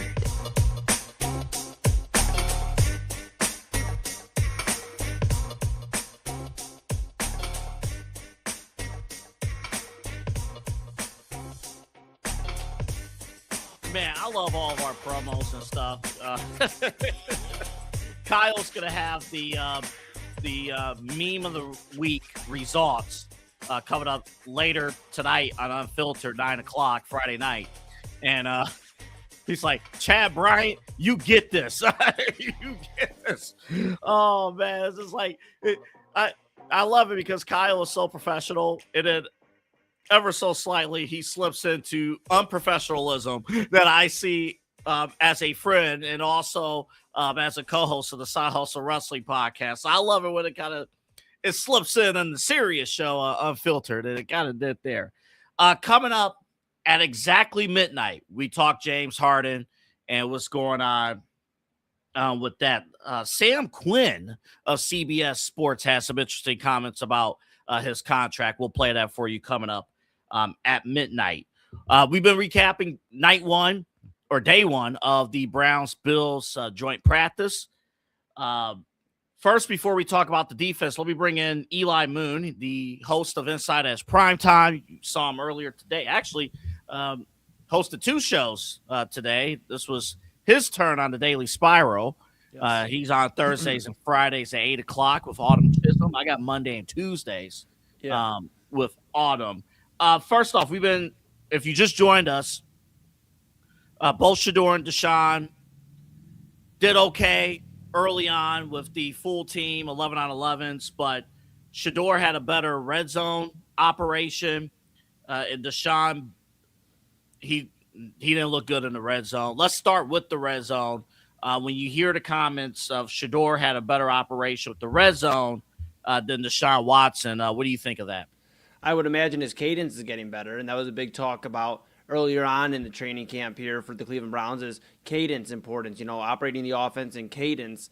And are you going to be able to draw the defense off sides? Are you going to be able to run, hard counts? Are you going to be able to do things like that, especially in the red zone? When you're trying to get every 5 yards you can for the defense jumping off sides or whatever the case may be, you're able to move the ball down the field different ways and get closer to ultimately 6 points, and the extra point makes it 7. So that's something encouraging if you're a Shedeur Sanders fan and rooting for him to win this job. The fact that he's had 2 strong days in a row, AA. I believe he had 3 touchdowns, and I know they weren't playing the Bills in the joint practice. I get it. But, a strong day yesterday, 3 touchdowns, didn't throw any picks, looked strong. I mean, a guy that, okay, he's got some momentum. And now today, another strong day for Shedeur Sanders. I'd be curious to what it looks like, obviously this weekend, against whoever he's got out there. But it seems like Deshaun Watson, as we get closer to the regular season, the real Deshaun Watson is standing up.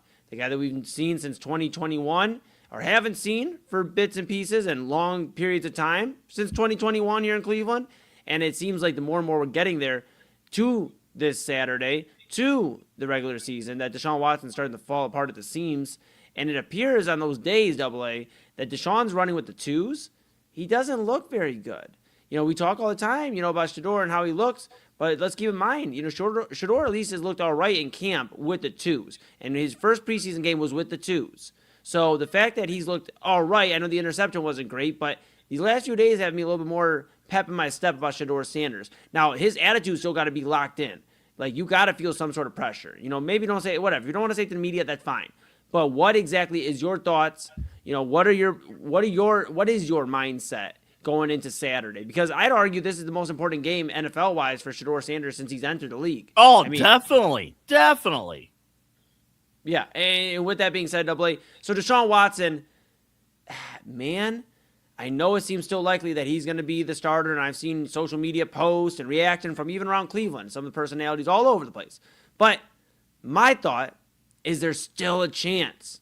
There's still a chance. When you're talking about Shedeur Sanders having the better day between him and Deshaun Watson, and then you're talking about even Taylor Green was out there throwing the ball out there a little bit, looking good. If everybody out there in that quarterback room is looking better than Deshaun Watson, there might be a shot. And maybe, just maybe, Deshaun put his foot in his mouth yesterday by saying, I don't care. Well, your actions on the field sure showed it. If you don't care, man, you're showing more and more. Your words are matching your actions. And that's what we've actually asked out of Deshaun Watson for years, for him to match his actions, And finally, we've asked for 6 years, he's matching his actions. He doesn't care. It appears in that game, this joint practice against the Bills. I know Deion Dawkins, longtime lineman for the Bills, was like, Deshaun's still that dude, to paraphrase.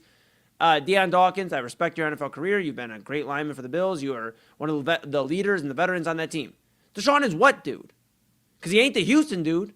He ain't even the Cleveland dude that got traded here.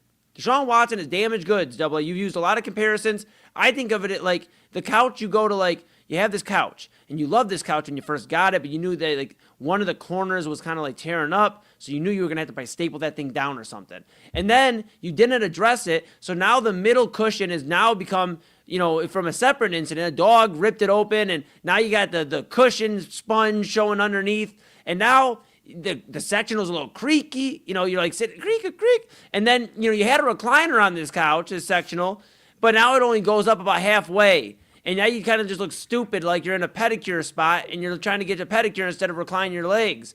I mean, this is what Deshaun Watson is. He's a busted-ass sectional. Hold up, man. Hold up. Let me put my notes away for a second. Hold up. What defines a good couch?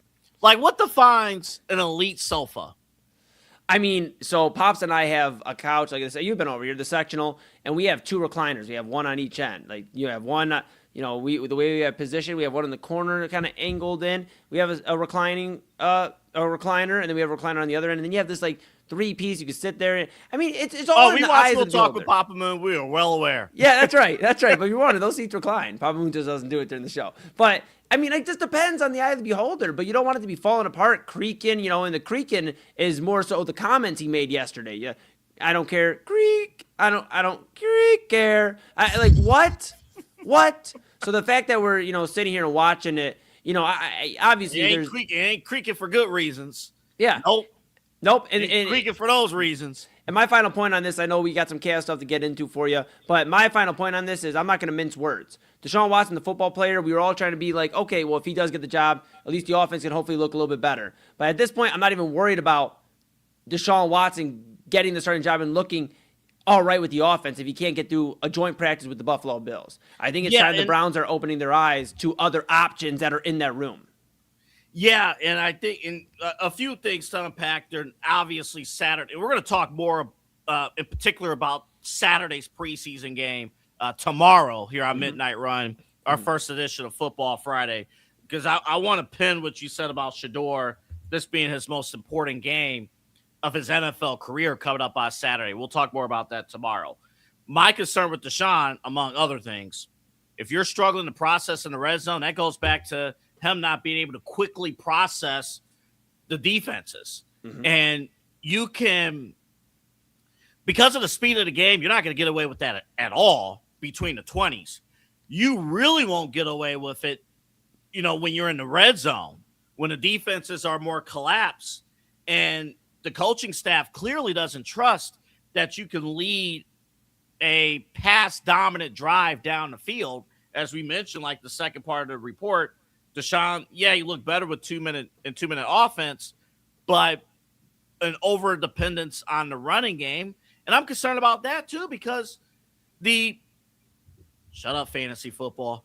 My concern there with the running offensive line, if the percentage is like 70-30 running versus passing, I didn't like what I saw last Saturday with that, and I love Junkins, but he's not the type of back that you just hand the ball off to 60-70% of the time in the backfield. A lot of their operation and Sampson's operation is in the passing attack in the backfield. So you do have concerns there. I do want to mention quickly about the defense. Lots of chunk plays given up. Yeah. By the defense versus Josh Allen. Now, yes, let's again point out you're facing Josh Allen in the Buffalo Bills. So we're not going to go overly crazy with this, but it is, you try to pick up trends and trying to see, all right, you as the starting defense, Eli, you were facing, no offense, you were facing Deshaun Watson and Dylan Gabriel and Shedeur Sanders. Now you're facing Josh Allen. Exactly. What a wake-up call for this Browns defense. Exactly. And, and just to make it rain just a little bit more on the defense, so they did have a little bit of a rough day. We need defensive end help, AA. Did not get to Za'Darius Smith in here.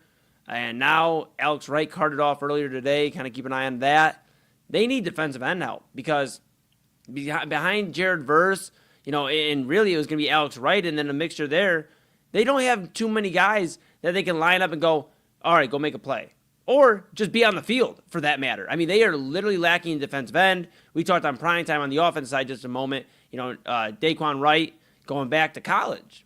He's deciding to go back, obviously, with all the ruling there. So the Browns have some answers at not only tight end, I believe, under Harold Fannin on the offensive side, but also, or they have some questions, about tight end and then about defensive end as well. So pass rushers and, the safety blanket of the offense. They got some questions. Like I said, I wish these were on television. I know they can't, but I would consider paying an NFL Plus subscription. If you want to put it behind a paywall, fine. I would pay just to watch these practices. I think you get more out of these practices. Now, again, Todd Monken was right. if everybody played in the preseason, you would get more in the preseason, but they don't. So we'll follow. Go ahead, Eli. My final point is, what if they did Hard Knocks? But the Hard Knocks, instead of just doing what they do now, they just taped all the practices and then they aired it the following week. And they did here's your 4, 5 or 6, 7 teams. You have 15 minutes to look in on the craziest moments of their joint practices, mic'd up and stuff. You know what? Even if I would take that. Even if the teams came back and said, we don't want to give away, our actual coaching, right? Right. So we can't be mic'd up. I would sit there on mute and watch it. Heck yeah, I know you would. I would. I would sit there and just, because these guys, at least especially day one, is full speed. I mean, you want to take care of each other. There were no fights and stuff. So, but, so this wasn't Saints Cowboys. We didn't find our next WrestleMania main eventer tonight. Yeah. What a disappointment. I'm kidding. When Scott Steiner, when his son is ready to go in WWE, we will be transitioning to talking about him on the Side Hustle podcast right here. I mean, this is... Dude, are we getting old? Umaga's sons are in WWE. We got Scott Steiner's kid and Rick Steiner's kid going to be in the WWE, together eventually. Are we getting old? I hate saying that. I think so. And here's how you know. I'll give you a perfect example of what happened. Okay. Of how you're getting up there. Okay. So what was it? A couple weekends ago, I was over at the Rizicki household. Yes. And on one of the TVs, he had up there Bash at the Beach 98. Because Karl Malone yes, and DDP was in the main event against Dennis Rodman and Hulk Hogan. Hollywood Hogan. Now, earlier on the show, Eddie Guerrero comes out, cuts a promo, and the first thing I said, he sounds like Dominic Mysterio. Oh, no. Oh, no. I'm like, what? Oh, no. Oh, man, the disrespect I just showed to one of my favorite childhood wrestlers, Eddie Guerrero. Man. But I think that's what it is, though. It's just like, and then I'm watching a clip of Scott Steiner. Scott Steiner has two of the very best promos that have lived on for ages. Yes. Number one is the Steiner math, from TNA. We all know that, they say all men are created equal, but you look at me, you look at Samoa Joe and Kurt Angle, that's simply not true. See, you got a 33rd chance of winning. See, but Kurt Angle knows that he can't beat me, so he doesn't have a chance. So you take your 33rd and third chance, and you take your 50% chance, and you take my 75% chance, but percent chance of winning. And I got 133. 133. You have 133. Oh man, double A. Chance of winning. And then the second one, the second most famous Scott Steiner promo was him calling Samoa Joe fat. And it's not nice. It's not nice at all. But he's like, how come Samoa Joe's messing around with Main Event Mafia? It's like he should be around, talking to us. He ain't champion. I hate him. He's fat. It's terrible. It's terrible. And now I'm listening to Braun Breaker. I'm like, Scott Steiner sounds like Braun Breaker. I'm like, oh no. I'm not respecting my elders. Hopefully you're respecting this elder. The new rejoining the Cavaliers. Maybe yes. Respect that elder. Yes, and James Harden and yes, he's just signed a deal. He's back. 3 years, $97 million with the Cleveland Cavaliers. He waited for us to make moves, and he made that move with Peyton Watson. Now, I'm going to play for you real quick here, Eli, if we have it ready. Tim Alcorn joined me a week ago, and we were like, discussions internally around the network was about the status of James Harden, and particular people who have brought it up have identified themselves here on the network as we speak. Tim Alcorn, the radio voice of the Cavaliers, he joined me last week on Midnight Run and had this to say about the James Harden situation. Absolutely. Again, I read and hear the same things you do, but every indication is that they have agreed, meaning the Cavs and James Harden, they as plural, have agreed in principle to this deal. But James Harden, to his credit, has said, I'm not putting pen to paper until you, meaning the Cavaliers, have completed the work that you want to do. It gives you more flexibility as far as the salary cap and as far as the apron is concerned. So, no, James Harden isn't going anywhere. The Cavs want to see him in a preseason, throughout a regular season with Donovan Mitchell. As much as they appeared to be comfortable with one another, and I certainly thought it went well from the trade deadline forward, I think the Cavs, Kenny Atkinson, heck, Harden and Mitchell, they're intrigued to say, what can we do together for 55, 60, 70 games going into the playoffs? And I think what Tim Alcorn brought up, and again, thank you to the voice of the Cavaliers, Tim Alcorn, for joining us on the show, because his comments ring true. You know, Inside Edge Prime Time, y'all should have listened. But no, it rang true, though, that, okay, James Harden, Donovan Mitchell, the core four, I hate that term so much, but whatever, that's who they are. The core four, they deserve 50 to 60 games together. They only got 7 regular season games heading into the playoffs. They did get playoff experience, but playing every other night, tired legs. And let me make one quick point real quick, then we get back to James Harden.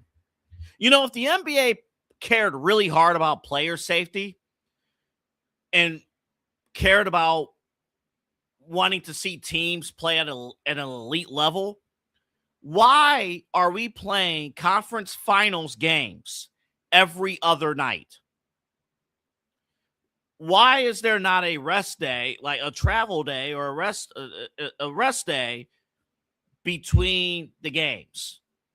Playing every other day, you're not resting. That's not rest. So that boggles my mind. We ran out of time with Tim Alcorn last week, but I wanted to bring that up. I'm like, can you imagine? I know what was it? Spurs and Thunder. They slugged it out. Boy, I wish they could have been able to like legitimately throw haymakers towards the latter half of that series. But, you know, we give the NBA finals all these rest days and stuff, but like the conference finals, which just as many people watch the conference finals as the NBA finals. Oh, we're allowed to play every other day. Like, it is absurd that the Cavaliers played in the month of May 16 games. That is absurd. And we want to talk about we care about player safety. Look, I'm not here to make excuses. You know, I know the Cavs looked the way that they looked talent-wise, but dang, I mean, come on. Give your team's players an opportunity to put out a successful product night in and night out. So, among other things I want to complain about with Adam Silver and the NBA owners, that's one of them. NBC will live if they miss a day of the conference finals. ESPN will live if they miss a day of the conference finals. Everyone will be okay. Add a rest day. All right, back to James Harden. We should thank James Harden, but also look at the Cavs and say, what the hell are you doing? Not because James Harden is back, but because of the contract. More on the contract in a second. James Harden, though, is reported by Chris Fedor and others. Sources said Harden helped recruit Peyton Watson to the Cavaliers, trying to convince him to his fit alongside the current core group. That is straight out of the Cleveland.com article with their beat reporter, Chris Fedor. So, yeah, listen, James Harden a man of his word, and we thank him. Man of his word. He's like, look, I'm going to make things easier for the Cavaliers. I had to, the contract that he had previously wasn't going to fly. Cavaliers had to get out of that second apron. And he sat back while trying to get Peyton Watson and successfully recruited Peyton Watson to come here. There is a world where Eli Moon's theory could have been correct and that James Harden could have moved on. But, man, would that have been a bad look on his end, James Harden's end, had he moved on. But at the same time, the thought was going into the summer, yeah, I'll take a pay cut as long as we land LeBron James. They didn't land LeBron James, obviously. But through the help of Clutch Sports, remember, we talked yesterday on Midnight Run about the importance, even if you don't land the star player, the importance of still working with agencies, working with agents and things like that. Still having a positive relationship with Rich Paul and Clutch Sports, and with the combination of James Harden, voila, Peyton Watson is here. So that is a good thing. Again, Peyton Watson, what he adds to this team, we need younger players. So Peyton Watson, I would imagine, honestly, I wouldn't be off base in saying he's probably starting. Wouldn't be off base in saying that. He's probably going to start. 23 years old, fourth year in the league. You need a three. He's that three. He fills that wing position. All career highs last season. Last season was when he shined. And he's 41% from downtown. So there's opportunity with Peyton Watson. Now, with that being said, as much as I want to thank James Harden for, being generous out of the kindness of his heart, to go out and recruit, and now your team is pretty much, they're locked in. They're a little too locked in for my liking. And when we come back from break, we're going to play a clip explaining why this contract, you should be a little worried about this contract, because if this team is not championship contenders, they won't be championship contenders at all, because this contract is kind of untradeable. We'll play Sam Quinn when we come back from break. What do you have to say about the contract? A lot of interesting details. Plus, Big Cat, you know him from Barstool Sports. You ready for him to potentially be your offensive coordinator for your college football team? A podcaster? I'm only saying let's root for him because one of these days, one of us here at the InsideEdge Network can take the next game. So, you know what? We're going to speak some things into existence. We got all that and so much more. You're watching Midnight Run with me, Double A Anthony Alford, here on the InsideEdge Network. Looking for an iconic Cleveland music venue that features premier entertainment, spirits, and food? Well, look no further than the Brothers Lounge. They offer a variety of live entertainment acts weekly, along with a diverse selection of beer, wine, and fine spirits, not to mention Chef Wynn's food menu, which has been crafted with traditional American fare with a modern twist. So come on out and enjoy the warm hospitality and make some new friends right here in your backyard. For more information, head over to brotherslounge.com and check them out for yourself at 11609 Detroit Road. That's right near the border of Cleveland and Lakewood. The Brothers Lounge, proud sponsor of the InsideEdge Network, Cleveland's digital leader. Key On Sports is the leader in Ohio high school athletic coverage in written, print, and video streaming. From the latest news and results and written content to the high school football game of the week every Friday, Key On Sports has you covered. The vision of 15-time published author Vince McKee has become the most trusted site in Ohio high school athletic news. From podcasts to player profiles, Key On Sports is your one-stop for all of it. Visit them today at keyonsports.com or on YouTube at Key On Sports. Check out their socials on Twitter and Facebook as well. Please support the new Inside Edge Network by liking, subscribing, and following us on your favorite social media platforms. That's at Inside Edge Net across Facebook, TikTok, YouTube, X, and IG.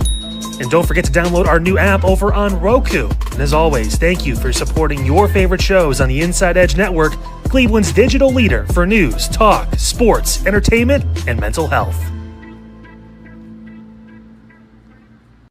Fanatics isn't just our name, it's who we are. Loyal, passionate fans, dedicated to our favorite teams and to the sports we love. That's why we're honored to be able to offer fans the world's largest collection of official sports apparel and sports jerseys from all leagues, teams, and players you love. We feature a wide selection of gear from every league, including the NFL, MLB, NBA, NHL, and NCAA merchandise, which allows us to serve fans of football, baseball, hockey, basketball, lacrosse, soccer, golf, and everything else that gets your heart pumping. Go to InsideEdgeNetwork.com under our partners section to find our link to check out all of what Fanatics has to offer. Fanatics, a proud sponsor of the Inside Edge Network, Cleveland's digital leader. Clean energy, bold flavors, no jitters. See why people won't shut up about Dubby. Whether you're starting your workday or getting ready to exercise, Dubby Energy helps you lock in and focus. Over 15 different flavors to choose from. Order Dubby Energy right now and find out more information by checking out our partners page on InsideEdgeNetwork.com. Also, use that promo code InsideEdge10 to receive 10% off your order. Dubby Energy, your energy-focused sponsor of the Inside Edge Network, Cleveland's digital leader. Discover our collection of handcrafted candles made with clean, minimal ingredients. Every product thoughtfully created in small batches, free from harmful toxins for mindful everyday indulgence. Hand-poured in coconut soy wax with natural wood wicks to offer long-lasting burn and rich fragrance. Find out more about Alley Rose Fragrances by checking out their link on our partners page at InsideEdgeNetwork.com. And if you're a first-time customer, use the promo code InsideEdge20 to receive 20% off your order. AlleyRoseFragrances.com, a proud sponsor of the Inside Edge Network, Cleveland's digital leader. Oh, hey everyone. It's me, Autumn, here from the Daily Spiral, your main host from the center of the chaos. And all week, I have you covered. We will be covering Love Island USA, the Lindsay Clancy case, everything I missed on vacation, because as you guys know, I was on vacation for a week and a lot of crazy stuff happened. The Lakers getting sold, and maybe potentially could they move to Vegas? I don't know. We're going to talk about it. D23 and all the Disney and Marvel news. And of course, you know, I'm going to give you my good spiral and bad spiral of the day. But we also have the Daily Spiral at a new time, 8 p.m. here on the Inside Edge Network. Please tune in to the Daily Spiral Monday through Friday, 8 p.m. to 9 p.m., and you won't regret it.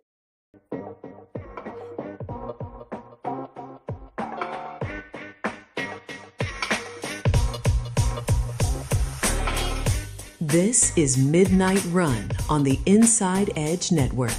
Here's your host, Anthony Alford.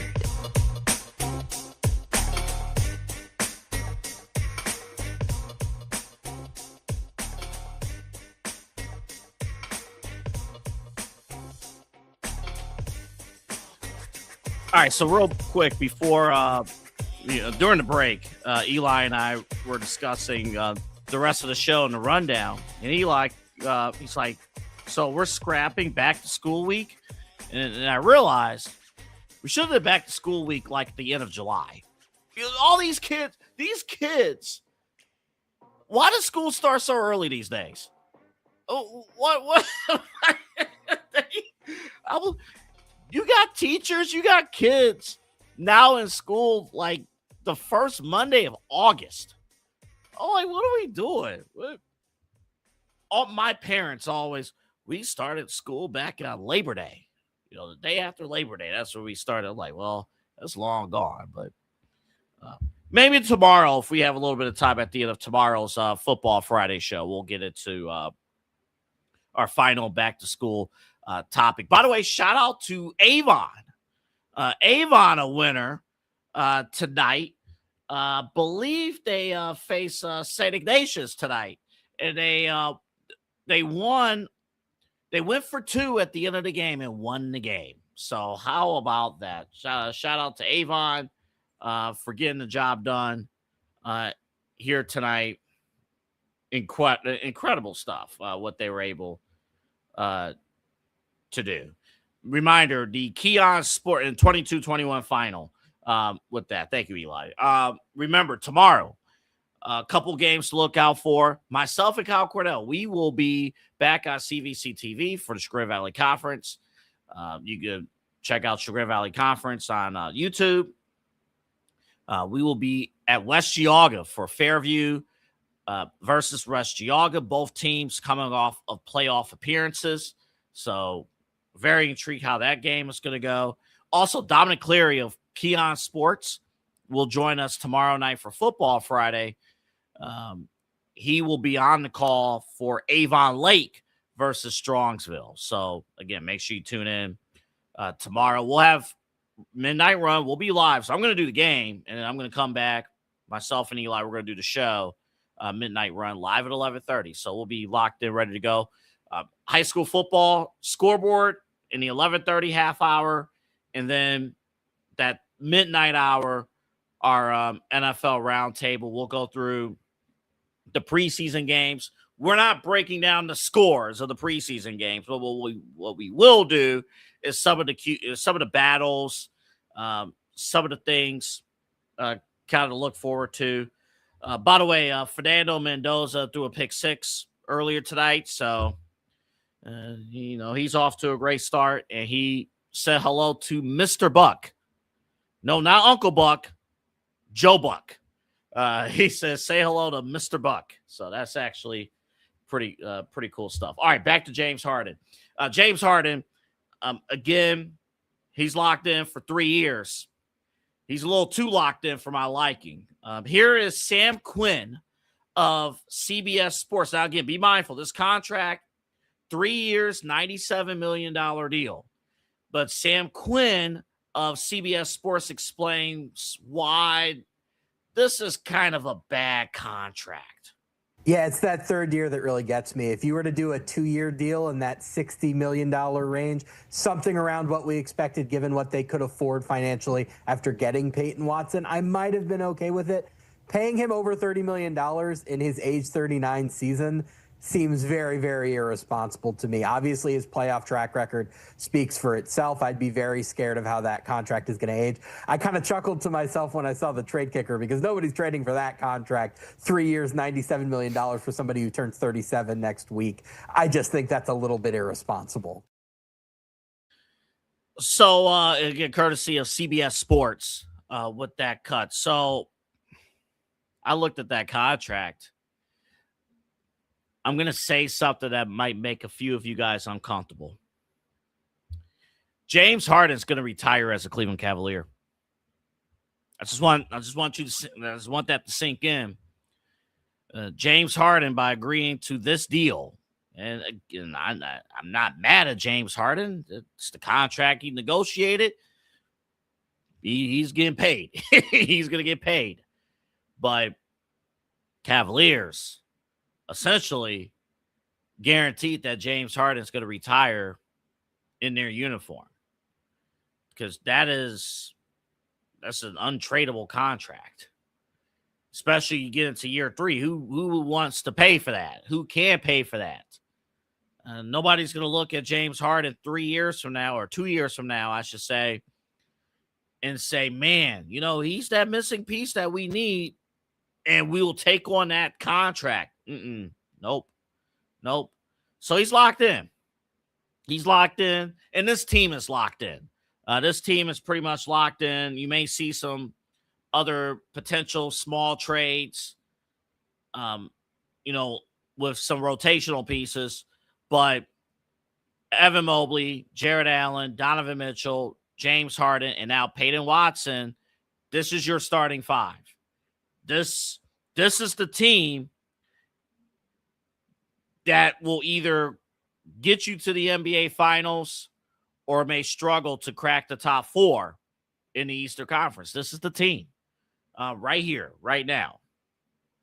My question with Kenny Atkinson, he needs to identify who he wants this offense to be ran through. He needs to make that decision, make that call. He has a bit of time, obviously. It's August 21st. Season starts, October 21st-ish. So he has a little bit of time, but he needs to figure out, now that you have Harden for 60, for your season, who's going to run the offense, what are you going to do ball handling wise. And me personally, even with the weapons in the backcourt and now with Watson, I still would be a little disappointed if you're not running the offense through your big guys. If you're not running the offense through Evan Mobley and Jared Allen. And to be brutally honest, I would look at Evan Mobley right now and say, be prepared to have the ball a ton. Beef up right now. Beef up. Take the next 2 months, beef up. Because we're running this offense through you. So be ready to have the ball in the post down low early in the shot clock. That's when things worked with James Harden, when he was at his best. Getting the ball down low. So I'm looking at Evan Mobley and saying, hey, beef up. You got to beef up because we're running the offense through you and stuff. So I think you do have that. All right, let's move on to Big Cat. This story is very fascinating to me. So the University of Akron, they have, and again, remember, like and subscribe at InsideEdge Net, Midnight Run, every weeknight at 11:30, night stream, every weeknight starting at 8 right here. There you see the link at InsideEdge Net. This is a crazy story with Akron. So the University of Akron, their football team, let's be real about the Akron Zips. And I'm a Northeast Ohio guy, but I went to BG, so it might be a little jab in there a little bit somewhere. Don't take offense. The Akron Zips are not really known for football. Football is not really their bread and butter. They've tried to have people in who, there's history with football and things like that, but it's not really their thing. So they've been running a contest, a promotion. For their first game, I believe they faced Robert Morris in their first game. Enter in this contest. I believe you got to become a season ticket holder. But if you do that, you could become the offensive coordinator for the first series of the first game. So here it is. I have it on the side here for you. But offensive coordinator of the game. At the bottom, it says with the head coach, of course. So one lucky fan will be able to script the opening drive in our home opener. Extra chance to win with every new season ticket holder you refer. A random drawing among season ticket holders. The drawing it took place on August 19th. The University of Akron nailed down their top 9, or excuse me, yeah, they nailed down their top 10. There were 10 finalists. One of them pulled out. How could you pull out of that deal? Come on now. So they're only down to 9. Now, one of those 9, you know him. He works at Barstool. Big Cat. There he is right there. Look at him. Professional. Oozes professionalism right there, folks. I know. When I saw this morning, at first, I'm like, you got to be kidding me. Now, I'll be perfectly honest. I am not the biggest Barstool fan. I don't hate what they do. I like what they do. Honestly, again, we're not where we're at without entities like Barstool opening the doors for digital space like us. So we appreciate what they have done. Barstool, Pat McAfee started, with digital podcasts, and now obviously doing this thing at ESPN. And now Pat McAfee works like 3,000 days a year now. Work is all 7 days. But the more I thought about it, it's actually pretty smart. He is a season ticket holder. He became a season ticket holder back on August 4th. And I'm like, what other reason why would I care about Akron football if it wasn't somebody I knew to help call the plays? Like, for example, no offense, would I care? I'm looking at some of the other names of regular citizens. I hate to say it like this, but do I care about Tim or Steve or James or Jack Rooney? No offense to Jack Rooney. Jack Rooney might be a viewer of this show. And if you are a viewer of this show, we thank you for tuning in to the Inside Edge Network, and you are more than welcome to hop on at any point in time. But no offense, I don't think we want to see these guys help draw up plays. Mike Beck Jr., again, I'm sure they have qualifications.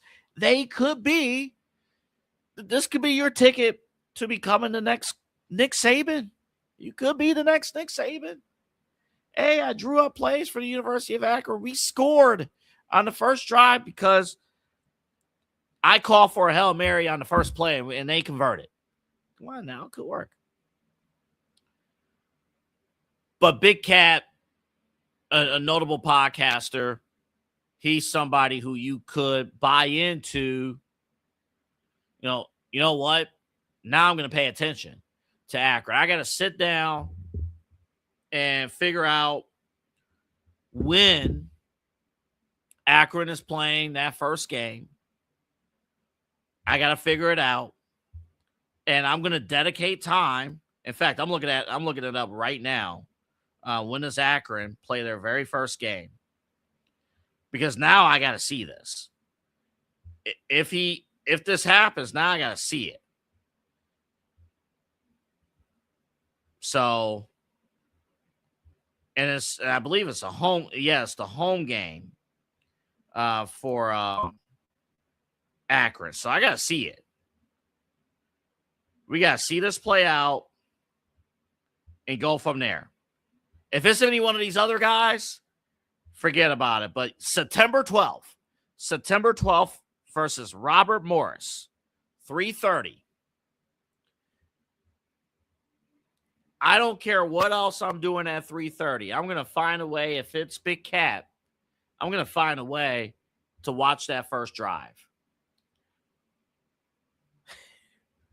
So, you know what? Good promotion, great promotion for a team that's just trying to find their footing, try to, make a case for themselves and go from there. Good for them. Seriously, good for them with Akron. All right, real quick, Live Golf, their season and I guess their tour is about to come to a close pretty soon if things don't turn around.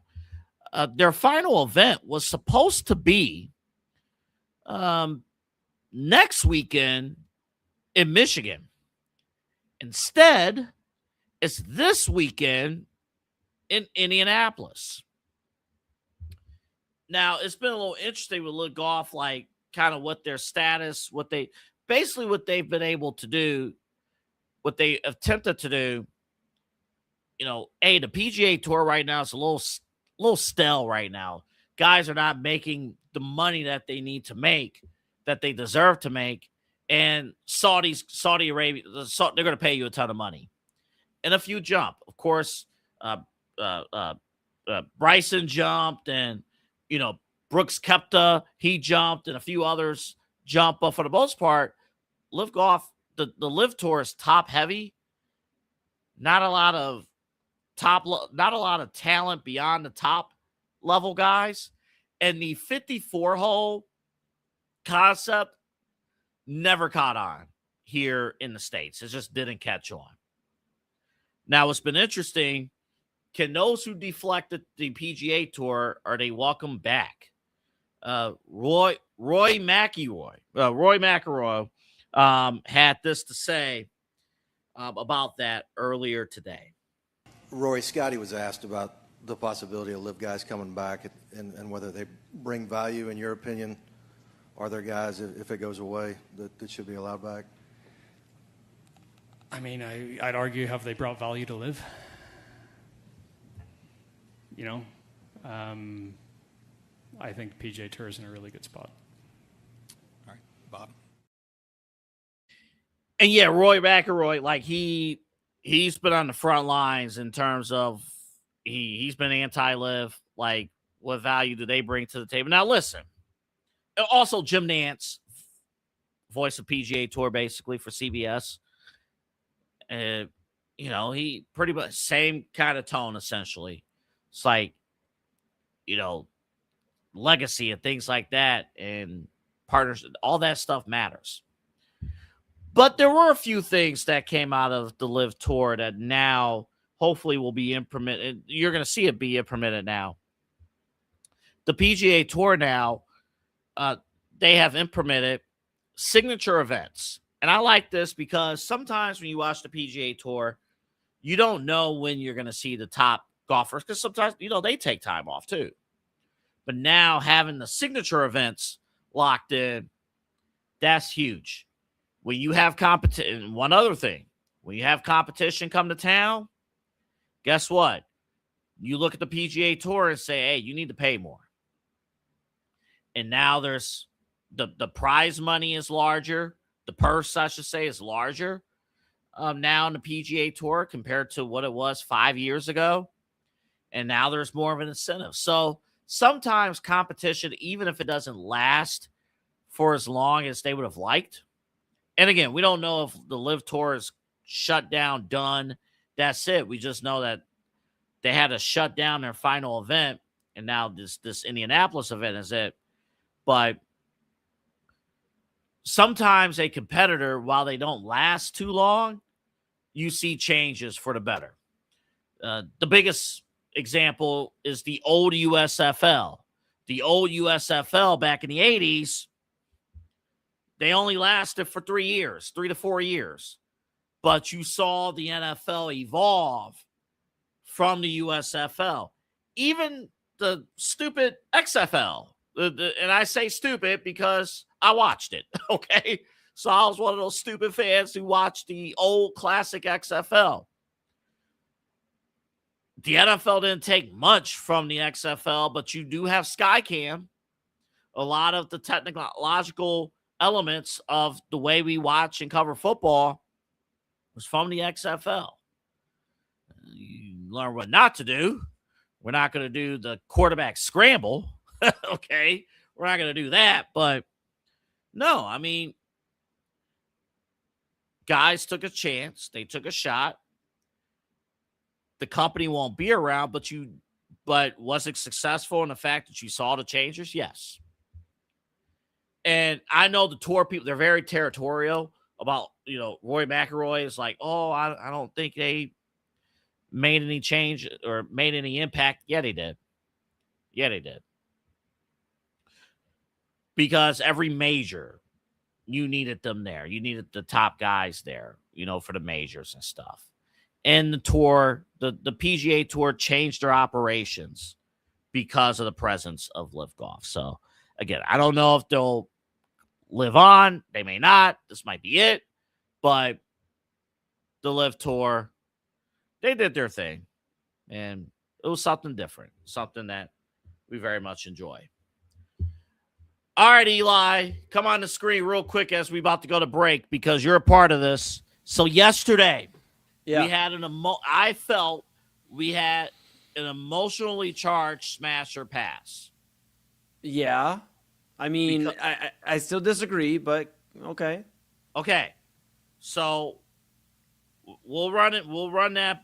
So what we have tonight is going to measure up. Can it measure up to yesterday with the brisket sandwich? We're going to find out, because coming up next on Smash or Pass, it's a food item that you can get the next time you're at Progressive Field in downtown Cleveland. And it involves a sandwich. But what if the main attraction of the sandwich was mozzarella sticks? Smash or Pass comes your way next on the Inside Edge Network. Dine, drink, and dance at the premier spot in town. It's time to check out all of what our friends over at the Brothers Lounge have to offer. Everything from weekly live entertainment, a wide variety of different beers, wines, and spirits, and an expertly crafted American fare menu with a twist courtesy of Chef Wynn that'll make your mouth water. So, what are you waiting for? Head over to the Brothers Lounge at 11609 Detroit Road, or check out their website, brotherslounge.com, to learn more about what you've been missing out on. Brothers Lounge, proud sponsor of the Inside Edge Network, Cleveland's digital leader. Whether searching for a baseball autograph by your favorite World Series slugger, a signed football by an iconic Hall of Famer, or the jersey of a world-famous soccer star, you've come to the right place. Here at sportsmemorabilia.com, the web's leading source for authentic sports memorabilia, you'll find more than 500,000 authentic products from nearly every professional sports league, team, and players. Not only will you find your next prized sports possession with ease, thanks to superb customer service and tremendous site experience, you'll have satisfaction and peace of mind that every product listed comes complete with a certificate of authenticity and is fully backed by the sportsmemorabilia.com lifetime authenticity guarantee. Check out sportsmemorabilia.com by heading over to the partners page on our website, InsideEdgeNetwork.com. SportsMemorabilia.com, proud sponsor of the Inside Edge Network, Cleveland's digital leader.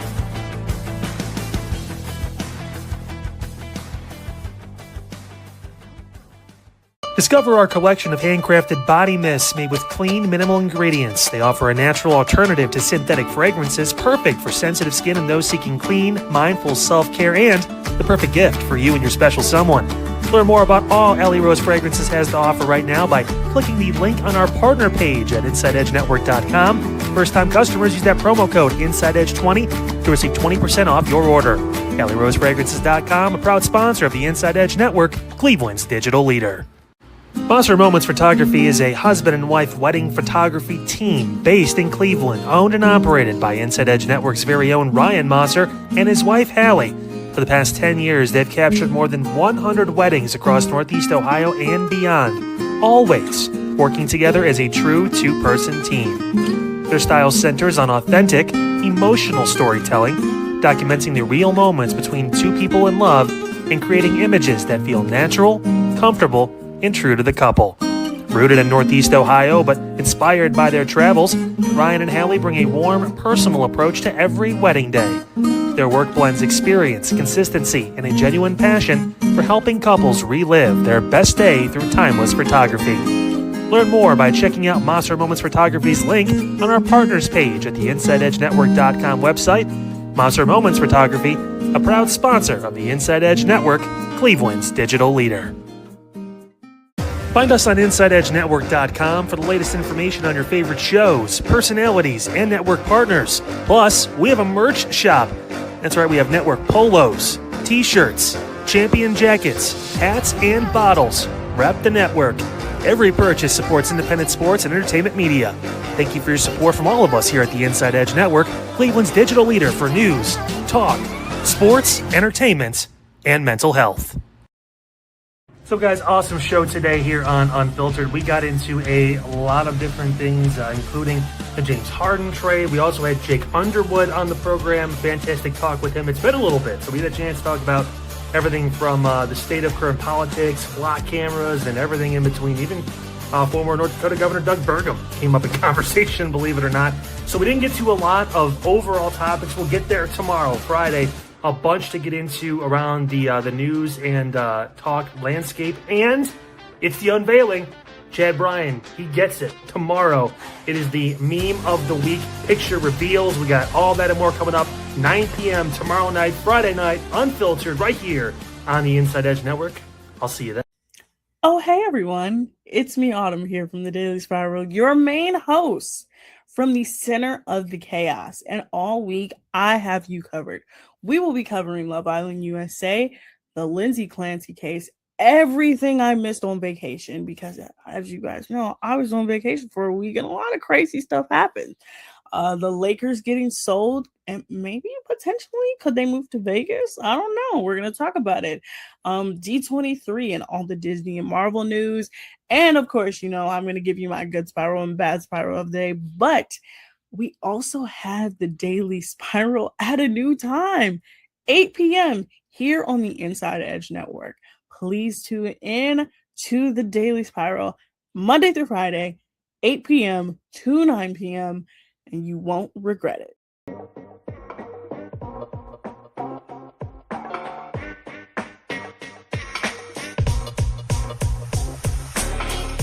This is Midnight Run on the Inside Edge Network.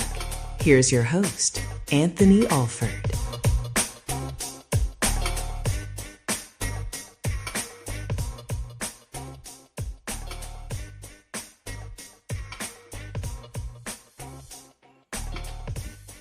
All right, folks, welcome back in. Final segment of the show as we are inching close to the top of the hour. Want to remind everybody, Brothers Lounge, great place to be. In fact, that might be where I spend my Saturday. I'm going to be there. The Brothers Lounge, of course, they're open every day. Great shows, great music, great performances, phenomenal drinks, food from Chef Wynn. I will be exploring more options on that menu. In fact, by the end of the season, that entire menu will be consumed by AA Anthony Alfred. I just want to let you know that right now. Nothing but phenomenal stuff. Open mic night, line dancing, comedy night, a ton of music, great stuff. You might see Eli Moon perform there, or you might see him book some shows there. So you definitely want to check it out, the Brothers Lounge. You see the address there, 11609 Detroit Avenue in Cleveland, Ohio. The easiest way to remember, other than typing it in the GPS, Interstate 90, West 117th, and you just head up north till you get to Detroit Avenue, and then you make a right, and you see that bright Brothers Lounge there that you have seen in the commercials. Boom, you're right there. Then come right on in. Have a great time. A lot of phenomenal people. Great environment. Shout out to Billy. He's the owner at the Brothers Lounge. Part of what we're going to do here at the Inside Edge Network pretty soon, I'll sneak in one little programming announcement right now. You will see pretty soon a podcast dedicated to the Brothers Lounge. Myself and Eli, we will put it together. We're aiming for, monthly specials with the Brothers Lounge. So we'll talk with some of the performers at the Brothers Lounge. We'll also talk with, staff and, even Billy himself. I had an opportunity. The first time I met Billy was during our Moon Bash broadcast back on July 25th. But he's a great guy, and the entire staff is phenomenal. So we will be on the lookout. You'll see that come your way within the next few weeks or so. Probably right after Midnight Run, you'll see the Brothers Lounge podcast. It'll be a monthly special we'll have for you here on the network. Okay, Eli, it is time for Smash or Pass. Now, this one here, this one, there's high expectations for this one because it is at Progressive Field. Yes, correct. Yeah, I mean, the Guardians obviously have their expectations. They're going into the last month of the year here soon, and fresh off a series victory, we're feeling good. Playoff baseball maybe, and just maybe this item that we're about to reveal, because I got a little sneak peek of it yesterday, might be yours in October baseball. Could be yours at any point.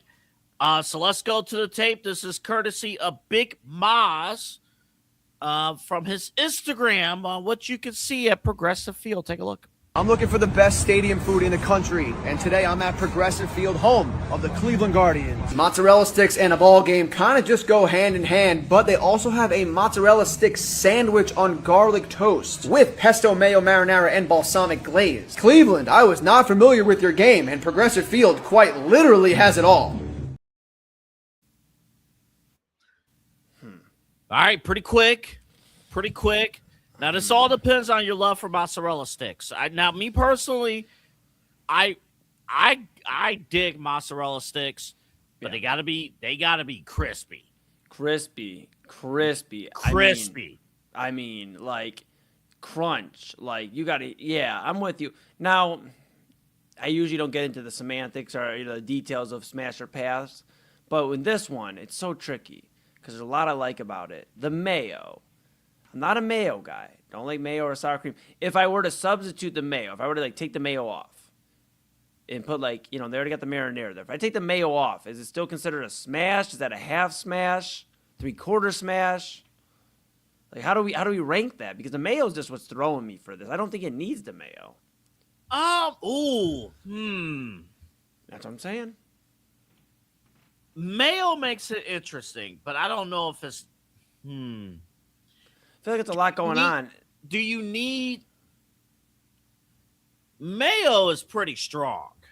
It is. Pesto mayo at that too. Like pesto's strong. Like pesto's got a very unique type of flavor to it. So it's like I don't know. And then you think about this. Let me.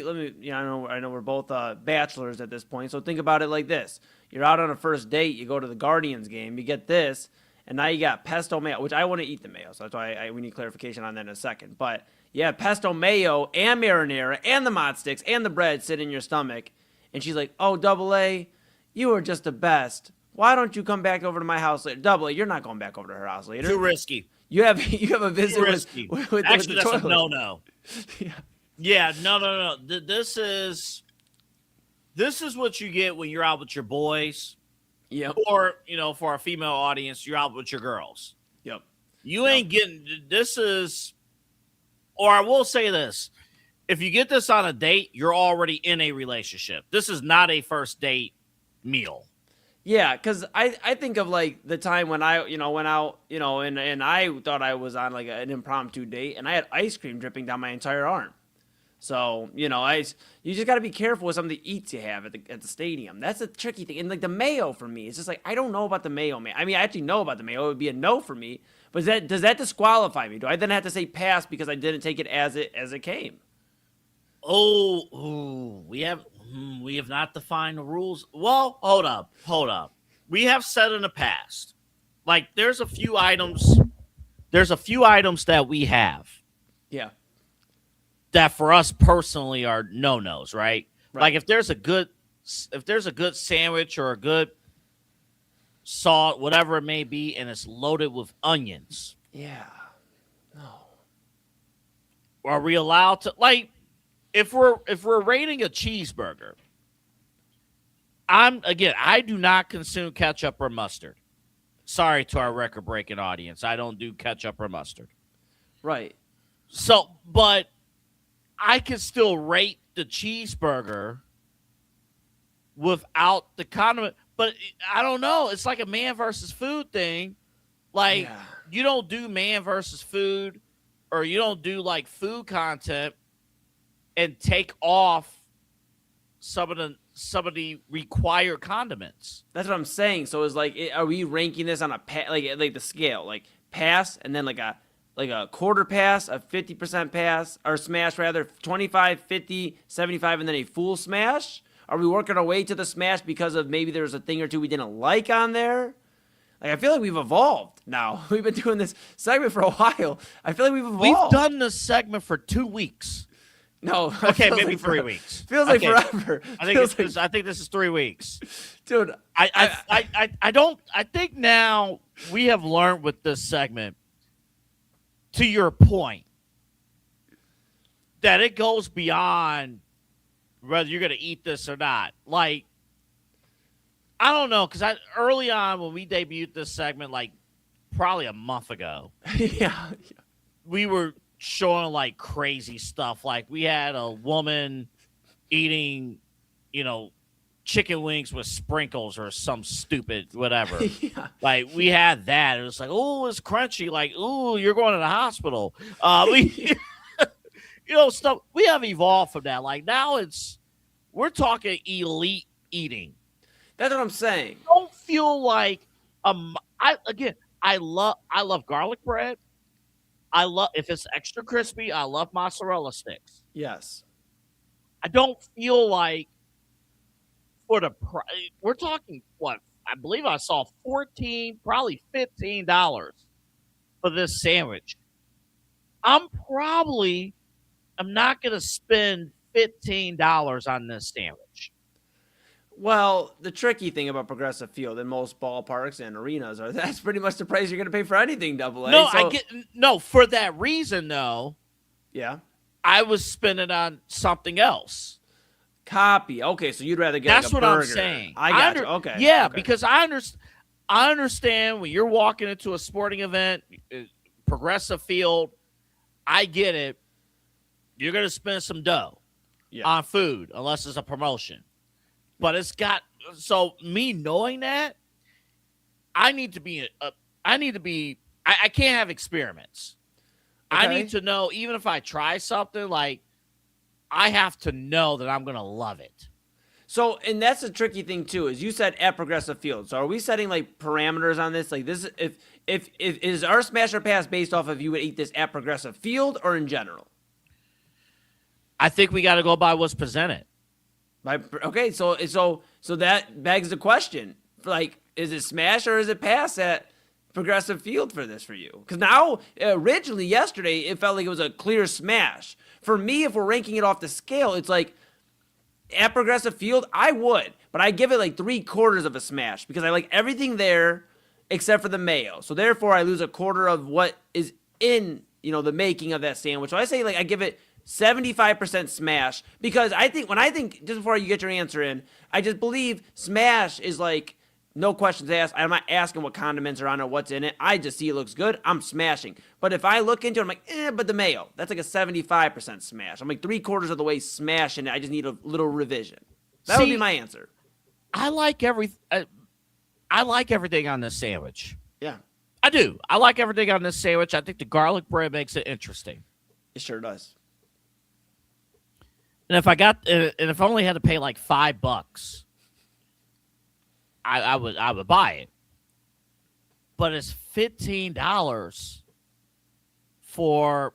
I love mozzarella sticks. I don't want to say what mozzarella sticks are, but I'm paying $15 to eat hot cheese and sauce. But it's the experience, Double A. Price I know it's the experience, but it's $15. Price is what you pay, value is what you get, Double A. How much do you love the mozzarella sticks? Come on. I mean, you're doing a very skillful job of avoiding the simple question at the bottom of our screen here. Smash or pass? Pass. On this? Pass. Oh, my goodness. Pass. Oh, my goodness. I'm basing it off of setting. If this was at home, put it on the skillet, fire it up, because I need to see how the moz sticks were made too. Yes, that's big. Then, okay, I have motivation. I can fire it up here at home. Okay. But this is, I think you have to go like the Terrace Club. I think this is where it's at Progressive Field. Yep. We're measuring up to like gourmet food standards. True. I mean, and I'll throw in one more kicker for you. My brain's been turning tonight. Let's say you're back on this hypothetical date, and you're like, I'm not getting the mozzarella stick sandwich. I'm not. You're mentally going in there. You're not doing it. You have your eyes set on nachos or a hot dog, whatever. But the lady you're with goes, hey, wouldn't it be so good if we got the mozzarella stick sandwich? Are you doing it? I would get it. Okay. Yeah, I would get it. I'm not like, this is a pass due to circumstance. This is a pass based on I can't spend $15 myself on this sandwich.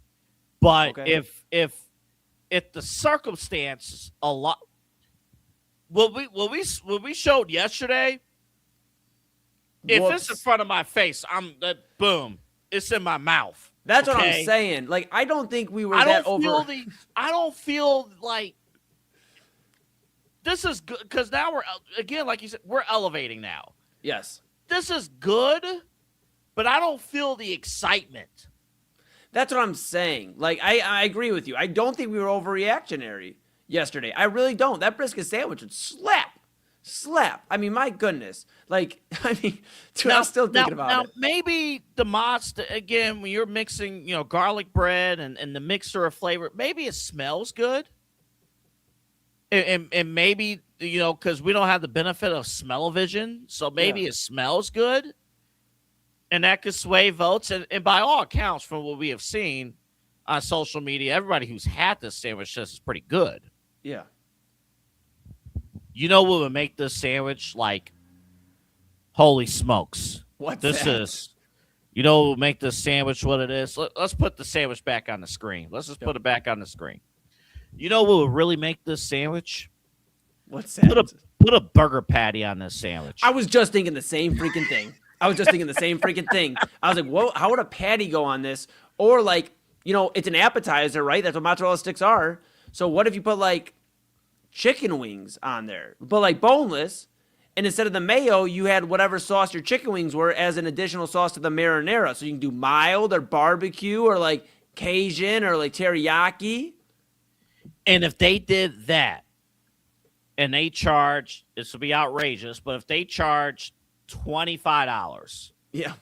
But it's chicken, like boneless chicken and moz sticks. Yeah. With like Cajun boneless chicken and moz sticks sandwich. My goodness. On garlic bread. Come on. Now we're talking. Now we're talking like slam dunk business. Now I'm excited. Now I'm like, dude, we got to get this. Because you can smell that, too. Now you can smell it. Now you're sensing excitement. I just don't. Mozzarella sticks. By the way, I have to try the mozzarella sticks at the Brothers Lounge. I haven't done that yet. Yes. Oh, yeah. They're great. I have to try it. There's a reason, though, why mozzarella sticks, are considered starter items. Mm-hmm. Mozzarella sticks, as great as they are, and they are great, they're not designed to be in the main event. Correct. And that's okay. It has its role. It has its place. Right. But mozzarella sticks, like, if we were serving moz sticks on the side, cool.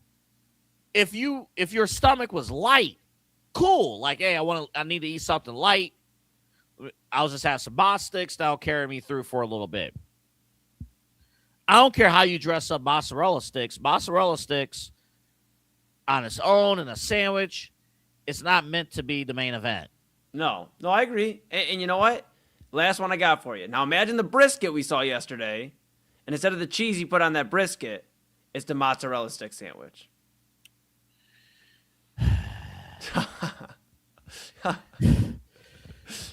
Do we need to play that for reference? Do we have it still? Do we still have it? It's still in there. I didn't take it off. Okay, I'm looking. Hold on. Let me find it. Oh my goodness. Do we have it though? I don't know. I think I do. Did I accidentally delete it? I think we started getting the sweats and you got rid of it, so we didn't play it every night. You're lucky. Oh, you are lucky. You're lucky I got rid of it. But guess what? He's loaded it back in. I'm putting it right back in the system. That's right. Putting it right back in. I'll let you know what it's in there. It's circling right now. I'm gonna see it pop in. It's circling. It's right underneath Todd Monken. Here it is. We got it. Here we go, everybody.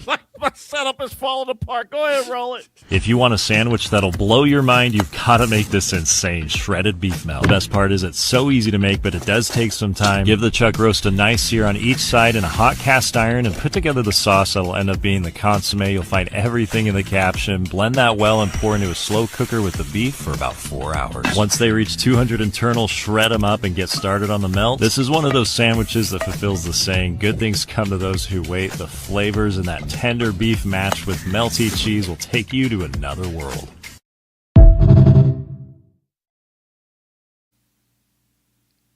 Oh man, that sandwich at Progressive Field ain't got nothing on what we just saw. Did you see when he broke the brisket? It just went, like that just fell apart. Are you kidding me? That was crazy, bro. I mean, that's what it's about. That's excitement. That's the reason we do the segment. That's exactly the reason. Double, I can't believe it. You have 2 passes this week. You've done 2 passes already this week. I mean, you set us up for a pass with the cheese with hot dogs. Well, we're loading in Mondays. Imagine. Well, no. No, this was not a pass. No, this one was good. No, this was good. This is from what's today? Thursday, Wednesday. This is from Tuesday. Let's play Tuesdays. Yep.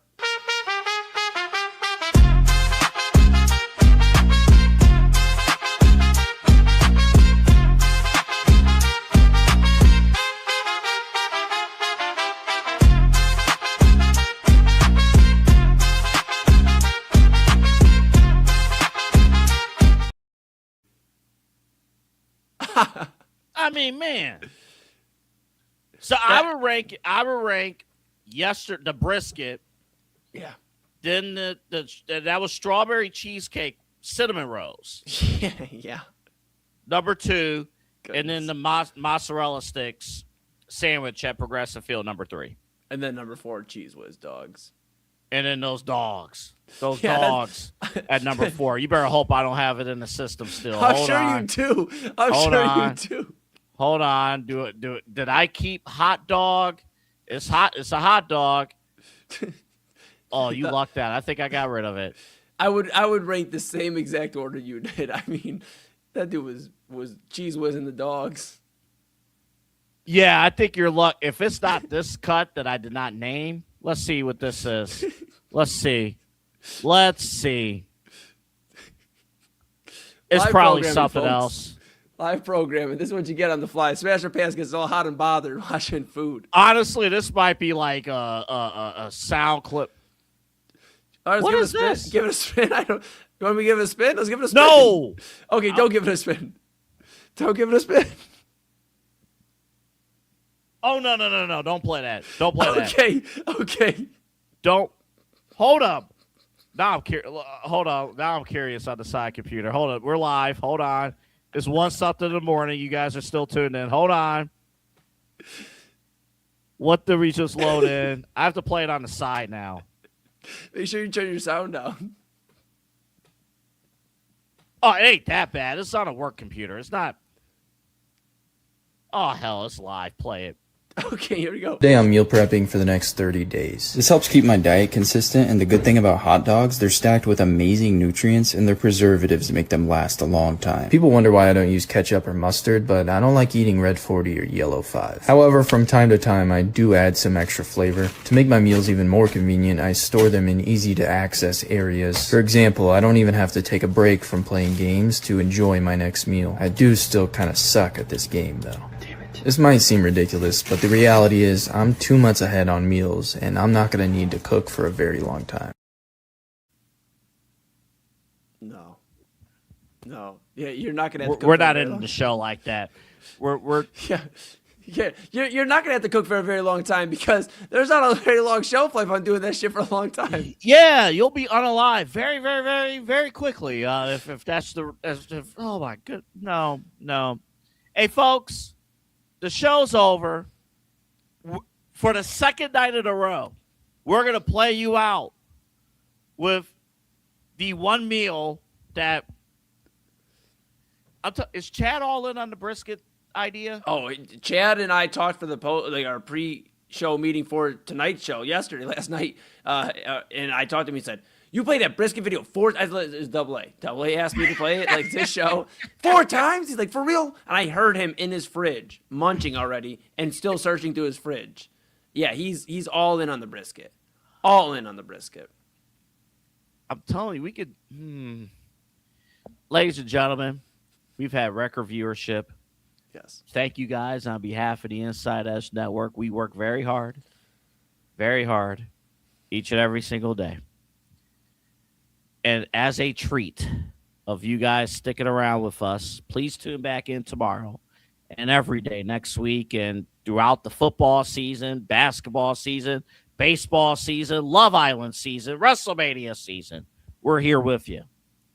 But on the way out, before you go to bed, I want you to have this image, this video, this food item of magnificence ingrained in your brain and your hearts and your stomach as we all say goodnight to you on this. I feel like I'm about to do like a Christmas album or something. Yeah, I mean, my goodness. Just tell him good night, Double A. Goodness. You know, it's been a long night. It's been a long night. It was a cold December, snowy night, and I stumbled across this brisket. We stumbled across this brisket. It was hard to say goodbye. Ladies and gentlemen, all right, we're done.